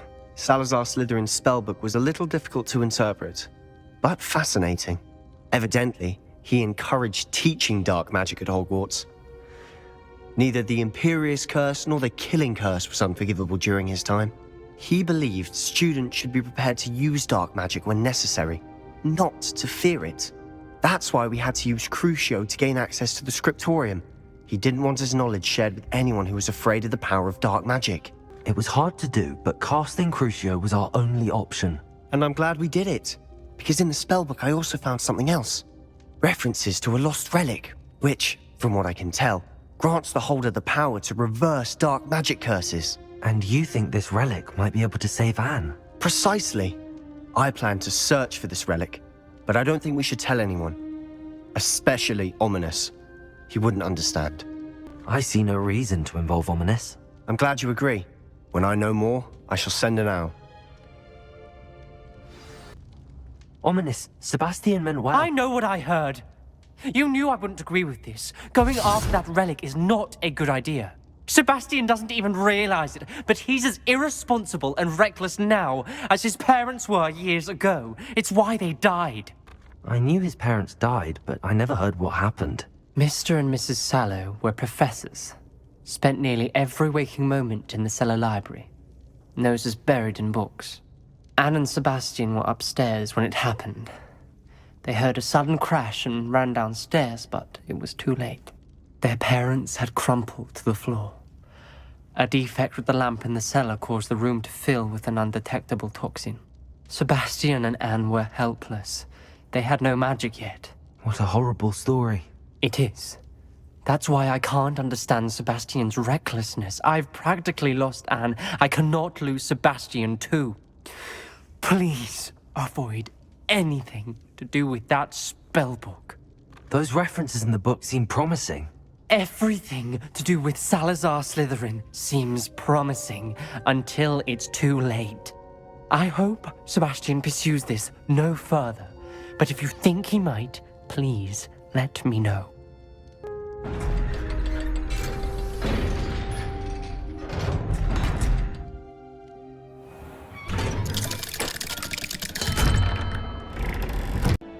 Hello, Hogsmeade. Do I recall you saying that you speak gobbledygook? I did. I do. Speak it. Is this to do with the goblin I saw you with in Hogsmeade? It is. His name is Lodgok. We could use your help with something. He's waiting for me near a goblin mine. Would you be willing to help? Of course. How exciting. Well, might this be dangerous? I think he simply wants to show me something that involves gobbledygook. If it helps, he's a friend of Sirona's. Good to hear. Good to hear. If Sirona trusts him, then I feel much better. You said you know gobbledygook, but how well? I've been reading it for as long as I've been reading English. My parents have an extensive library. Once I grew bored with the classics, I devoured goblin writings. I'd tell you some titles, but you wouldn't understand them. Have you ever spoken directly to a goblin? Unbelievably, no. I'm so looking forward to it. Actually conversing in gobbledygook with a native speaker. Cannot wait to confirm subtle bits of pronunciation and tone that may have eluded me, being self-taught and all. Lodgok is waiting. Shall we go? Of course. I just want to check the pronunciation of a couple of key terms first. So I will meet you there. A friend who speaks gobbledygook is meeting us. Before he arrives, perhaps you could tell me why we're here? Of course. Unfortunately, presenting Ranrock with the Helmet of Urtkot did not have the effect I'd hoped. Because he knew the details surrounding its plunder, he presumed I'd had help from a witch or wizard in retrieving it. You said this would repair the chasm between the two of you. How did you not expect him to react this way? I'm afraid we do not have the luxury of rational expectation when it comes to Ranrock. Damn Bragbor and his blasted journals. Bragbor? An ancestor of Ranrock's, renowned metalworker. If we are to work together, I suppose I must tell you more. Not long ago, Ranrock sent me to collect a recently unearthed set of Bragbor's journals. They described repositories that Bragbor had been commissioned to build for a group of witches and wizards. What do you mean, repositories? Large, magically fortified receptacles crafted from goblin metal. Ranrock recruited others to help me locate the repositories. We were to search anywhere that was connected to 5 names mentioned in the journals: Rackham, Fitzgerald, Bakar, Morganach, and Rookwood. Rockwood Castle. That is where we began our search. Why does Ranrock care so much about these repositories? He cares about what they contain. For centuries, wizards have refused to share their magical knowledge with goblins. Your kind will not even let us carry wands. Thus, many goblins, myself included, have spent our lives mistrusting wizard kind. Ranrock was convinced that the repositories contained a magical power that wizards wanted to keep for themselves. He is determined to take it for goblin kind. But Here comes my friend Hogsmeade. Probably best to continue our conversation later. Greetings, Lodgok. It is an honor, sir. You speak gobbledygook. Oh, Bagalio. Enough. Please do not tell me that was meant to be gobbledygook. Yes. Perhaps my pronunciation was a bit off. I imagine certain dialects differ. Pronunciation is not the issue. I barely recognize that as language. I trust you can read gobbledygook better than you can speak it? I can, Sir Lodgok. Just Lodgok. Thankfully, we only need someone who can decipher written plans, since I cannot join you in the mine. What written plans? And why can't you come with us? We need some idea of what Ranrock knows or is plotting. I suspect a careless loyalist may have left plans behind. And I'm unable to join you because I cannot risk anyone reporting my presence to Ranrock. All you need to do is not be seen. either by the eye above the enchanted door or a loitering loyalist. I'll meet and I can do this. I will await your return. That wasn't so bad, was it? It was. It really was. I'm afraid I've had enough adventure for one day. For a lifetime, perhaps. Thank you, Amit. I couldn't have done it without you. Now, if you don't mind, I'd like to have a word with Lodgok. Understood? I'll leave you to it. Your goblin secrets are safe with me, but I get to write the book about this escapade someday. They're building enormous drills. We found their plans. Ranrock must be searching for the repositories. I fear you are correct. Other than Rockwood Castle, however, I do not know where else he plans to search. I've been wondering about something else you said before we entered the mine. Yes? If you share Ranrock's views, then why are you helping me? I expected Rookwood Castle to be deserted when I arrived to begin my search. So was surprised to find a witch there who had set up a sort of improvised research site. She was studying something so intently that she almost didn't notice me. When she looked up, I thought she would react with fear or disdain. But instead she did something that I will never forget. Without a moment's hesitation, she smiled and asked me to sit with her. She told me that she was a researcher and showed me a small, oddly shaped container with a strange symbol on it. She was certain it was made of goblin metal, but was unable to open it. She wanted to work together. Miriam. Yes. But how did you... Professor Fig's wife. He told me of her research, and I know of the container. Ah. The reverence with which she talked of goblins and their intelligence and skill, it caught me entirely off guard. I'd never been treated with such respect by a witch or wizard.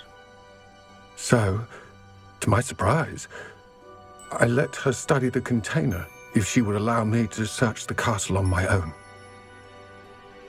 We parted ways, with her promising to share what she'd learned. More of Ranrock's recruits arrived, and we began to dig, eventually locating the first repository. Ranrock was thrilled with our discovery, but furious when I told him about Miriam. Berated me for trusting a witch when I heard she'd been killed. You think Ranrock murdered her? I don't want to believe it, but I don't know. After that, something shifted in me. I had seen how the power from the repositories was transforming Ranrock, transforming all of them. I could no longer remain a part of it. Thank you, Lodgok, for telling me this. I tell you all of this so that you understand what is at stake. Ranrock never found all of Bragbor's journals, but the ones he did find suggest that Bragbor at some point built a repository far greater in size than the one beneath Rookwood Castle. What you've discovered here today worries me deeply. If Ranrock learns of the location of that repository, I fear we shall be destined for a great war. I will find out what Ranrock knows. Watch for my owl.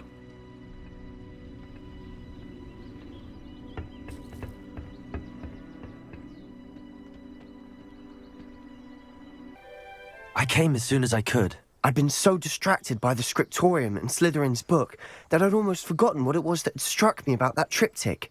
This is the view painted on the canvas that was left on it. That's incredible.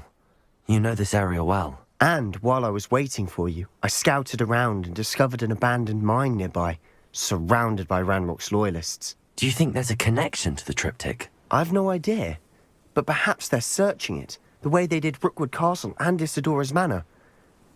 How do we want to handle this? We need to see what they're doing. I say we take them head on. Let's bury some enemies. Very well. And I still have that rune symbol we found on the triptych. If there is a connection, I suspect we'll see that symbol again. If the triptych led us here to find this bit of canvas, we can probably assume that Isadora Morganach was here. She seems to have been everywhere. But if she was using the Undercroft, and the cellar beneath her manor in Feldcroft, why would she create this space? And why hide it behind cryptic rune symbols?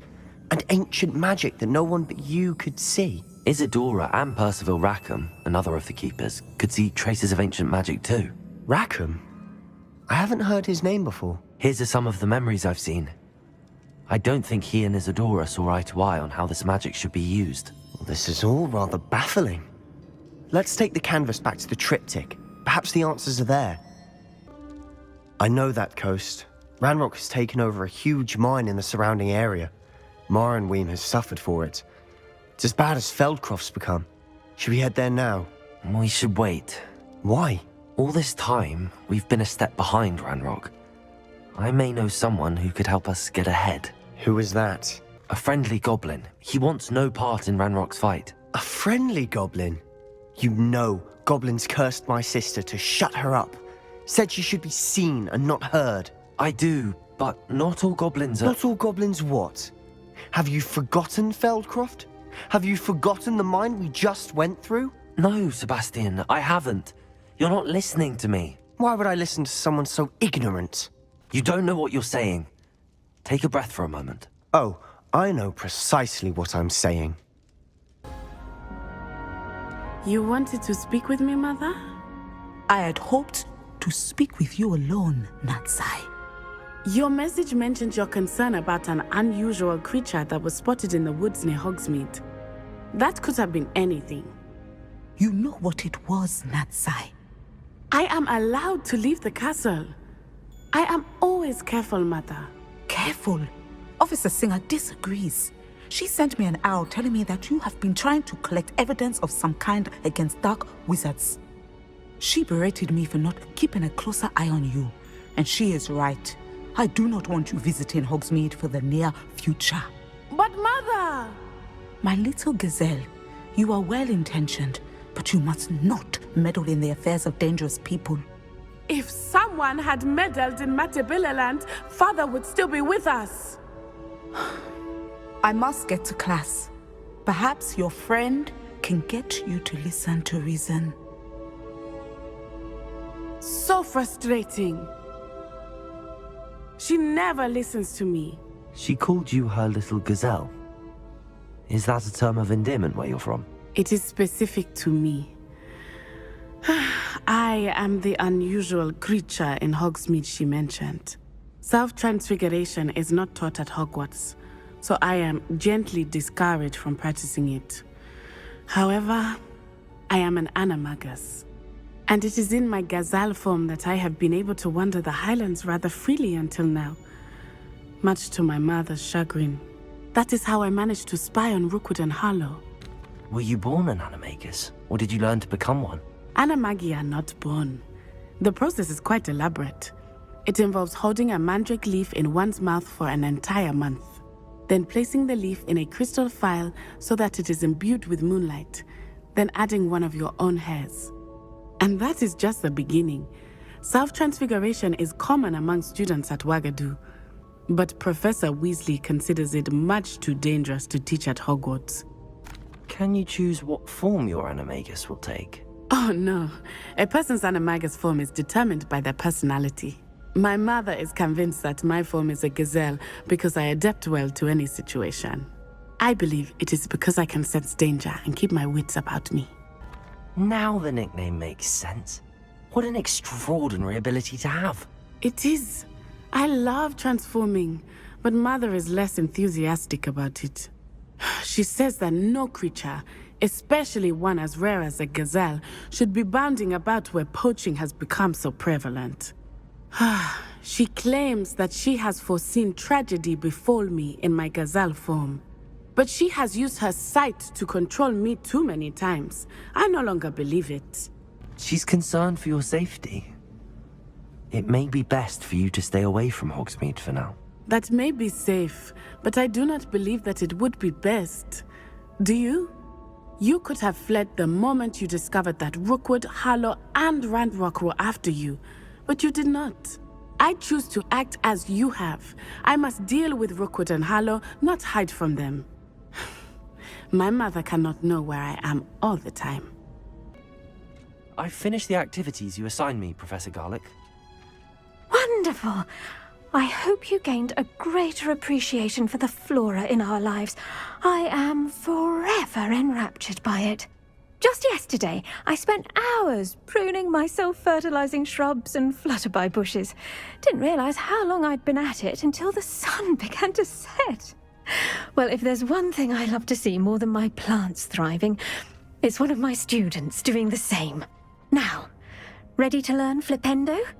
Chin up, keep a light grip, and it's all in the wrist. Let's see you give it a go. Sebastian, that relic you mentioned... I believe one of Slytherin's students stumbled upon the relic during an assignment to study sarcophagi in this catacomb. From what I read in a report by the student, they weren't permitted to take it with them, so I must assume it's still here. As I mentioned earlier, this relic grants its holder the power to reverse dark magic curses. If it's in this catacomb, I have to find it. For Anne. I need to see her. I'm ready to explore the catacomb. Perhaps we can visit Anne when we've finished. Perfect. By the way, Ominis has been asking about you. You didn't tell him what we were doing, did you? I didn't. I promise. Good. Ominis would be livid if he knew what we were about to do. Looks like part of a student's diary. It mentions plans to return for the relic and conjuring barricades using bones. Of course. The student's summary referenced a space beyond the Great Room, which means this can't be a dead end. I have the report if you want to have a look. Let's divide and conquer. You work on sorting out the bone barricades, I'll look around and see what we missed. Hold on to that diary entry. There may be more to it. It does mention something else. It says their next assignment was learning the Imperious Curse. Really? Interesting. We need to focus on moving beyond this room. But let me think for a moment. I'd be interested to know what else the student discovered. Have a look. Unfortunately, there's no name on it. But I surmise if it was important enough for Slytherin to stash in his spellbook, it's worthy of further study. Do you think the pages were left here on purpose? Slytherin mentioned a student who excelled in charms and always carried a satchel stuffed full of notes. They might have been left on purpose, or the student may have simply dropped them. Of course. I'll start to search for those barricades. Brilliant.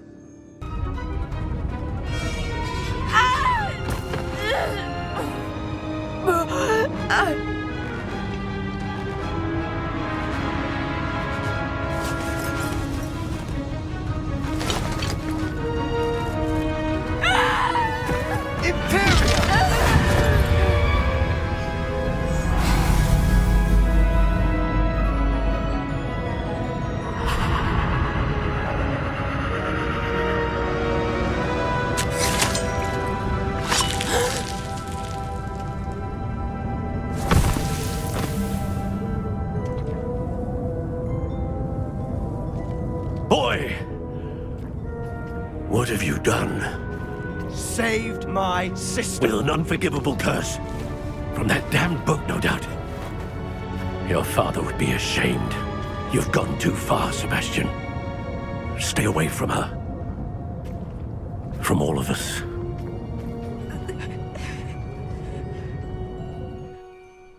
What did my uncle expect me to do?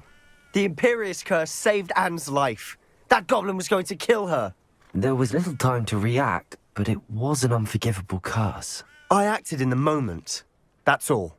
I shall make my uncle see reason. He cannot banish me from my own home, from my sister. It might be best to let him calm down a while. May I speak to him? Perhaps I can help to ease the tension a bit. You may be right. Very well. Probably best if I get away from here for a while. I'll head back to Hogwarts. Pardon me, Mr. Sallow. What Sebastian did was inexcusable. You cannot possibly be about to defend him. Sebastian acted rashly, but he acted out of instinct to save Anne. Out of instinct? with an unforgivable curse? This family does not resort to using dark magic even against our enemies. What Sebastian did cannot be undone. That you are defending Sebastian's behavior at all tells me everything I need to know. You are as guilty as he is. Sebastian is to come nowhere near Feldcroft, nowhere near Anne. Unforgivable curses are so named for a reason. If I hear that either of you continues down this path, if either of you uses dark magic, I will notify the headmaster immediately.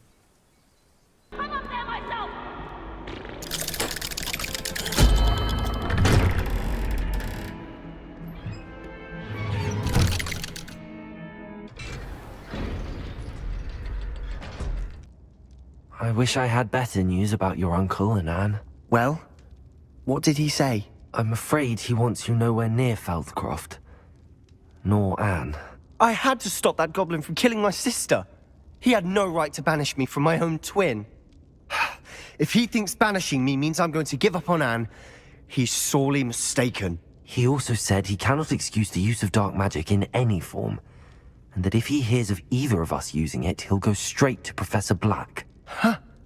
That relic, dark magic or not, is the key to saving Anne. To reverse that curse. I will not lose Anne for good. I should send the crest to Anne. She'll know that we need to meet. I'm afraid I don't follow. Nothing, just a thought. Now I'm more determined than ever to learn what power that relic has.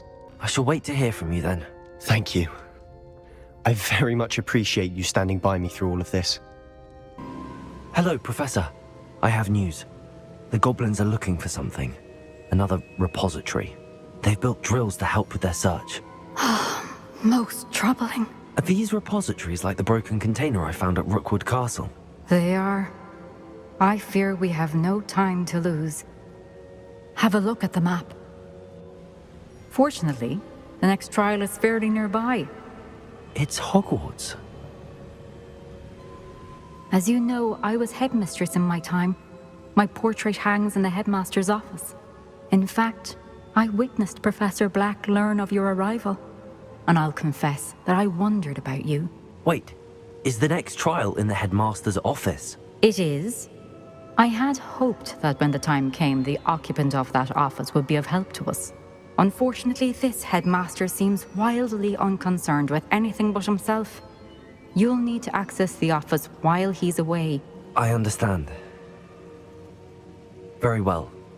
I'll find some way to get in. Good. I shall meet you in my portrait there. Until then. Now here's Professor Fig. The keepers have shown me where the next trial is. Has something changed? Lodgok and I have learned that the goblins are searching for another repository, like the one we saw at Rookwood Castle. And I discovered that they're building massive drills to help in their search. Professor Fitzgerald seemed very concerned. I see. Ranrock clearly knows even more than we suspected. And sir, there's something else. Lodgok knew Miriam. He knew Miriam? They encountered each other at Rookwood Castle. She was doing research. That's where she found the container with the portkey. He liked her so much that he let her leave with it, despite orders from Ranrock. I don't know what to say. She could win over almost anyone. I want to hear more of this. And, in fact, I'd like to speak with Lodgok directly. But we've no time now.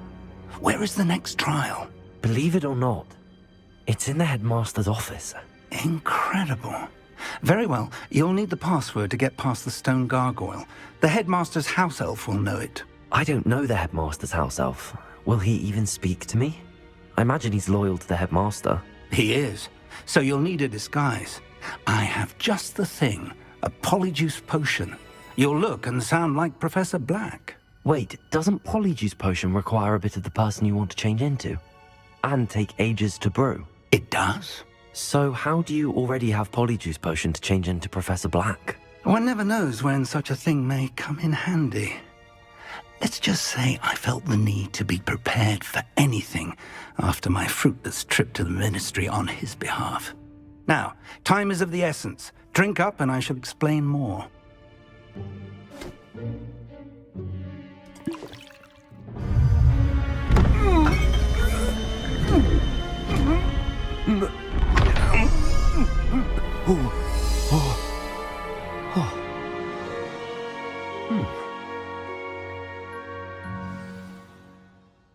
do you feel? Incredible. I won't forget that taste anytime soon. How do I sound? Convincing. I've taken the liberty of transfiguring your robes. As we discussed, you'll need the password from Scrope, who could be anywhere in the castle. You might look for Professor Kagawa. She's taken to badgering the poor elf about Quidditch in the hopes that he can convince Black to change his mind. Thus far, unsuccessfully. I see. But what if Professor Black sees me? Leave him to me. I shall tell him where to meet a liaison from the Ministry in Hogsmeade. That should give you plenty of time. Thank you, Professor. I suppose we'll meet again in the map chamber. It's rather strange to hear gratitude coming from Professor Black. I'll see you there. Professor, I was hoping to catch you.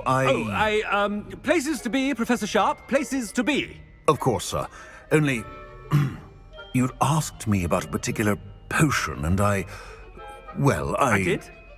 I did, yes. Well, spit it out, Sharp. I don't have all day. Probably best not to discuss it here, sir. Really? Why can't we talk about potions here? Seems fine to me. Very well. I've brewed the cure for boils you wanted. I can drop it by your office when it's convenient. Of course, yes. No need for all the cloak and dagger. Simply have a student deliver it. A student? Very well, sir, if you insist. I do. And thank you, Sharp. I just hope you've brewed enough for all my boils. Gareth. Mr. Weasley, what are you doing here? Don't you have, somewhere to be? Oh, Professor. Yes, of course. All sorts of places I'd rather be right now. Do you need something from me? I'm looking for my house elf. Surely you've seen him? Ah, the little one-eared fellow. I saw him heading to the Great Hall moments ago, muttering on about your, sterling graces, sir. I hear you're getting quite good at those concoctions you brew. I say, why don't you bring a sample of your next batch to my office? I'd like to give it a try. What? Yes, sir. I will. Thank you, sir. Thank you. On your way, Mr. Weasley. Mr. Gaunt, where do you think you're going? I beg your pardon, sir. I'm simply on my way outside. Taking the day off, eh? Typical student, wasting the hours away. I have to write 20 inches on Dittany and its uses. Was heading to the greenhouse. Ah, yes. Mixed with bubo tuber pus makes a fine mustache paste. Yes, mustache paste. I find. Are you feeling all right, sir? You don't seem yourself. I assure you I am quite healthy, Gaunt. If I need a medical diagnosis, I shall head to St. Mungo's. Professor Black, again, it is not too late to reconsider your decision regarding Quidditch. We could still have trials and a somewhat shortened season. It would be better than none at all. But the injury, Madam Kagawa. Professor, more than one student has taken a bludger to the head on our pitch. I dare say it knocked some sense into them. And they're fine now. The fact that it happened to be a pureblood, well, that's no reason to... What nonsense! That you would trivialize the health of a student over a silly game. A silly game? You are quite impossible sometimes. Sir, I've a good mind to write to the Department of Magical Games and Sports at the Ministry about you. I should think you'd have better things to do with your time. Now, where's my elf? Good day, Professor. And I spotted Scrope in the Great Hall. Seems to be avoiding me. I wonder why. Good day, Madam Kagawa. Miss Broom, a word. Oh, Professor, this is an interesting surprise. It's Bloom, by the way. Remind me of your area of affinity, Broom. OWLs are swift approaching. Charms, sir. Non-verbal spells. Might work on one that makes me disappear. Well, keep at it, Broom. And before you know it, you'll be as invisible as that new fifth year seems to be. They're not invisible. I mean, I've seen them about. Yes, sir. Speaking of invisible, where's my blasted house elf? Hello, Professor Black. Ah, Professor Weasley. How delightful to see you. Sir? Since I have you here, I wonder if I might, speak with you about Professor Fig. Oh, Very well. I've decided to give him a bit more leeway with his time. Leeway, Professor? Are you sure that's wise? I confess I do worry for his students. He's rarely here as it is. I realize that, and I'd like to keep it that way. I see. But, sir, if I may, I am wary of how much time the new fifth year seems to be spending away from the castle, supposedly on Professor Fig's behalf. I've heard unsettling rumors of their escapades. Everything from sneaking into the Forbidden Forest to confronting Ranrock's loyalists and Rookwood's lot. What? Goodness. You cannot believe everything you hear, Professor. No, you cannot. I mean, I shall keep an eye on Fig. You simply keep doing the wonderful job that you're doing. Simply wonderful. Thank you. But I'm happy to look into... Good. That'll be all, Weasley. I mean, Professor Weasley. Good day. There's no... Scrope! Oh, greetings, Master. Remind me of the password to my office. Oh, but Master made Scrope swear never to tell anyone, even Master himself. How dare you question me? I've a mind to give you a matching set of ears. Yes, sir. Of course, sir. Scrope begs forgiveness. It is the Black family motto, Master. Right. Of course. Master does remember it. It's pure bloods forever, isn't it? Close, Master. Scrope thinks Master is indeed testing Scrope. It is always pure. Obviously. And, of course, as Master knows, in French. Yes, of course. I order you to pronounce it for me. Oh, but Master knows that Scrope's French is most pitiful. Oh, very well. Toujours pur. Ha! Thank you. Never speak of this conversation with me or anyone else. Of course, sir. Scrope shall try his best to keep out of Master's way. It's good to see you. All thanks to Professor Fig's quick thinking. Now what? Approach the pedestal in the antechamber and read the book that appears. I suspect there will be more to this than reading a book. Your suspicions are correct. We shall speak when you are finished.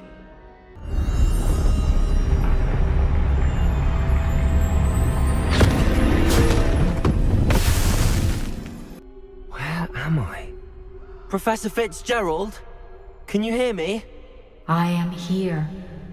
In this place, you may call me Neve. You shall be witness to a fable. Pay attention. Things are not always as they seem.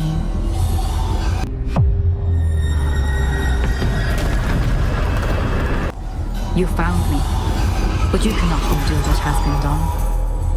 The magic of the stone can only conjure a shadow of my former self.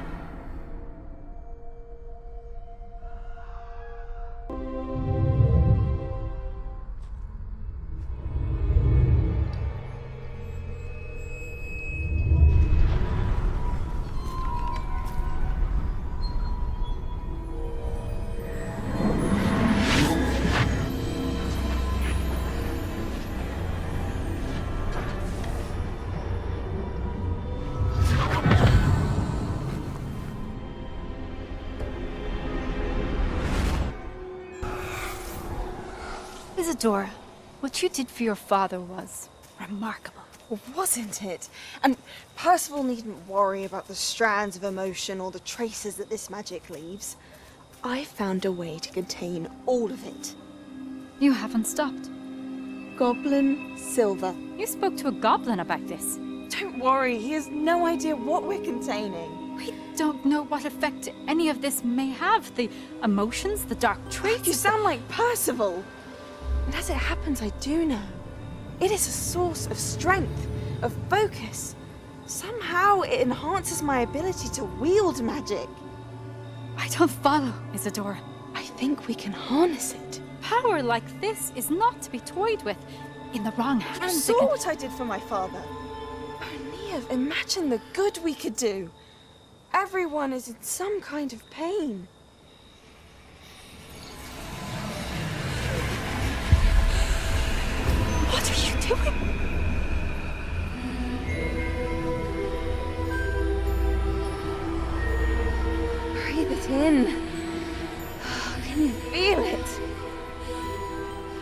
Isidore. This must stop. All of it. You've kept this power to yourselves for so long because you fear it. I choose to embrace it.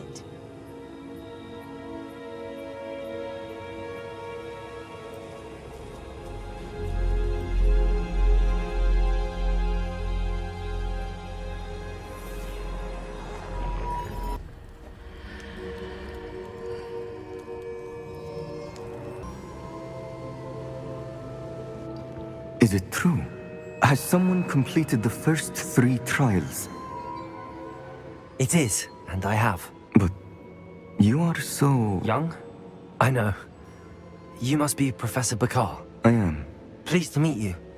The pensive memory I just witnessed. Was Isadora inhaling painful emotions? She was. I found it disturbing. But how did she gain power from it? How did she harness it? It was disturbing. Although, I wonder that you are asking about her power. I hesitate to reveal the location of my pensive to someone who, perhaps, has yet to understand the responsibility of power. I can assure you, Professor, I do.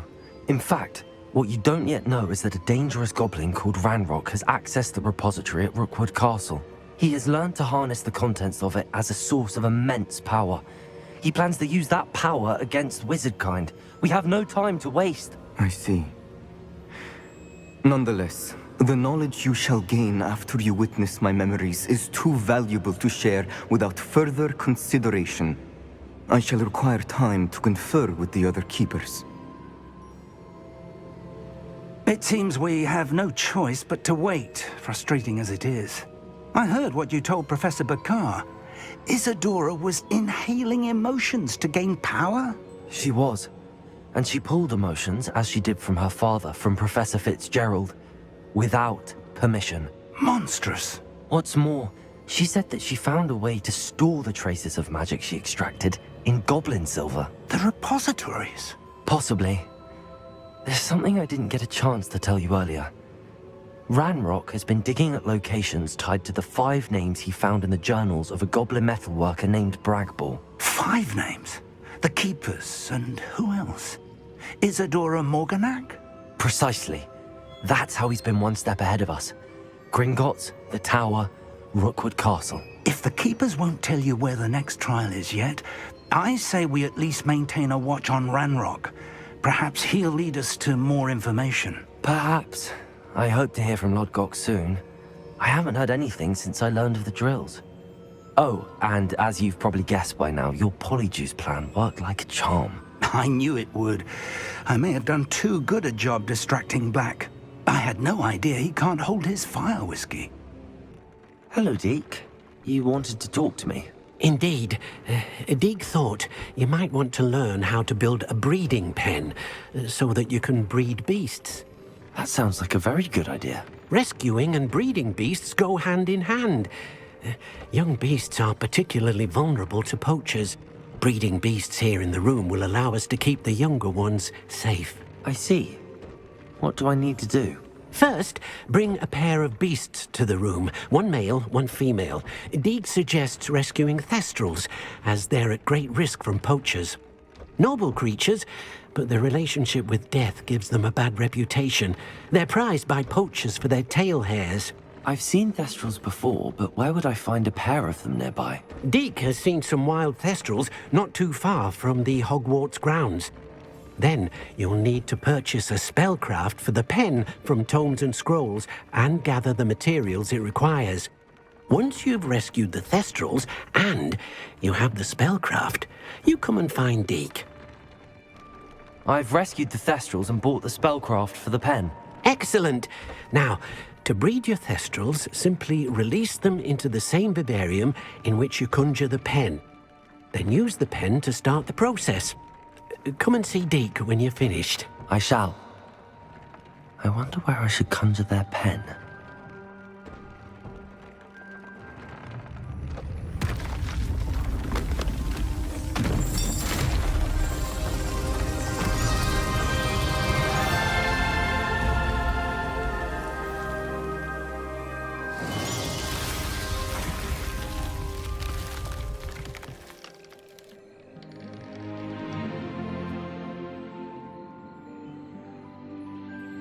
Deke never grows tired of the room's surprises. We now have the perfect place for those thestrals. This is a change of pace from our last outing. Don't remind me.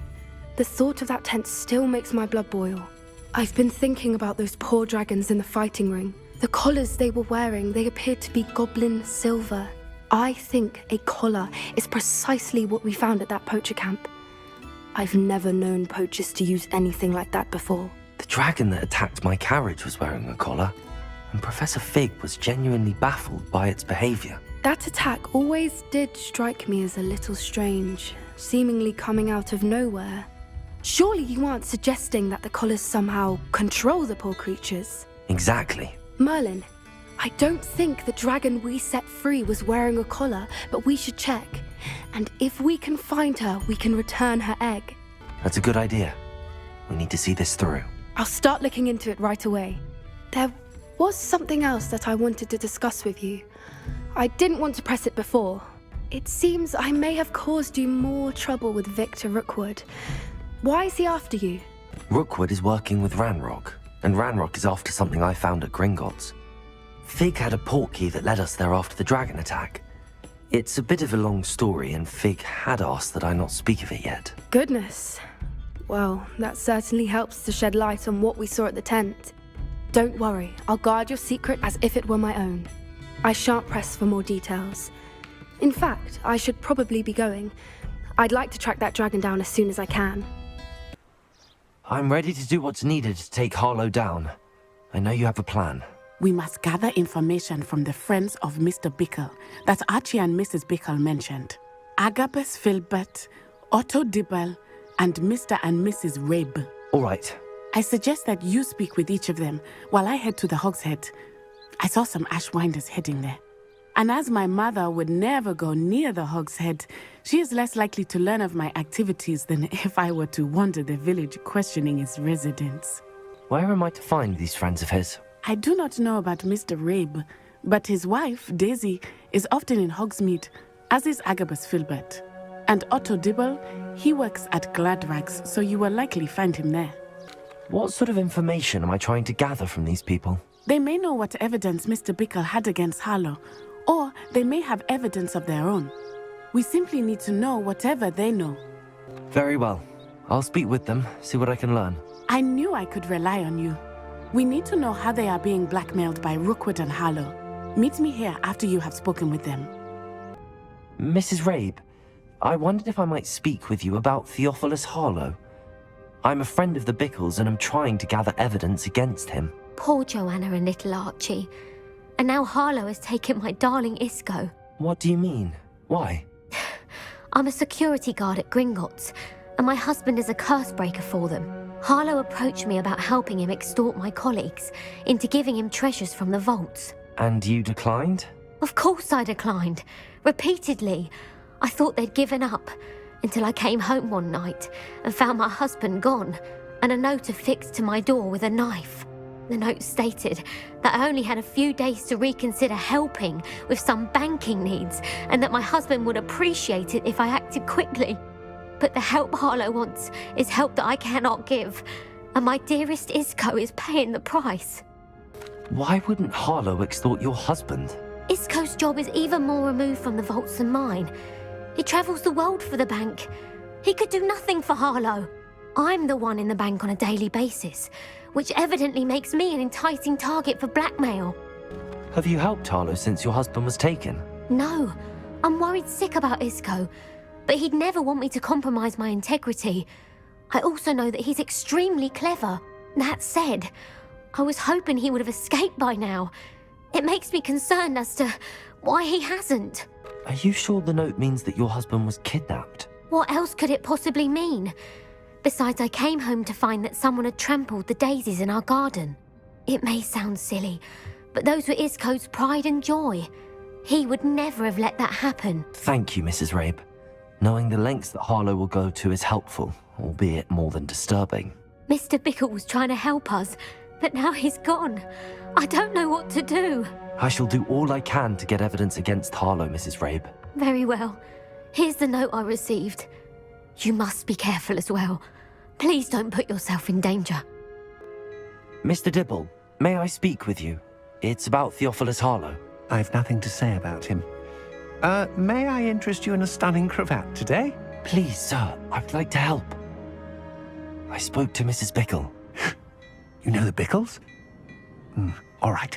But we must be discreet. Can't have Mr. Hill hearing this. I know Mr. Hill. He was kind to me the day of the troll attack. Oh, he's a good man. But even he wouldn't understand about Harlow. It started a few weeks ago. I was distracted, reading a note, when you-know-who came into the shop. I hid the note behind the counter and offered to help him. He stared at me for a moment, then asked me to check on an order he'd placed. I went into the storeroom to check on what turned out to be a non-existent order. When I returned, he was holding the note. What was in the note? It was a note from Rosie Hill, Mr. Hill's daughter. You see, we've been, secretly engaged these past 6 months. We haven't told Mr. Hill yet. I dare say he has higher hopes for her. Harlow advised me in no uncertain terms that my relationship with Rosie, not to mention my employment here, depended upon my cooperation. What did he ask you to do? It all happened so quickly. In an instant, he took a very expensive scarf from the counter, pocketed it, and smiled. He said, "Your secret is safe as long as I can supply my lady friend with delightful items like this every so often." I've been able to cover for his requests until now with some creative bookkeeping, but I can't keep it up for much longer. I'm terrified to say anything. I could never live without Rosie. Could you give me a bit more detail about the note? That might help me to identify it should I come across it. It's on Rosie's special pink stationery. It has her monogram at the top, RH. That's how Mr. Hill would know it was real. What have you been doing to keep the extortion a secret? Well, as I mentioned, creative bookkeeping. And I've also been trying to cover the costs with my own savings, but I'm running out of money. Of course, none of this bodes well for my efforts to improve my circumstances and to be worthy of Rosie. I met Mr. Hill the day of the troll attack. He was kind to me. Why don't you just tell him? He's a lovely man. But when it comes to Rosie, I fear he loses all perspective. He'd see this as a grave betrayal. I'd lose my job instantly, and Rosie as well. Thank you for telling me. I'm gathering evidence to take Harlow down. I would love nothing more than to see him rotting in Azkaban, but be careful. He's an awful man and incredibly dangerous.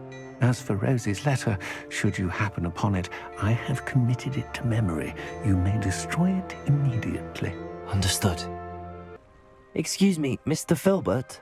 I wondered if I might speak with you about your dealings with Theophilus Harlow. I hope to ease Mrs. Bickle's mind by gathering evidence against him. Tragic what happened to Bickle. He wanted me to speak out against Harlow for an act of violence committed against me. But I feared Harlow's retaliation, and so I refused. If you had spoken out against him as Mr. Bickle asked, perhaps Harlow would be locked away by now. Perhaps. But perhaps I would have suffered a similar fate. You said that Harlow committed an act of violence against you. Could you tell me what happened? Before my extraordinary wife, Dulcibella, passed away, she had just completed a small book of poetry. As a surprise for her birthday, one she never had the chance to celebrate, I had the book beautifully bound and plated in gold. One day, Harlow came calling to punish me for having spoken out against the Neanderthals that comprised Rookwood's lot. Before I knew it, I'd been petrified, and Harlow was rifling through my home. He found the book of poetry, with its exquisite gold plating. I watched helplessly, lying there in my entranceway as he walked away with the book, laughing as he went. I was shaken to my core. Still am, to be honest. I imagine you fear Harlow retaliating again, but do you mind if I share this information with Officer Singer? I suppose I have no choice. This extortion can't go on forever. You can pass it on to anyone who may be willing to help. Mr. Rabe, Daisy told me you'd been abducted. You spoke with my wife. How is she? Worried about you. Are you all right? I am all right. Thank you for coming. These locks are cursed, and there's an anti-apparition jinx on the cells. Even Natty's skill with wandless magic cannot free us. I need you to find my wand. Use mine. I'll find yours together once you're out of there. I need my wand for this. Using one with which I have no connection may not work as well or as quickly, and we cannot risk detection. I shall do my best. Any idea where it might be? It's nearby. I can sense it. Understood. I'll find it. Mr. Rabe, I found your wand. Well done. I knew it was nearby. Now, you best stand back. One never knows how a curse will react to being broken. Isco Rabe told me a couple of students had rescued him. Should have known it was you two. Is Mr. Rabe all right? He is. I sent him home to his wife, Miss Onai. Your mother will not be pleased to learn that you're still risking your safety pursuing these dangerous men. Actually, Officer Singer, Natty and I learned of several Hogsmeade residents who've had their lives threatened by the Ashbinders. In addition to abducting Mr. Rabe to blackmail his wife and Natty, Rookwood and Harlow have also extorted Agabus Filbert and Otto Dibble. I will look into all of that. As for the two of you, I appreciate what you're trying to do, but you are taking great risk. Next time, please let the authorities handle the Ashwinders. Yes, officer. Do you have enough evidence to take down Harlow and the rest of Rookwood's lot? Well, it's certainly a good start. We shall see. But you can leave this to me now. Sebastian, I can't believe my uncle wants to leave Feldcroft. Anne's going to stall him. She must. We need time. Time? For what? I've learned more about the relic. I cross-referenced Slytherin's spellbook with everything in the library on relics and dark sacrifices. That's when I realized something. I believe the relic will only work inside the catacomb. So we have to get Anne to the catacomb and then conduct a sacrifice. Seems risky. It'll be worth the risk. Our biggest hurdle may be convincing Ominis. And we'll only give this a chance if he's on board. And we have to keep all of this from your uncle. If he goes to the headmaster, he could be expelled. Let me handle Ominis this time. As for my uncle, he's not an Auror anymore. What he doesn't know, well, won't hurt us. Good luck with Ominis. Until we meet again. I shall let you know when the four of us should meet at the catacomb. Look for my owl. We should discuss... I didn't keep you waiting, did I? Not at all. I was just at the post office. Gran told me to expect a package, but it looks as if she forgot to send it. She didn't send me an owl this week either. Perhaps she's busy with her research. What was she sending you? Only some feed she's been developing. I was going to give it to Professor Howin for the measles. What kind of research is she doing? It varies from week to week, but it's always to do with creatures. Last week she was studying Gringotts in Plimpies.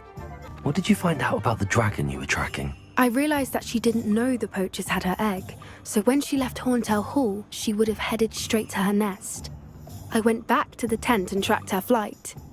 How do you track a dragon long after she's gone? Tree canopies, burn marks, things like that. Well done.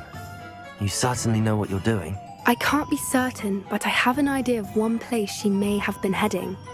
I thought we might go and see it for ourselves. Of course. Shall we leave now? If that's all right.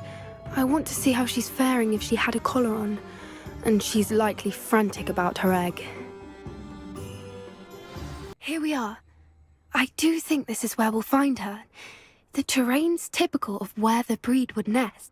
I suspect it's how the poachers found her to begin with. They likely camped here and logged her patterns. Perhaps nabbed her first and then her egg. Dragons are hard enough to wrangle, let alone maternal ones. You got all of that from simply standing here? You'd be surprised how easy it is to think like a poacher. Shall we see if she's home? We only need to return her egg. That sounds straightforward enough. We should be in and out. Then we can be finished with the poachers once and for all. Well then, let's find our dragon and return her egg. Wonderful. If she sees us flying about, she might take it as a sign of aggression or food. We should stay on foot.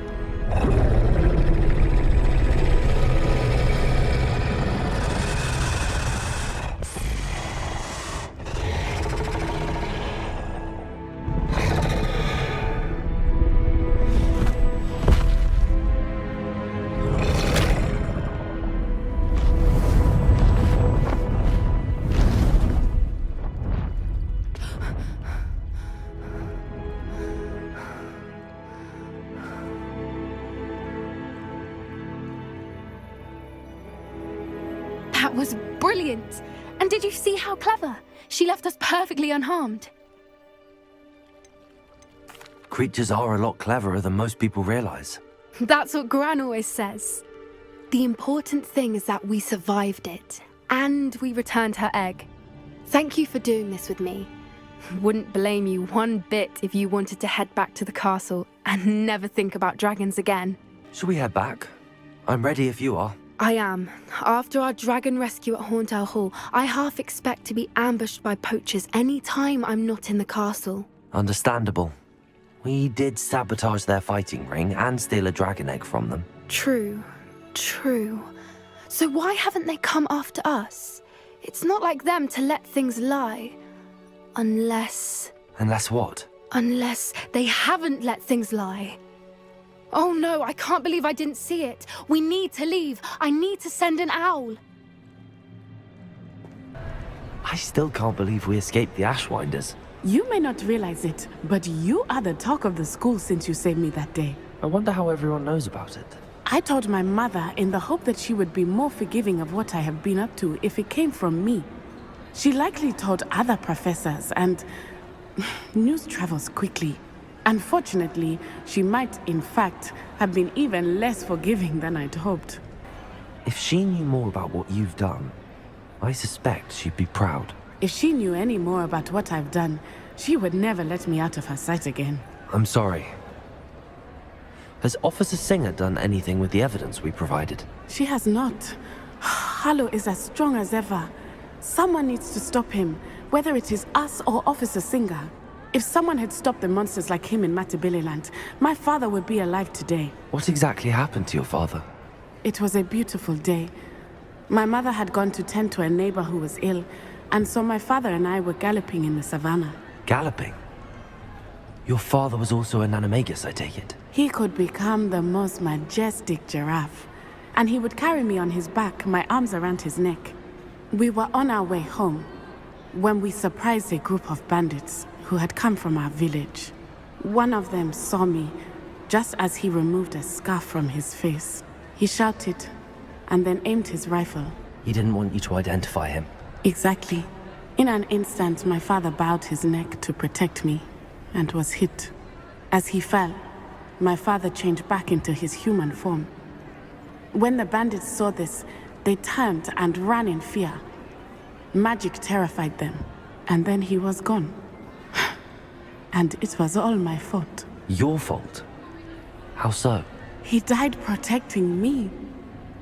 If I had been capable of protecting myself, he would still be alive today. My mother and I tried to go on without him, but it became too much for us there. A few years later, we left to come to Scotland. Do you think taking down the Ashwinders will avenge your father's death? No. Vengeance is not what drives me. My father would not want that. He and my mother raised me to believe that it is a privilege to be able to fight for those who cannot. I know there is risk involved, but I feel it is worth it. I am glad you seem to think so too. What does your mother think about all of this? Well, as you saw, she worries a great deal. She is an excellent seer, but I think it bothers her to this day that she did not see my father's death coming. She misses him, as do I.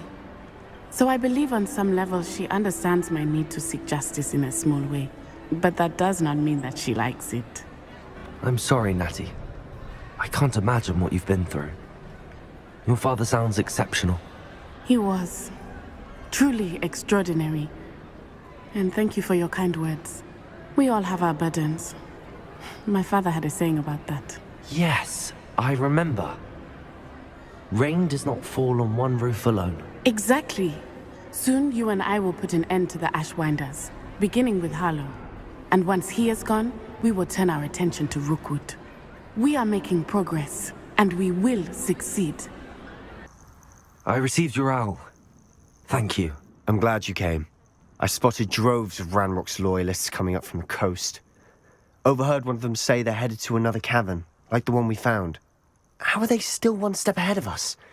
They can't know about the triptych. I don't know. I did see another memory. This time, it was a keeper named Neve Fitzgerald. She was unnerved by Isadora's use of ancient magic. But I still can't be sure how any of it connects to Ranrock. These keepers are playing games with you. You need to press them for more information. It doesn't work like that. To access each of these memories, I have to complete a trial. It's not as easy as you think. They're showing me the memories in a particular order. Either they don't trust you, or you don't care enough about Anne to ask the difficult questions. I do care about Anne, but I'm tired of explaining myself. Perhaps we should part ways. That's not what I meant. We're just not getting answers. I need answers. For Anne. I know. Now, shall we see why the triptych led us here? Sebastian, wait. Wait? For what? Why are you suddenly so cautious? Listen to me. I know you're angry and frustrated, but charging ahead now could undo all the progress we've made. Lodgok said... Oh, your goblin friend? Stop it. That's enough. Not all goblins are like Ranrock. I am not the enemy. We want the same thing. To find answers. I thought we wanted the same thing. We do. Listen to me. Lodgok has insights into Ranrock that we don't. He told me that Ranrock somehow knows about the Keepers and is searching anywhere connected to each of them. That's why they always seem to be one step ahead. I know what I'm doing. You need to trust me, or I don't see that we can continue together. Fine. I'm sorry. I'm letting my emotions get the better of me. And I have been for a while. I do trust you. And I don't think I can help Anne without you.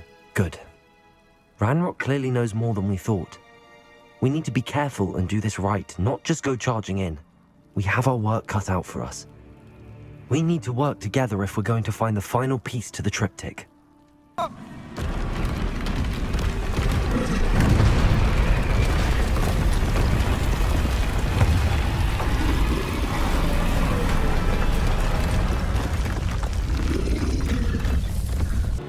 Isadora should not have had to keep all this secret. I know from the memories I've seen that the Keepers and Isadora didn't see eye to eye on the use of ancient magic.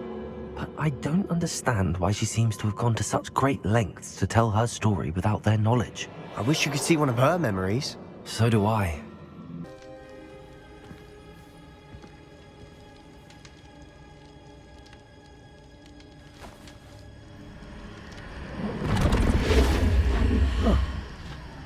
Another pensive. This is what we've been chasing.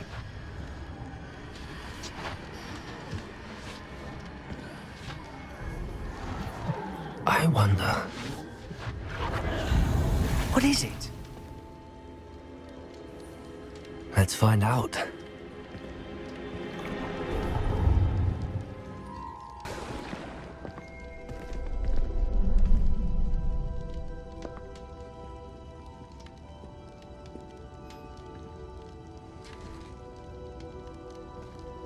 I cannot bring my brother back, Father. But I can give you peace.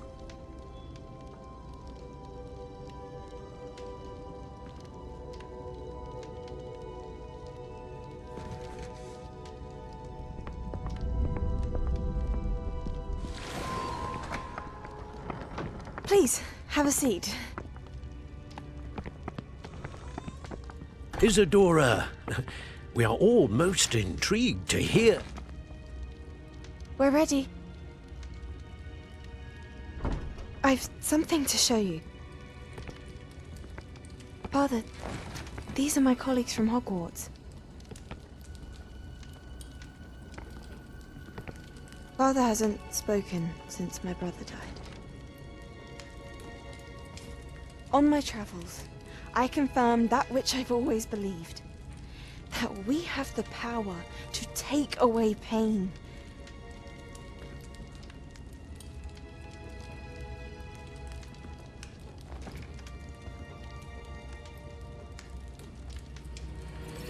Isadora.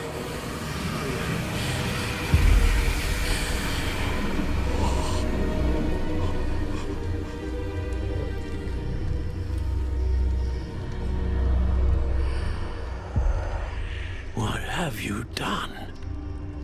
I took his pain.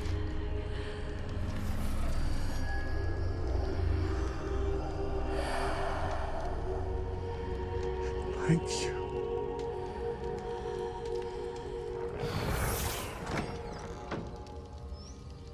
That worked? It did indeed. Of course it did. It's goblin silver. I need something much bigger. All right. It would help if you could tell me more about what it is you're storing.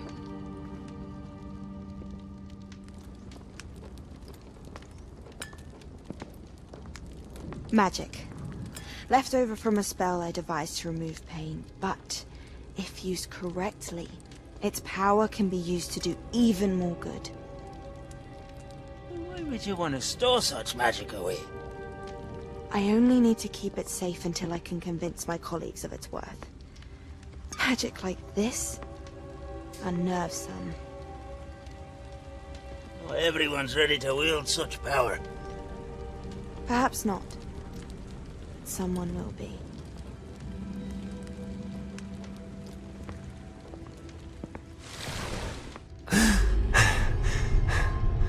She took away the pain. I knew it. I knew there was a way to help Anne. Something isn't right, Sebastian. What do you mean? You saw what she did. No, not the memories, the portrait. I think the reason Isadora hasn't appeared is because she can't. I don't follow. We have seen that view before.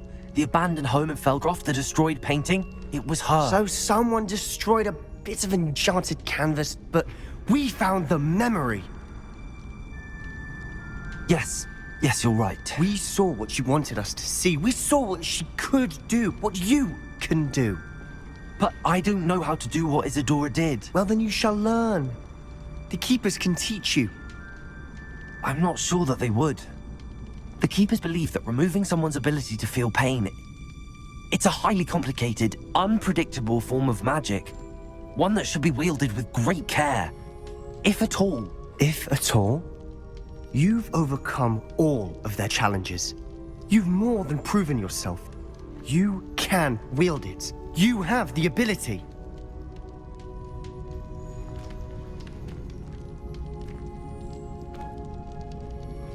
Please, talk to the Keepers.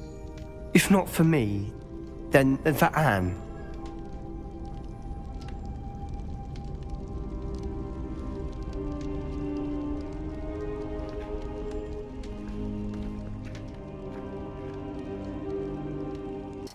There you are. You were in such a state when you left. The poachers got to my gran. Someone recognized me in Horntail Hall and they got to her. What do you mean? Is she all right? She's fine, thank goodness. But they were at her house, our house. They assumed I'd sent the egg there. She said they took the whole place apart looking for it, screaming that we'd cost them everything. I'm sorry, Poppy. I'm glad she's all right. I don't think either one of us could have anticipated that. I should have known. I underestimated the poachers. And now another creature's in danger. What do you mean? The poachers refused to leave empty-handed, so they took valuable journals that Gran had discovered when she was researching rare creatures. One of them contained theories about a secret hiding place of the Snidget, long thought to be extinct. Exactly what kind of creature is a Snidget? It's a small bird with golden feathers. It's incredible. It has rotational wings that allow it to dart quickly in any direction. In fact, the golden snitch in Quidditch is based on the Snidget, which barbarically was actually used in the sport hundreds of years ago. Why would Snidgets be valuable to poachers? They could make more money with Snidgets than they ever would have fighting dragons. The golden Snidget's feathers and eyes are incredibly valuable. That's why they're believed to be extinct. They were hunted out of existence by wizard kind. If the poachers found some now, I can't bear to think about the horrific way they'd be bred and killed for profit. Where exactly are these Snidgets allegedly hidden? Gran says the journals were a bit cryptic, which is good. Perhaps the poachers won't be clever enough to find the birds. From what she recalls, the journals only noted that the key to finding them lay in the moonlight. Gran thinks it can be narrowed down to a handful of locations. I take it you aren't going to let the poachers anywhere near the Snidgets. Gran wants me to stay out of it, but I know she's devastated that poachers might go after the Snidgets, if they still exist. We had the element of surprise on our side when we saved that dragon, but the poachers will be watching for us now. We need allies. Others who hate the poachers enough to help us, who value creatures as much Merlin's beard! You're a genius! The centaurs! They'd want the Snidgets protected at all costs. Sounds as if we need to go and talk to the centaurs. We'll need to be careful in how we approach them. Tensions with them are high. Still, I think they may be our only hope. Let me think on it. Hello, Deke. You'll be pleased to know that a little Thestral was born. How wonderful to have more Thestrals in our world. Such misunderstood beasts. I'm sorry that we can both see Thestrals, Deke. Deke is privileged to see such majestic beasts, but sometimes wishes Deke couldn't. Deke is to blame. What do you mean, to blame? Years ago, Deke's master ordered Deke to help him capture a phoenix, the rarest of all beasts, that master had spotted high on a cliff. The phoenix was the most beautiful beast Deke had ever seen. Deke begged master to leave her be. When Deke hesitated to climb up the cliff as ordered, Deke had to punish himself. As Deke punished himself, master grew angrier and angrier, and in his frustration cast at the regal bird. Deke suspects the phoenix was protecting eggs when it swooped down in fear and fury. Before Deke could reach him, master fell from the cliff. Deke stayed on that cliffside for days, punishing himself, before Tobbs found him. What a horrible tale, Deke. I'm so sorry. Deke has only told Professor Weasley that story, and now yourself. Deke often wonders what became of that phoenix. Deke feels fortunate to be at Hogwarts now, helping you rescue beasts. Perhaps Deke can make amends for what came before. Hello, Deke. Professor Weasley said you had an idea. Indeed, Deke does. Deke knows that you want to learn about all sorts of beasts, and Deke recently heard rumors of a phoenix nest in a nearby mountain. A phoenix nest? I wonder if it belongs to the phoenix Natty mentioned, the one Harlow and the poacher pack are after. Deke would not doubt it. If Deke has heard of it, surely the nasty poachers have as well, which means it could be in danger. Well, I'd better go and rescue it then, hadn't I? Deke thinks so. So majestic a beast should not fall into such vile hands. Deke is not sure why, but Deke feels that saving a phoenix might help to make amends for what happened with Deke's prior master. Deke hopes that you are able to find the phoenix and bring it to the room where it will be safe.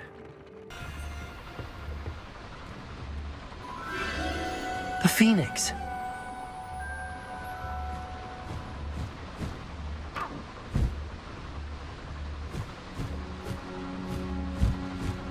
It almost seems as if it wants me to...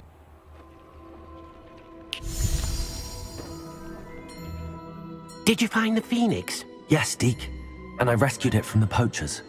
I have it here. It's safe. Remarkable! Well, what are you waiting for? Deke cannot wait to...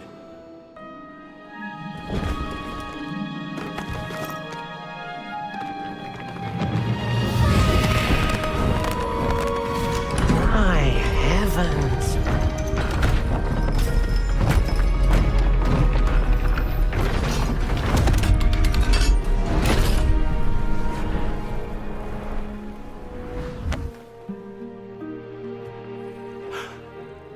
What a beauty!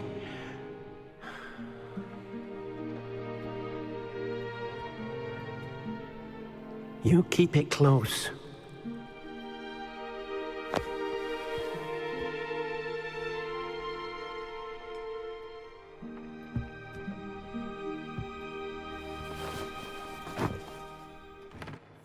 Professor Weasley and Deke were right to tell you about the Room of Requirement. Look at all you've done, and how many beasts you've rescued. A phoenix is safe now, because of you. I couldn't have done it without your help, Deke. Thank you. Deke is grateful for the kind words, and also grateful to have been of assistance to someone like yourself. Helping you do such good for so many beasts has given Deke a sense of peace Deek hasn't known in years. Deek will always be here for you when you need him. Is this where we're meeting the centaurs? Well, they don't exactly know we're coming, so it's less of a meeting and more of a surprise, I suppose. Once we tell them about the Snidgets, they'll understand why we came and they'll want to help. I hope you're right. Perhaps they'll be able to tell that we're sincere. There's something about them that's so knowing. It's almost unnerving. I suppose they are known for having an air of omniscience. That's exactly the right word. Never mind. What is it? It's nothing, truly. We've no secrets to hide. That's right. We'll simply be honest with them about what we're trying to do. They'll have to help us, won't they? Yes, of course. You're absolutely right. We'll meet with them, tell them about the Snidgets, and I'm sure it'll all be fun.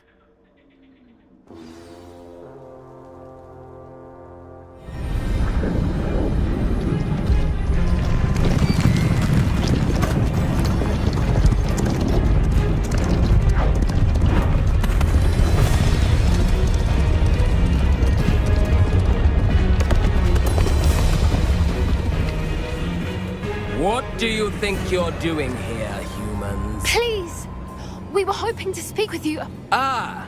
I suppose you'd like a tale for your friends of the time you spoke to a centaur, and it spoke back. No, never! We're here because we need your help. Enough! You made a grave error in judgment in coming here, little witch.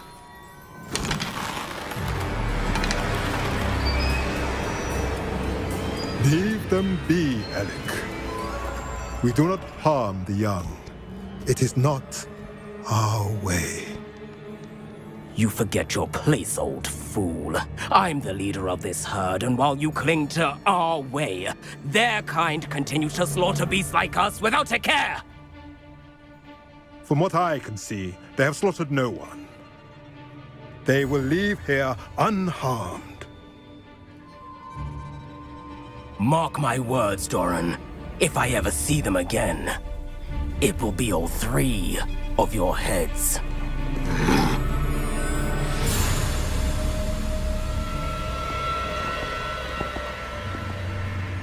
Foolish children. Do you know what happens to wizards who wander here? Now, follow me before Golden Snidgets are still alive, and the poachers are after them. They know that the key to finding them lies in the moonlight, but they don't know what that means, yet. Please, help us find the Snidgets before the poachers do. Could it be?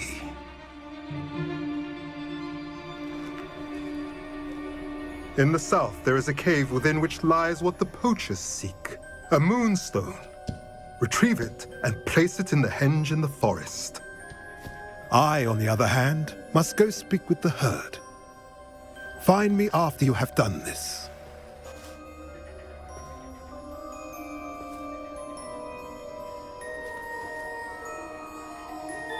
I don't understand. So the moonlight mentioned in the journal doesn't refer to actual moonlight, but to a moonstone. What do moonstones have to do with Snidgets? And why was he so certain about where we could find one? I don't know, but I am inclined to believe him, what with his being a centaur and all. I am too. It is a shame how quickly he left. What was his name? Doran? That's what the leader of the herd called him. Well, if Doran knows something we don't, I'd rather act now and ask questions later. I can head to the library and start looking into the cave you mentioned. Lassie, is everything all right? There are times when my father's absence drifts to the back of my mind, and I feel peace for a day or two. But this is not one of those times. I miss him. I miss running with him. I miss Matibeleland. He should still be here. And it's my fault that he isn't. I'm sorry, Natty. I wish there was something I could do to help. You have done plenty. In fact, many of my good days are good because of you. The bad days, however. I believe I would feel less helpless if I could truly put an end to Harlow and the rest of Rookwood's miserable lot. Each day they remain free, they do more damage, leaving people like Archie Bickle to suffer the consequences. I agree, Natty. We'll get them. I've never seen someone so committed to a cause. Thank you. I believe we will get them. Beginning with Harlow. Just like Gringotts. But I'm in the driver's seat this time. Something seems wrong. How deep will this take me? Ranrock's gonna be pleased with our progress. Who was on that car? Let me have with his part, will ya? That has to be the end up ahead.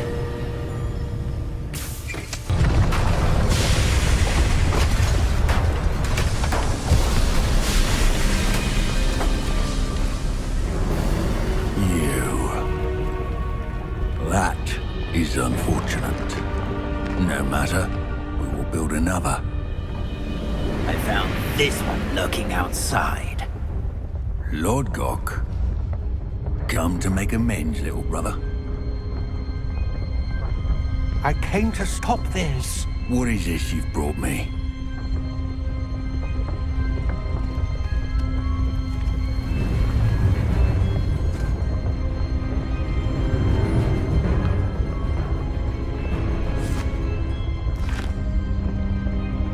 It cannot be. All this time, you knew. You knew where it was!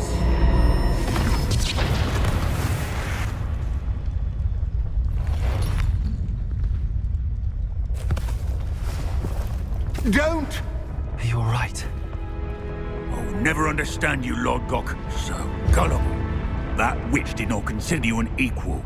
She, like all wizard kind, sought only to use you. You're wrong, Ranrock. The young ones are especially deceitful. They are taught to hide their disgust for us, as they exploit us. Astonishing that our ancestors ever trusted each other. All this time, looking everywhere for the final repository, searching in vain for Bragbor's last journal. Wasted my time chasing a child. And my little brother knew where it was all along. But now, I don't need you. I don't need any of you. I was bringing it to you. You are a traitor to our kind! No! Avada Kedavra!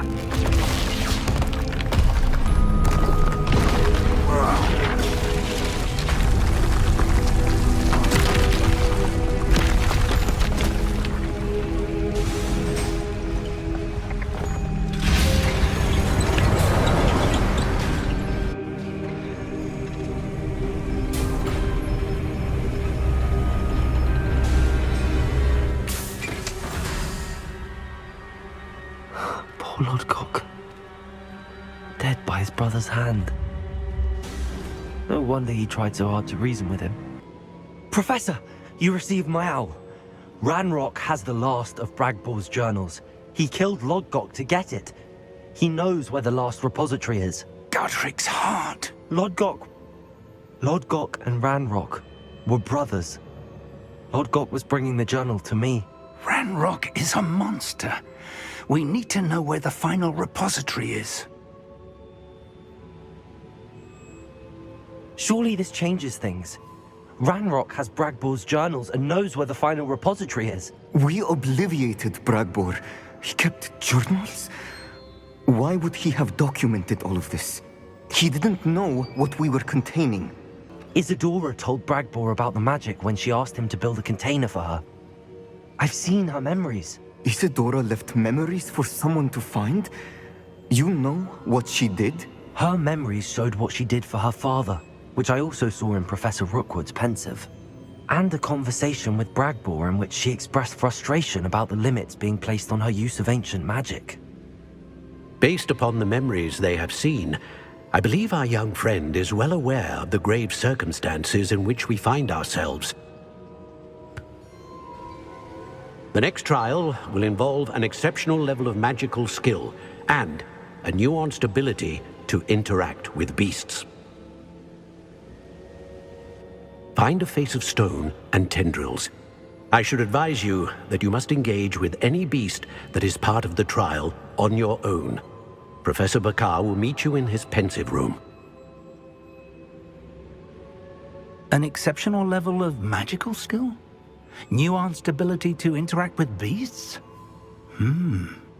I suppose we should begin our search for a face of stone and tendrils, whatever that may be. Very well. Professor Weasley has been keeping an eye on me. Perhaps we should meet there, so she has no reason to raise concerns with Professor Black. I shall see you near the coast. Perhaps then you can tell me a little more about the memories of Isadora that you witnessed. Is that a... It is. I believe I know what must be done. Do you recognize the head sculpted there? It looks like a grap horn. And the prints carved into the ground lead me to believe that a grap horn will somehow open the way forward. That's what Professor Rackham meant when he spoke of my needing an ability to interact with beasts. It would seem so. I do know that the last of a long dynasty of grap horns lives nearby. They call him the Lord of the Shore. I suspect you'll need to bring him here. What happens next, I can't say. Have you ever subdued a grap horn, Professor? I have, yes. Years ago, at Stonehenge, of all places. The Ministry still owes me for that favor. It can be difficult, of course. They are massive, after all, but it's not impossible. It's my experience that many of your spells will have no real effect. You'll need to wear him down. If that's what must be done, I'll do it. Excellent. I know this area well enough. When you see the remains of a large sea creature, you're in the right place. Now, Professor Rackham made it clear that you must engage with any beast that is part of this trial on your own. So I shall wish you good luck and wait for your return in the map chamber.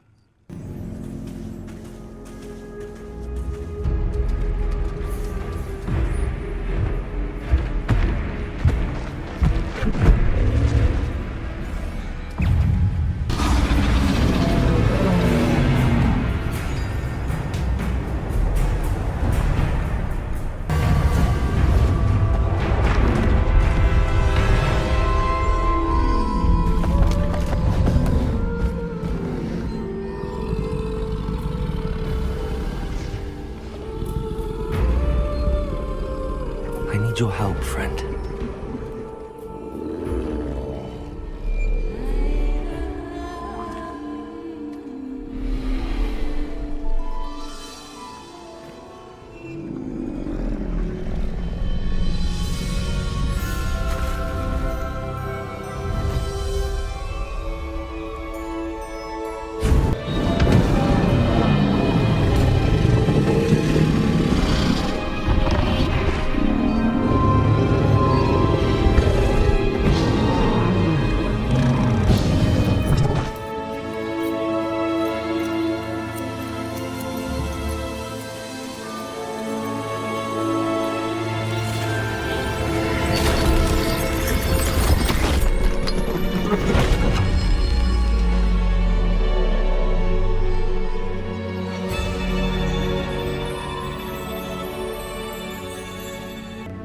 Perhaps Professor Rackham was right to have had faith in you. I still have my reservations. Isadora, as you will see, was not who she seemed. I can only hope that you are. My memories should answer any questions you may have about the power you will need to protect. Thank you, Professor Bakar. I shall see you back in the map chamber.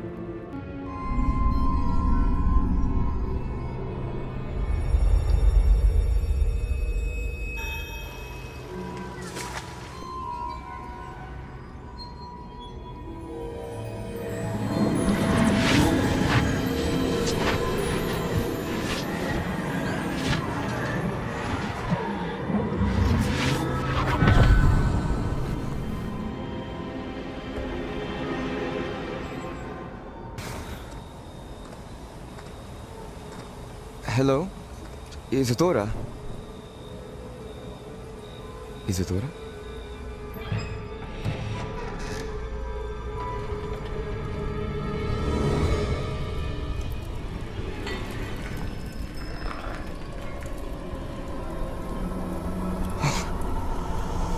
coconut.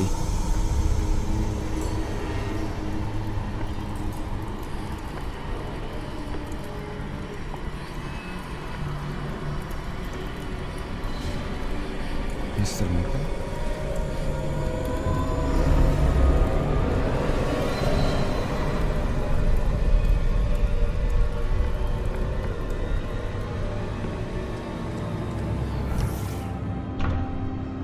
Son, I'm glad you're here. Isadora was not at her home. I know. Her father... Percival. What is it? It is as though he was stripped not only of his pain, but of all emotion. Everything is much worse than I feared. Neve was right. Isadora hasn't stopped. I've just learned that she has been wielding that magic on students. We must gather the others.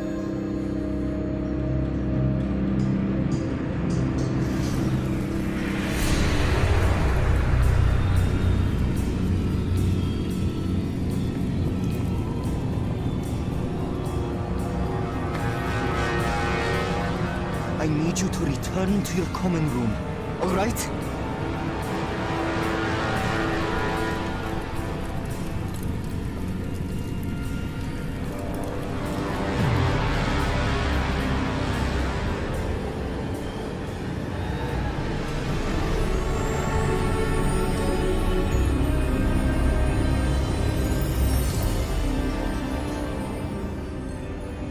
What have you done? Take a breath. Students, Isadora. Everyone feels pain. And why? Because of your arrogance? Your obsession with secrets? We won't suffer any longer. Not my father, not my students, no one. Isadora, set down your wand. Professor, you taught me to hone my power, not throw it away. I did not teach you this. Expelliarmus!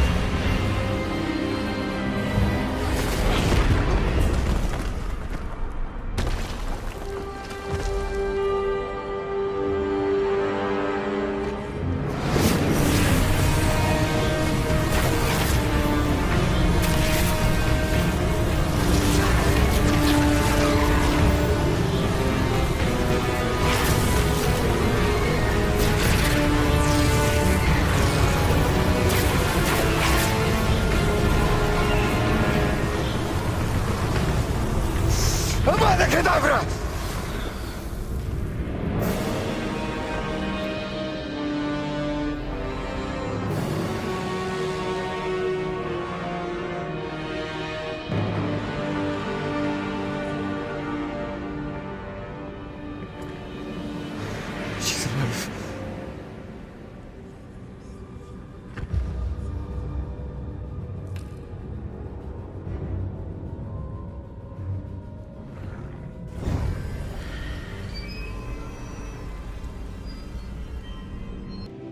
The caverns below Hogwarts, where you fought Isadora. Is that the location of the final repository? It is. You see, we could not destroy the strands of emotion Isadora had stolen from so many. So we did all that we could to keep them safe. We also realized that until they could be destroyed, the magic used to create them was a danger to wizard kind. Hence, we became keepers. Keepers of an unfathomable secret. We knew that someday, one with the ability to see traces of ancient magic might be seduced by its power. We built the trials to lead that person to us, to allow them to prove themselves worthy of the knowledge we'd kept hidden and the responsibility that accompanies it. Have I not proven myself, Professor? I need to get to that repository before Ranrock does. You have, and you will. But the repository is protected by powerful ancient magic. To enter, you must craft a special wand from the 4 artifacts you found above our pensives. So the repository is safe from Ranrock for now? If he is, as you suspect, capable of using the power of the other repository, I fear he will be able to breach our defenses. Then I must go now and craft this wand. Perhaps Mr. Ollivander will help me. Another Ollivander? I'm not surprised. As I am sure he will tell you, this wand may be used for only one purpose. Return with the wand, and we will open the way forward. I shall send an owl ahead to Ollivander. Whilst you visit him, I'll reach out to Professor Weasley. Professor Weasley? Yes. I may have made an error in judgment by not informing her of Ranrock's intentions earlier. I only hope it's not too late.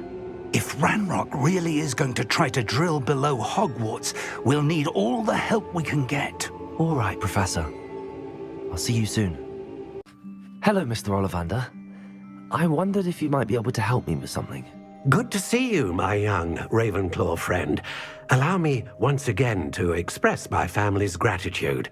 They were pleased to learn that the wand Richard Jackdaw disappeared with those many years ago had been located, even if it was somewhat unusable. Glad to hear it. Now, I received an owl from Eleazar, Professor Fig. He was a bit cryptic, said you need to have a special wand crafted, that you'd bring me the materials. Yes, sir. I have them here. Oh, my. How extraordinary. Remarkable design. I will be honest, I have never crafted a wand in this fashion. Repaired broken wands, of course, but this is something else entirely. Keeping me on my toes, aren't you? I think I can work with what you've brought me. Let me see what I can do.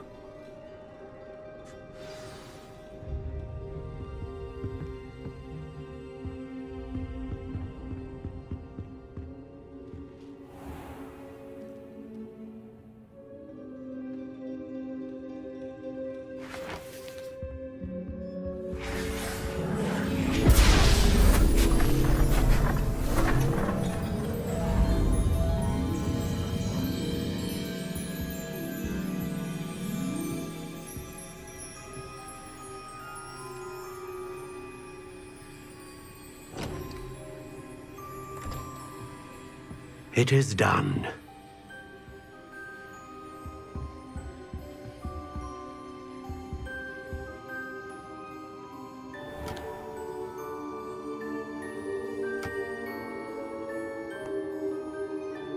I should warn you, I've never seen a wand like this before. My suspicion, as Professor Fig implied in his letter, is that it serves a unique purpose. I doubt you shall find much use for it otherwise. I understand. Thank you, sir.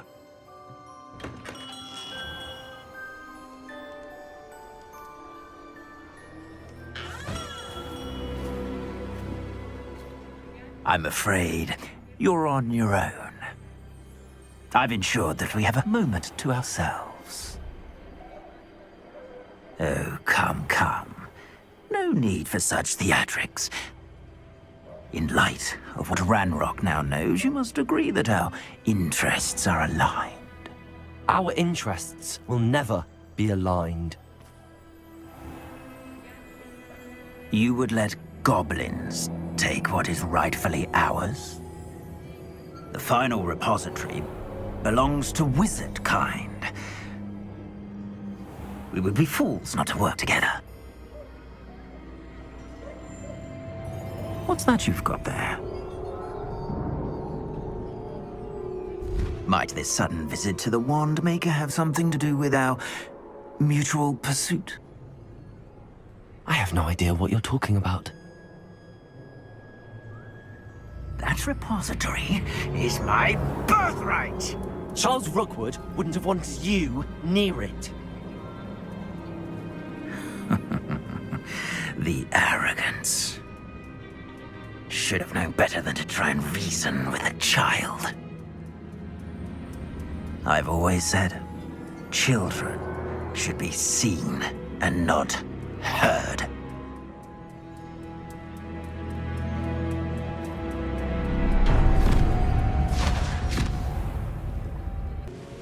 Victor Rookwood is dead. He confronted me as I left Ollivanders with the Keeper's wand. I had to defend myself. Godric's heart, are you all right? I know you're well able to defend yourself. I've seen it often enough. But Rookwood himself... He would have killed me once he found the repository, if not before. I had no choice. You're right. You had no choice. You did what you had to do. The Wizzarding community owes you a great debt. Thank you for saying so, Professor. I'm ready for what's next. All right, then.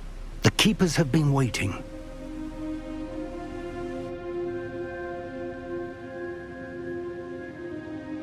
You have completed all of our trials, and you have done so under circumstances even I did not foresee. You understand now why all of this was necessary. The portkey, the vault, the locket, the book, the trials, to ensure that one with the ability you and I share would make the same choice that San, Neve, Charles, and I did. Now that you have witnessed my memory, you understand all that is at stake. Not everyone is what they seem. As you know, light does not exist without shadow, nor shadow without light. Simply because you can eliminate darkness does not always mean that you should.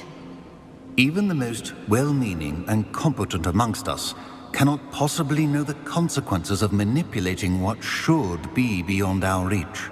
What lies in the repository must never be released.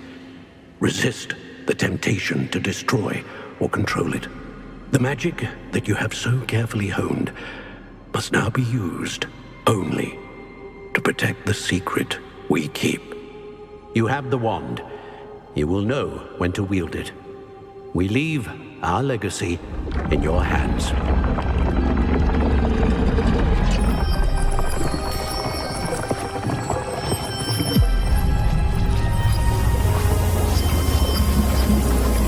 Astonishing.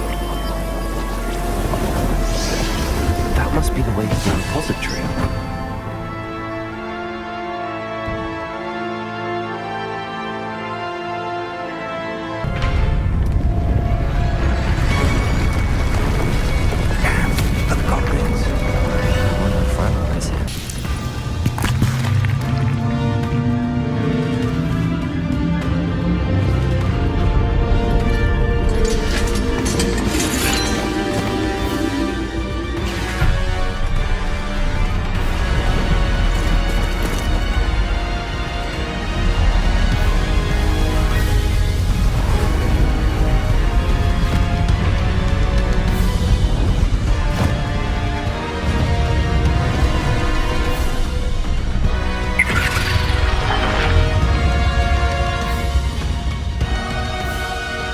Have somehow evaded the castle's defensive charms.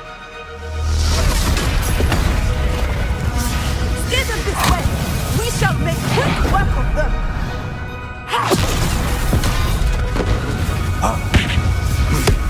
They got this.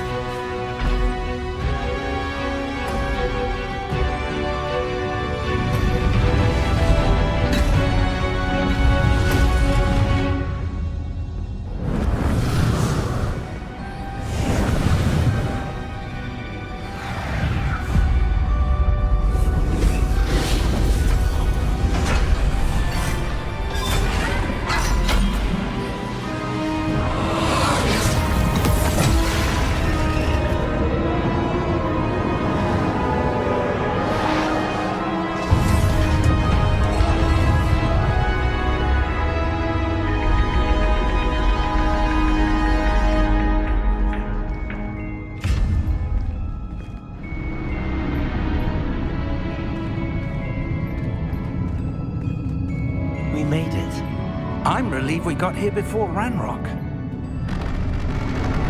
I can't believe this is it. The repository has been under the castle for hundreds of years. Think of all the pain that created it. This is what Miriam, George, your friend Lodgok, and countless others died for. Miriam believed this forgotten magic could be used for such good, but she did not know the risks. She did not see what the Keepers have shown you, what Isadora showed you. You are now the Keeper of whatever power it holds. What do you intend to do with it? I plan to leave the repository as it is. I'm pleased to hear that. I've been thinking. What is it, Professor? I spent all year trying to keep our journey a secret from everyone, including Professor Weasley. But now I wonder if I should have shared it with her, and the others, sooner. Trusted them more. The Keepers wanted this secret to be locked away forever. How long will you keep it? The Keepers were right. The risk of using this magic is too dangerous. It is my responsibility alone to keep it safe. I understand, but you are not entirely alone. I will do all I can to help you.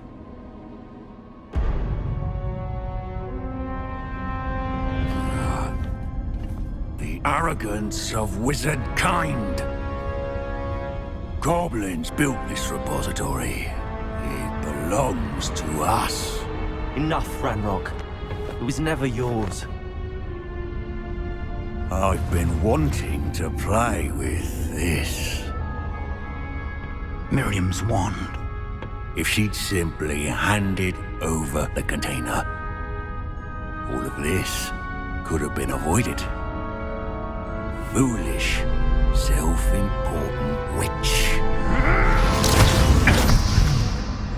Seems you were two of a kind. She didn't know when to give up either.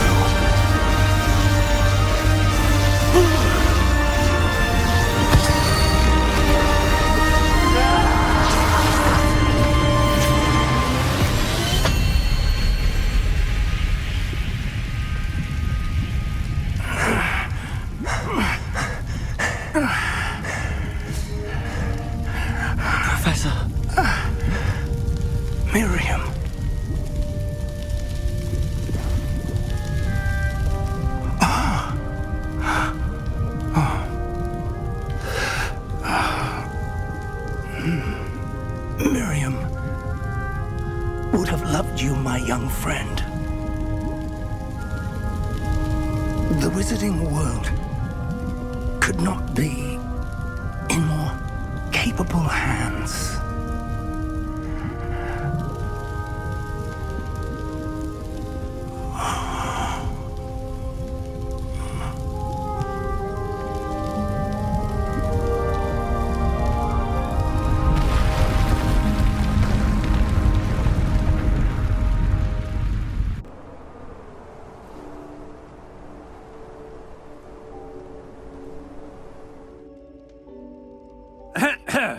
Professor Eleazar Fig. I dare say he was a beloved professor to many of you, certainly a long-standing colleague to his peers. A famed adventurer and seeker of knowledge, he built a reputation charging into the unknown, brazenly disregarding both discretion and safety, providing perhaps a rather unfortunate lesson for us all. His devotion to adventure was rivaled only by his dedication to Hogwarts. And of course, to his wife, Midi, whom we lost much too soon as well.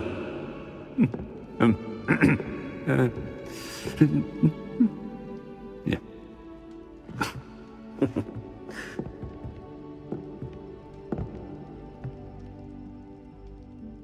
Professor Fig represented the best of all of us. He could be deviously clever, possessed a brilliantly inquisitive mind, and was the most loyal of friends. But perhaps it was his remarkable courage, for which we will all be forever indebted to him. If not for Professor Fig,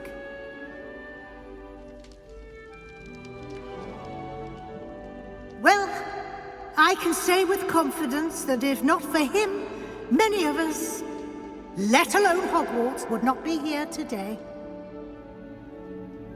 Those that knew him best will agree that we must now honor him as only Hogwarts can, by wisely, resourcefully, justly and bravely facing all that lies ahead. To Professor Fig!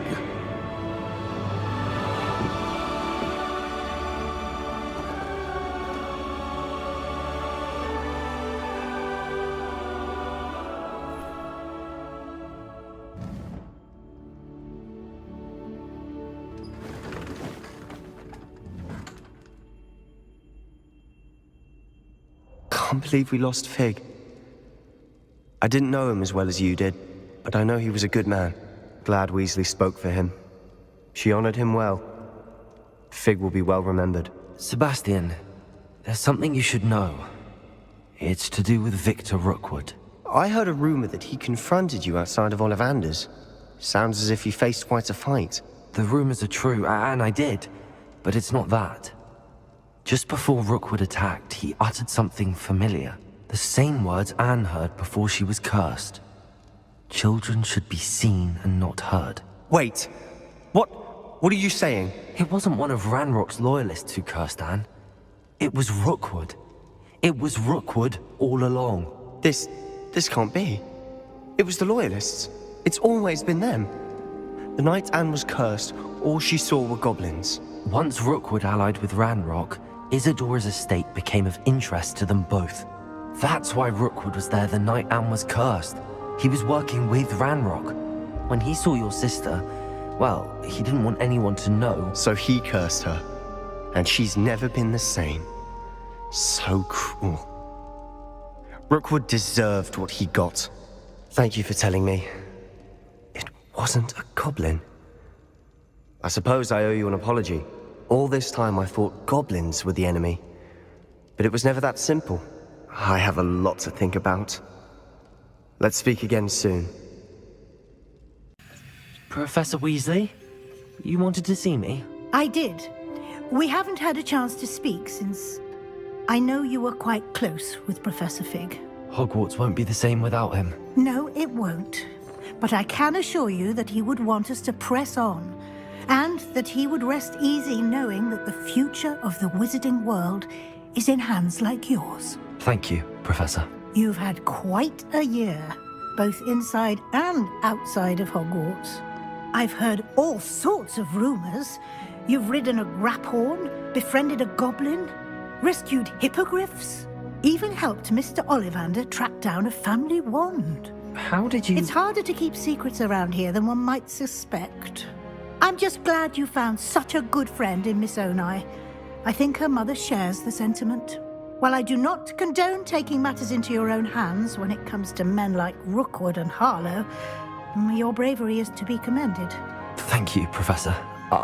No need to discuss it further. What I would like to discuss is your wizard's field guide. May I see it? Of course.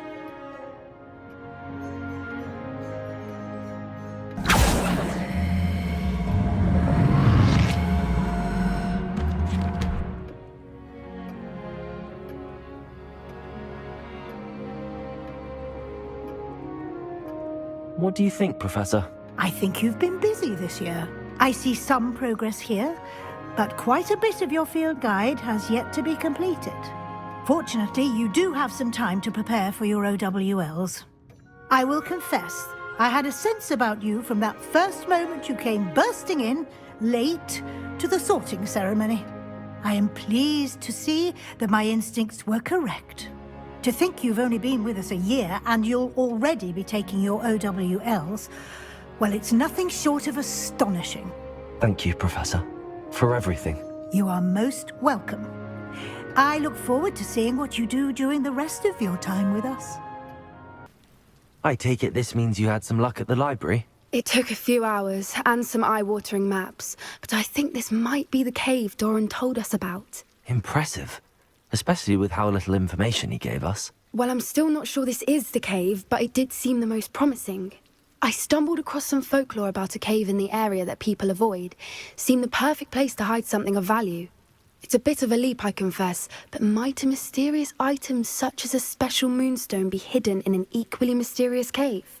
I think I'm desperate for anything at this point. Well, we're here. We might as well have a look. Agreed. Well done, Poppy. This did end up being the right cave after all. A good thing, too. We need every advantage over the poachers if we're to get to the Snidgets first. We should do as Doran suggested and bring the moonstone to the henge. Shall we? We shall. If we leave now, we should make it there by nightfall. That's the henge, precisely where Doran said it would be. But now that we're here, I'm not entirely sure how to feel. We knew we were at the cave for the moonstone, but Doran didn't tell us what to expect when we placed the stone in the henge. Whatever it is, it had better have to do with Snidgets. The clock is ticking in that regard, isn't it? Let's make our way down. We're nearly at the end of this.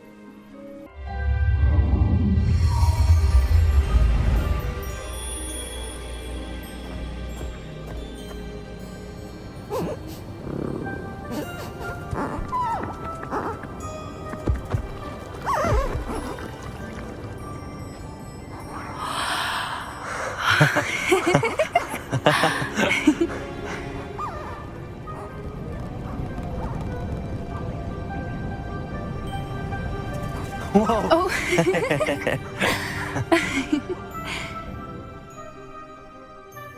That was a mooncalf dance. Do you know how rare it is to see even one?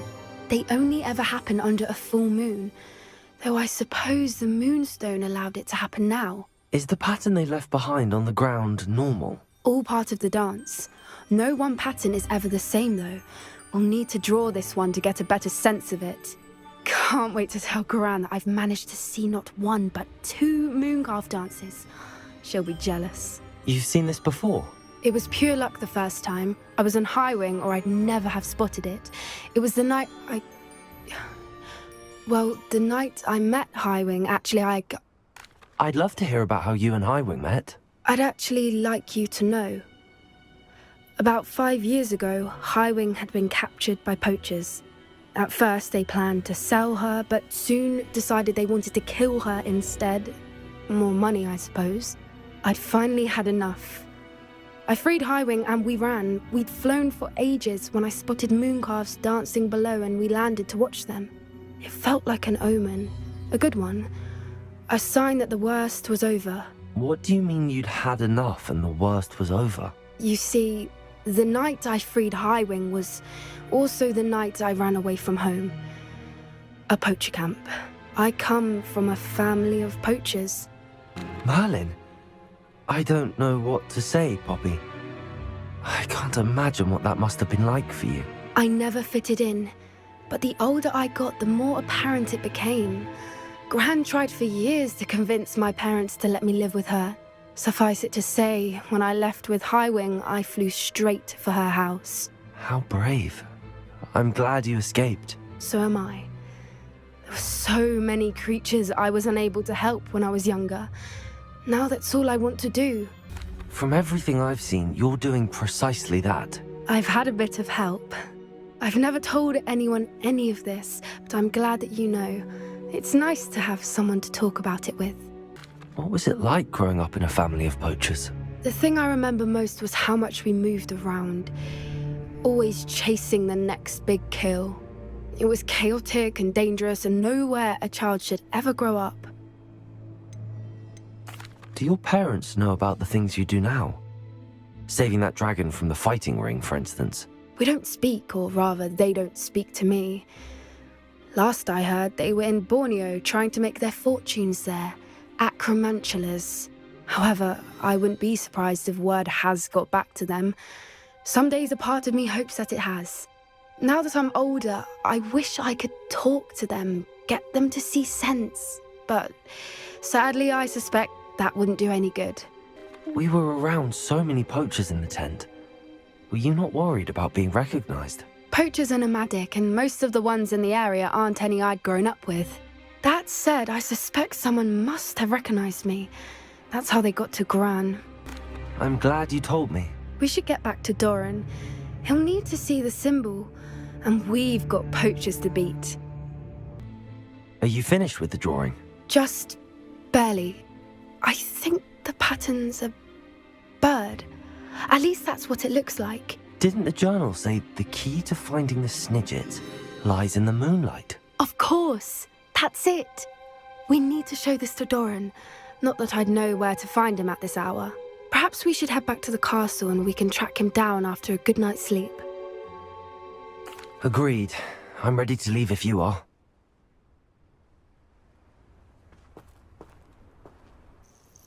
I'm ready to finish Harlow once and for all. What is your plan? I received an owl from Mrs. Bickle. She wondered if we were having any luck going after Harlow. Suggested we could gather evidence from a friend near Manor Cape. But she warned us to stay out of it. Was rather adamant about it. Precisely. Harlow knows that we saved Archie, and that we rescued Mr. Rabe. The letter didn't come from Mrs. Bickle, did it? I do not believe it did. Harlow intends to ambush us. But now we have the upper hand. We can prepare. We are stronger than Harlow, and he knows it. That's why he's resorting to this sort of trickery. We must go. Agreed. Let's finish this. Brilliant. Sponsor!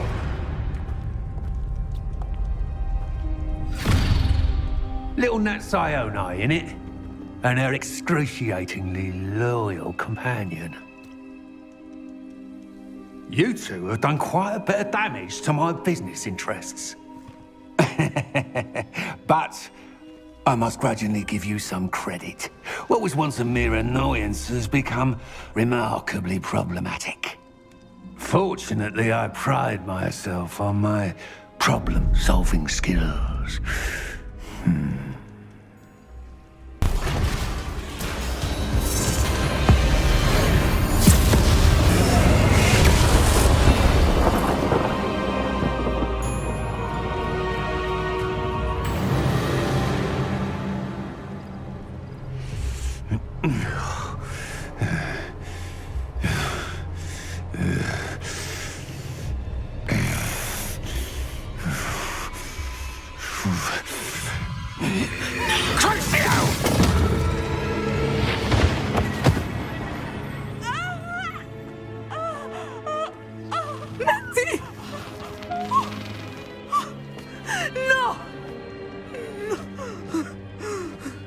Natty.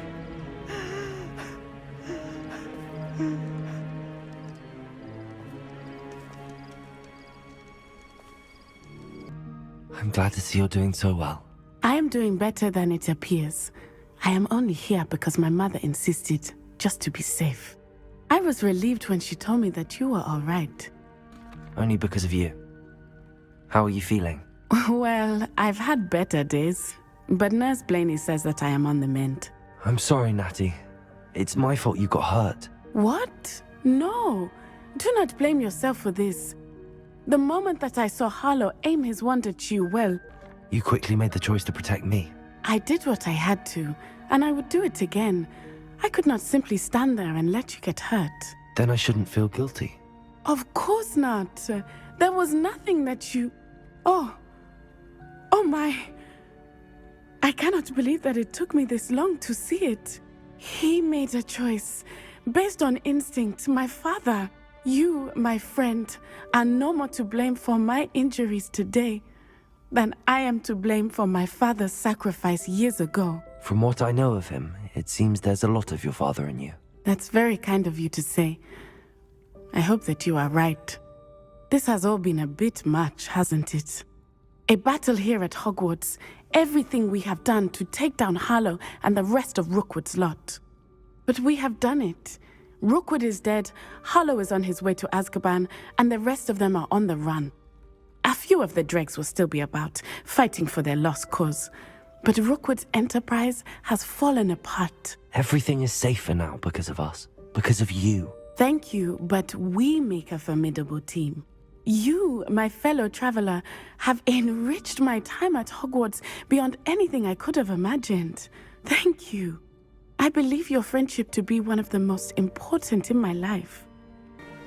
I received your owl. Where's Sebastian? Inside the catacomb. Frankly, I was surprised you weren't with him. Ominis, Stop. You swore you wouldn't let Sebastian take this one step further. Yet here we are.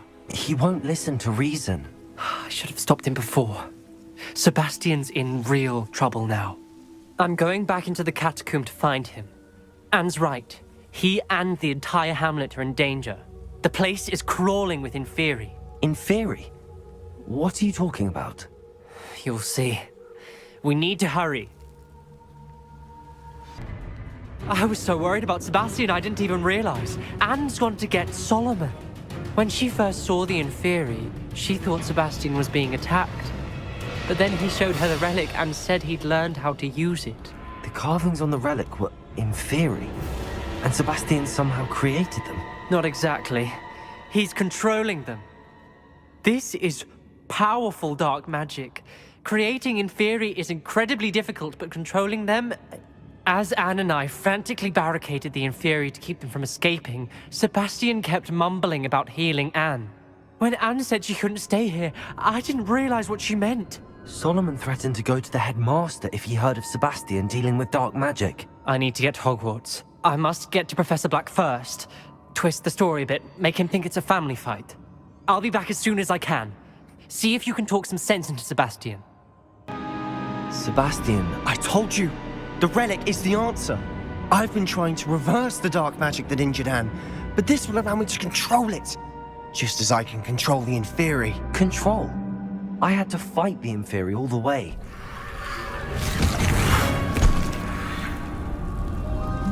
What have the two of you done? Accio relic! Solomon, go! The relic!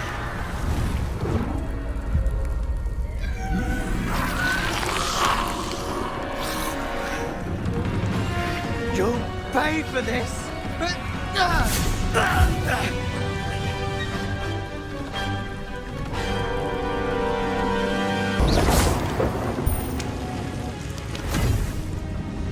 She cannot be healed, Sebastian! You must stop! I won't let her suffer! Avada Kedavra!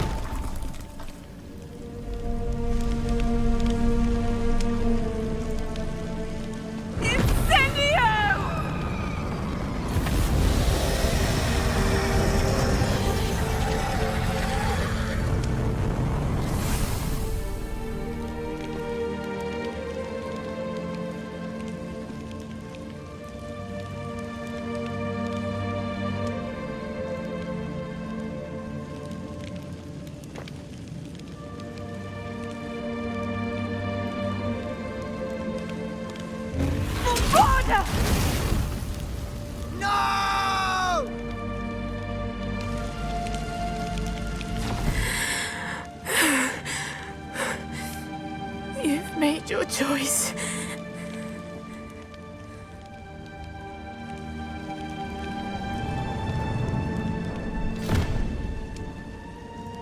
Oh, Anne. What have you done?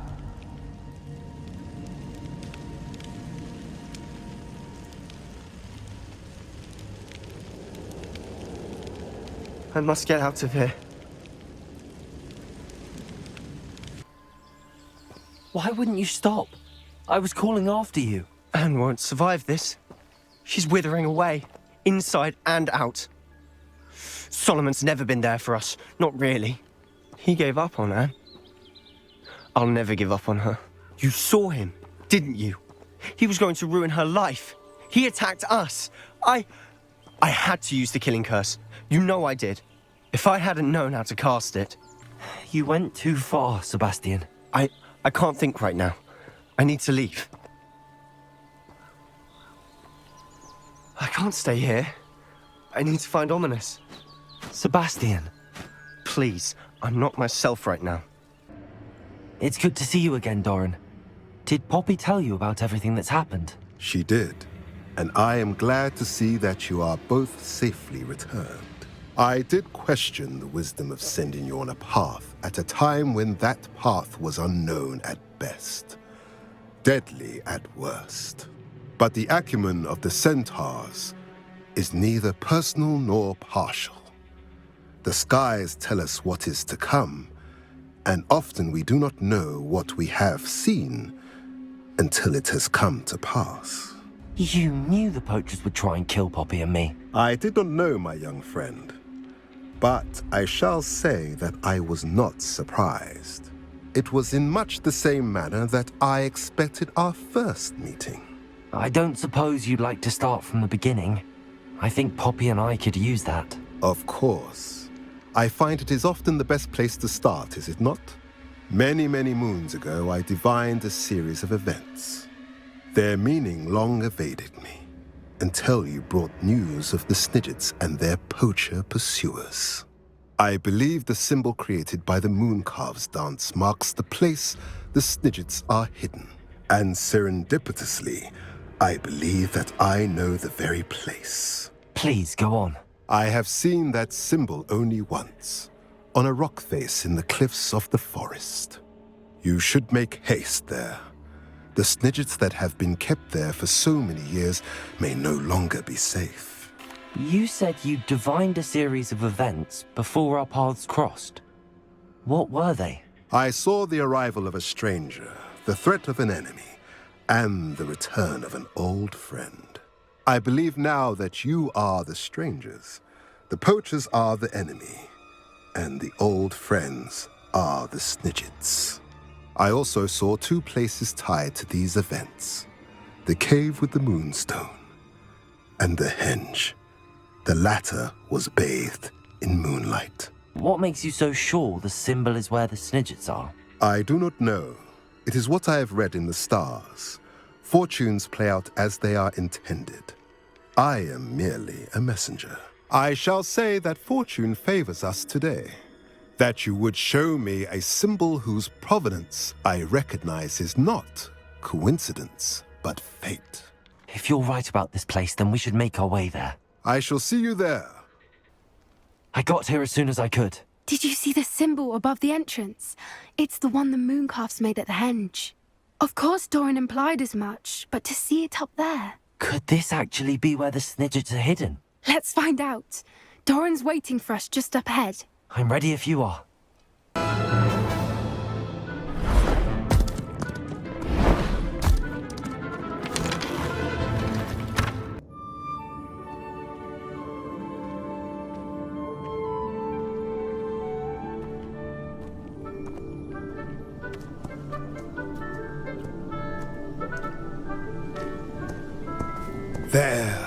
There they are.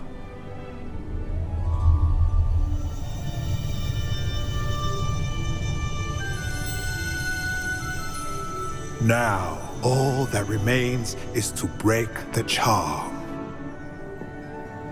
You want us to...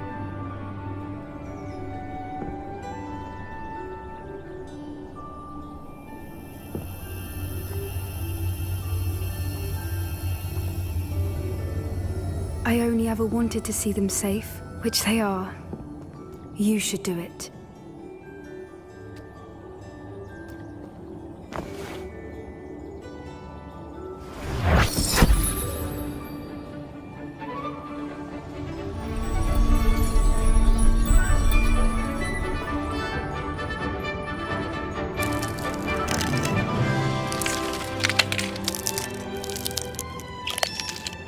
Merlin, they're lovely. But what happens now? They can't care for themselves, and surely once word gets out of their reappearance...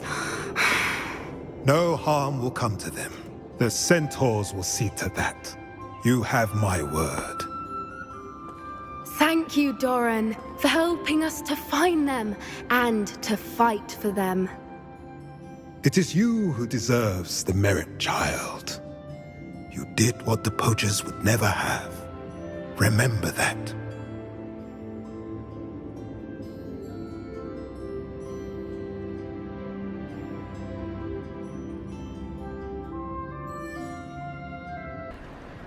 I see Doran finally convinced you to leave the Snidgets. If anyone can keep them out of poacher hands, it's the centaurs. And I wanted to thank you. When the poachers ambushed us, it was nice not to face them alone. You can always count on me for a fight when it comes to poachers. That makes two of us. I am glad you came to Hogwarts. It's already been my best year. I wouldn't want a repeat of Horntail Hall, of course, but I did enjoy the Three Broomsticks. Had no idea how lovely it was there. Had you never been to the Three Broomsticks? I used to spend most of my time with Highwing, and well, I don't know how Serona feels about hippogriffs popping in for a butterbeer. Highwing's the only one I would have gone with. Or Gran, of course. Nothing wrong with that. Highwing's good company. She is. Although I am beginning to see the appeal of human friends.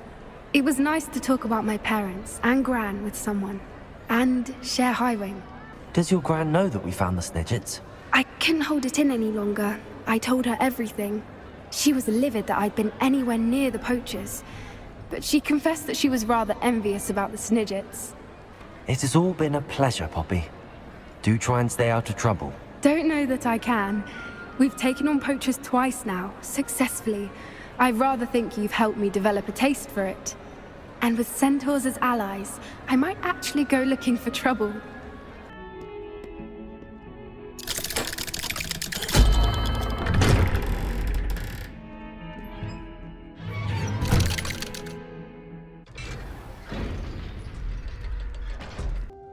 Sebastian. Did you hear that? You saw what happened. I never wanted to hurt my uncle. I know. I can't believe he's gone. How did things go so wrong? I didn't mean it. I didn't mean to... Oh, Anne, I was only trying to help. I can't leave now. Anne needs me more than ever. You understand. You can talk to Ominis. Make him understand. He listens to you. I need to be with Anne. I don't know what to do, Sebastian. You don't know. You do know. Anne has no one. I regret everything I did. I know what I did was wrong. I only hope she can forgive me. That everyone can forgive me. Ominis? What a mess. I can't believe it. After I last saw you, I went straight to Hogwarts. Before I had time to talk to Black, I heard from Anne. I rushed to Feldcroft and found her with Solomon's body. She was beside herself with grief. Part of her wants Sebastian to face the consequences, another part can't bear the thought of it. I don't want to lose Sebastian, but I don't think we have a choice. We don't have a choice. You're right. You were right the entire time. I wish I hadn't been. If we do this, we may never see Sebastian again. I realize that, but it's the right thing to do. He killed his uncle. We've tried to justify his actions every step of the way, but this has gone too far. It has to stop. Very well. Leave it to me. I'll tell the headmaster. Farewell for now. I shall be in touch.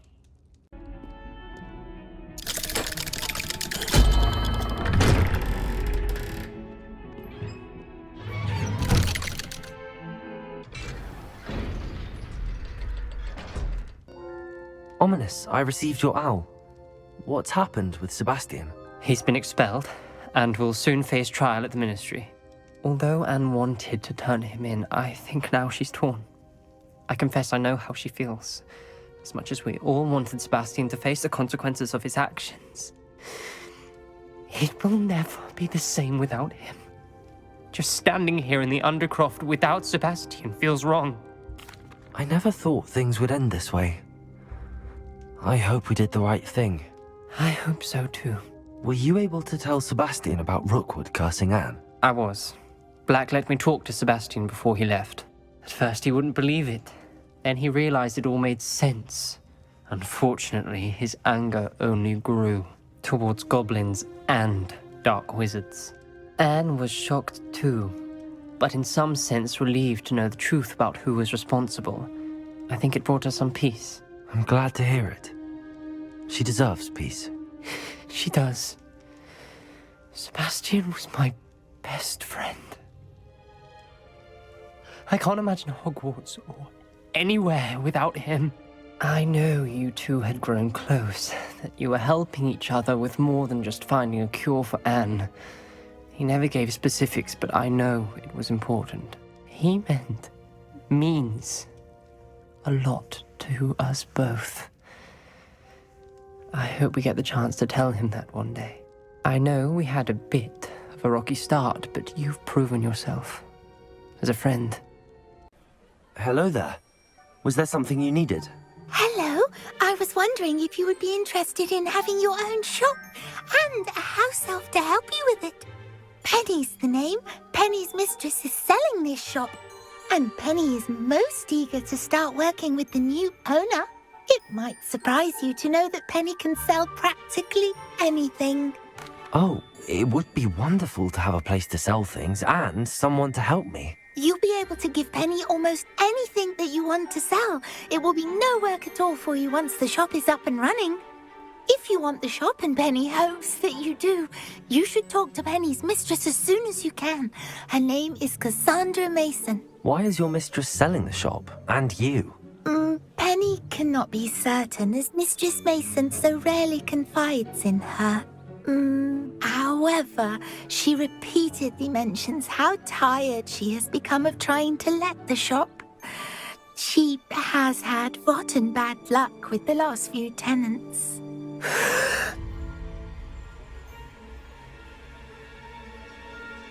Are you all right? Are you holding your breath? Penny's fine. Sometimes Penny simply needs to remind herself to stop talking. All right. I shall go and find Madam Mason. Oh, this is splendid news indeed. You won't be sorry. You can find Mistress Mason at her home on the north edge of the village. Penny does hope she gets to work with you. Hello, Madam Mason. I understand you have a shop to sell. Why, yes. Yes, I do. Are you interested? Yes, I am. I've always wanted to own a shop. How marvellous. I think you will find my terms quite generous. But, and do please forgive me for asking, don't you think you might be a tad young to own a shop? I have a knack for this sort of thing, if I do say so myself. If I can meet your terms, I hope that you'll sell to me. Well, I reckon you have the confidence needed for such a venture. And of course you'll have Penny to help you. That elf could sell tea to a troll. I assume she told you she comes with the place. She did indeed. I like you. Tell you what, I shall sell you the space for an exceedingly fair price. I think you might just be shrewd enough to make a go of it. An exceedingly fair price for a shop and an elf. What's the catch? You are wise to be wary in business dealings. No catch, really. I simply ask that you allow me to do you the favour of buying the shop back, at a discount, of course, should your efforts fail. The last thing we need here in Hogsmeade is for one bad apple to spoil the barrel, if you get my meaning. Yes. An unsuccessful shop would be bad for nearby businesses, I'd imagine. Quick one you are. Do we have a deal? It does sound intriguing, but I need to consider my finances first. I'll come and find you if I'm interested. Very well, but I won't be able to keep the shop available for too long. Madam Mason, about the shop? Yes? I've decided I'd like to go ahead and purchase the shop. I have to say I'm impressed. You are a remarkably resourceful student. I am indeed. And brave. You won't be sorry. Give me the money, and I shall get the paperwork filed immediately. Wonderful. Shall I head directly to the shop? Please do. Oh, one more thing. Since my husband died, I've not been able to bring myself to retrieve some of his personal items. They're in a chest at the back of the shop. Penny has the key. As you get organised, I would be terribly grateful if you could help an old widow and gather his things for me before you open for business. I wish you the very best of luck in your endeavours. Penny will meet you there. Must be like... Well, I've done it, Penny. The shop is mine. Oh, Penny is so pleased. Penny was hoping you would be the one to purchase it. I'm glad you're here to help me. Goodness, what a kind thing to say. Penny will do all that she can to make this a success.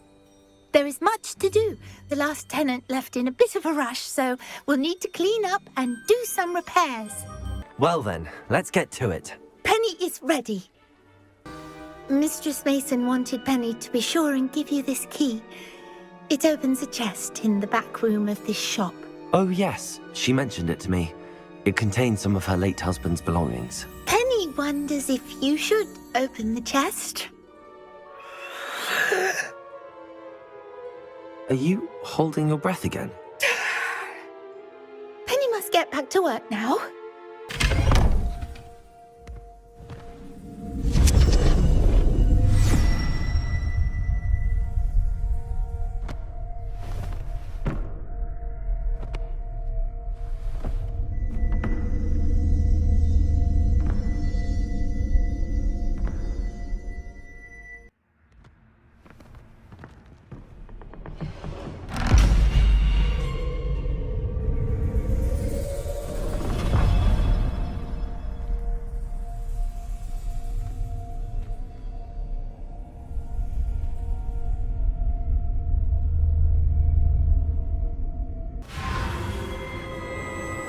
Oh, you've come so far, so quickly.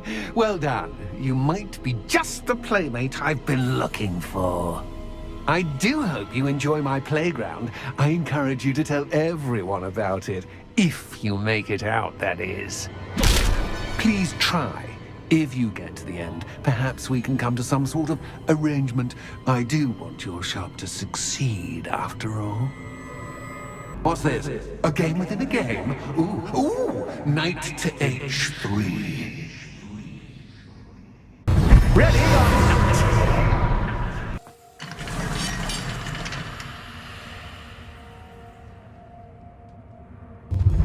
Oh, this is far too much fun!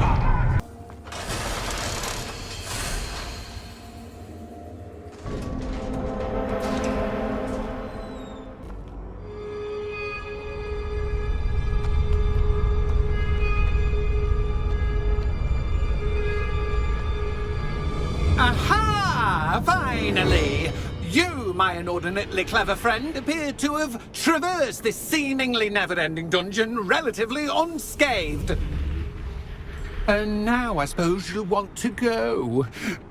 Everyone leaves me, usually in a straitjacket, never to return. I'm starting to take it personally. I'm tired of having no one to play with. Ooh.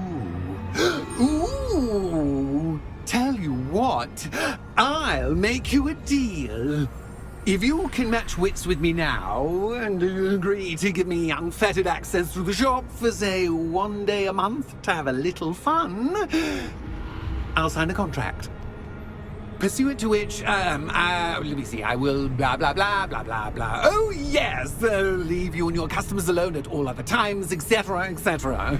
You get your shop, I get my chaos. Sound acceptable? Excellent! Let the games begin! Well, finally, someone deserving of the playground I so meticulously crafted. Such a treat to have fun again in my little dungeon.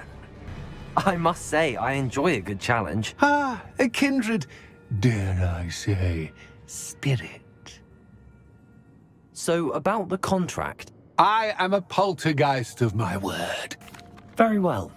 I shall agree to your contract with one small addendum. Hooray! No more of this unsatisfying banging about all day in a pitiful void. Wait, did you say one small addendum? I did. In order that I have a successful shop with lots of customers, would you agree to causing chaos only after 9 o'clock in the evening? Would you agree to at least 2 days a month instead of 1? I would. Pleasure doing business with you. Hello, Penny. Penny is so glad you're back. Were you worried I might not return? Penny was beginning to think yet another shopkeeper was going to end up in St. Mungo's. Another shopkeeper? St. Mungo's? I think you should explain, Penny. Penny, please stop holding your breath. Tell me what's going on. Oh, please forgive Penny. Penny is forbidden from telling you anything. But how can you be forbidden from telling me what's going on? I purchased this shop. Penny is confused. Penny thought that if you came back, you would own the shop. Thank you, Penny. I think I'm going to need to talk to the authorities. Oh, Penny is certain that's a brilliant idea. Officer Singer will know what to do. Penny will wait right here. Officer Singer, I have some information you might be interested in. Ah, good to see you again. What can I do for you? Cassandra Mason sold me her shop and then tried to drive me mad in a haunted dungeon. Cassandra Mason sold you her shop? Well, yes, she said she did, but I think you might have missed the bit about the dungeon. No, I heard that bit too. And, according to the house elf that came with the shop, she has done this sort of thing before. Repeatedly. I wondered what was going on. She seems to have had a great deal of trouble keeping a tenant in that shop. In any event, these are serious accusations indeed. Perhaps a little visit with Cassandra is in order to clear this all up. Shall we?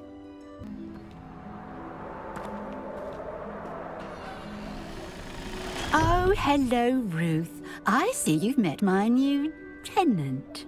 Cassandra, it's my understanding that you sold your shop and your elf to this student.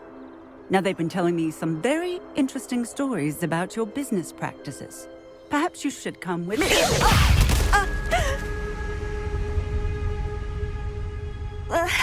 Hang on, stop her!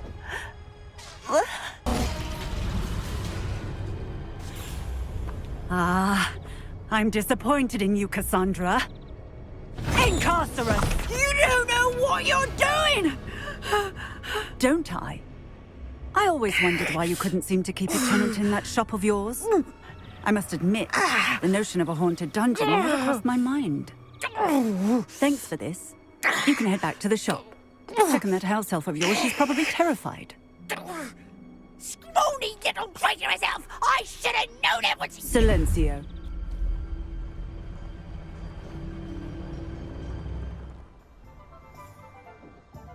Oh, and not to worry. Cassandra will immediately file the paperwork needed to grant you ownership of both the shop and the elf.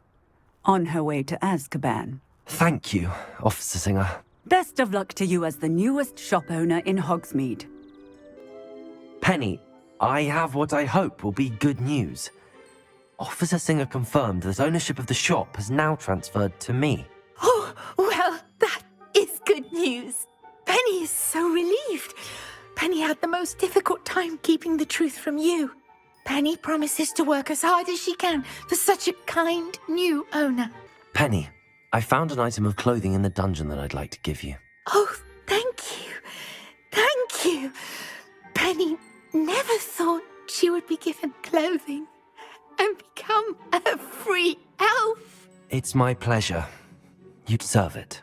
Of course, Penny will be staying on and managing the shop for you. Penny, you're free. You can do anything you've ever wanted to. But all Penny has ever wanted to do is run a shop with a friend and sell to the villagers in Hogsmeade. If that's what you want to do, Penny, then nothing would make me happier. I'm genuinely glad you'll be staying on. Penny is too. All that's left is for you to choose a sign for your new shop, and Penny will take care of the rest. I choose stitches and drafts. Excellent choice. Have a look outside. Thank you. I shall work on collecting items for the shop's inventory. Oh, and Penny, we'll be closing the shop by 9 o'clock every night. Hello? Is something the matter?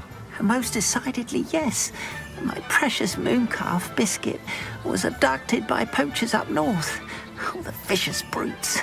I tried to fight back, but I was no match for them. I'm sorry about your mooncalf, Mr. Garnuff. Just Garnuff. I'm only one goblin. Not a particularly brave one at that. I have no chance against a pack of bloodthirsty poachers. Oh, my poor Biscuit. I can only hope she's able to escape. Garnuff, I've rescued Biscuit. You have? Oh, is she hurt? Was she frightened? Are you all right? Biscuit is fine, as am I. I was able to rescue her without much incident. Oh, mercy. Where poachers are concerned, I tend to expect the worst. I cannot wait to get her home. I so miss seeing her dance in the evenings. Such joy. I'm glad she's safe now. I'm sure she'll be happy to go home. Oh, that is a great weight off my mind. Oh, my sweet little Biscuit, my wise, noble mooncalf. And here is your reward, of course. Well deserved. As I said before, you have restored my faith in wizard kind. Going for a swim? Goodness, no. Though I'm beginning to think I really should learn how to swim. Can't very well be liaison to the mer people if I don't know how to swim. You're a liaison to the mer people? Well, not technically, no. At least not yet. The position doesn't actually exist at the moment, but I have a plan to change that. I'm Nerida, by the way. Nerida Roberts. We didn't officially meet, but we duelled in the Crossed Wands Club. Yes, of course. Good to see you again. And you. You seem quite interested in mer people. I am. And they're as misunderstood and disregarded by wizard kind as goblins and centaurs are. I feel that if goblins and centaurs have liaison officers at the ministry, then the mer people should have one too. I'm impressed. I think reaching out to the mer people is a grand idea. You do? Oh, thank you. Of course I haven't exactly done anything just yet. I presented them with a gift a few weeks ago, and they wanted to leave me one as well, in one of their caves. Reciprocity and an offer to visit. I tried telling them I couldn't swim, but I'm afraid that bit got lost in translation. Mermish really is tricky. How has wizard kind fallen short in its treatment of mer people? Well, we've consistently deigned mer people as being beneath us despite the many similarities between our cultures. One can hardly blame them for declining being status by the ministry years ago. Who are we to classify those of such beauty and intelligence? Well, I can swim and could help you if you'd like. You'd really do that? Oh, thank you! Thank you, thank you! The last thing I want is for them to think I'd shunned their gift. Diplomacy is a delicate dance. Now, if I'm not mistaken, I think you can dive down to their cave from just there in the water. Your gift from the Mer people was exactly where they said it would be. Oh, that's wonderful news. I was so worried I'd left it too long and they'd seen it as a slight. Our relationship with them is already so tenuous. And I'm glad we helped to foster some healthy diplomatic relations. Merlin's beard. It's marvelous. I'm going to show it to everyone, including the Ministry. Should I hand deliver it or send by owl? Thank you again so much. You may have just helped improve relations between wizard kind and mer people for decades to come.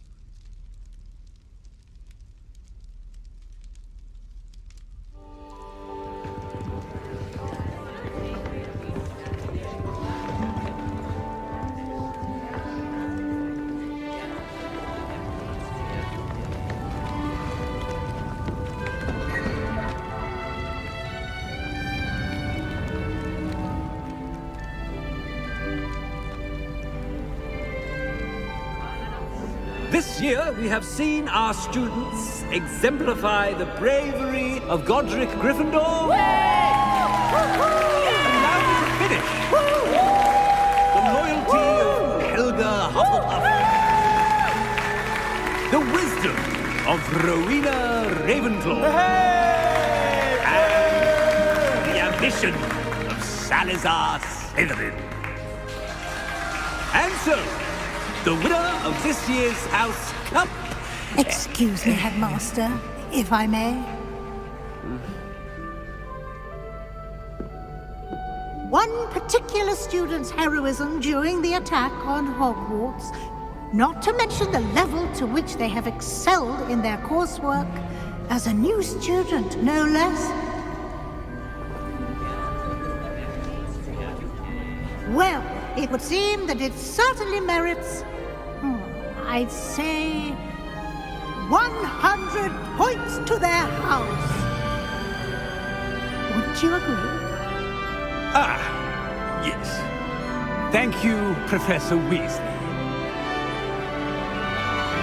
I suppose we have our winner.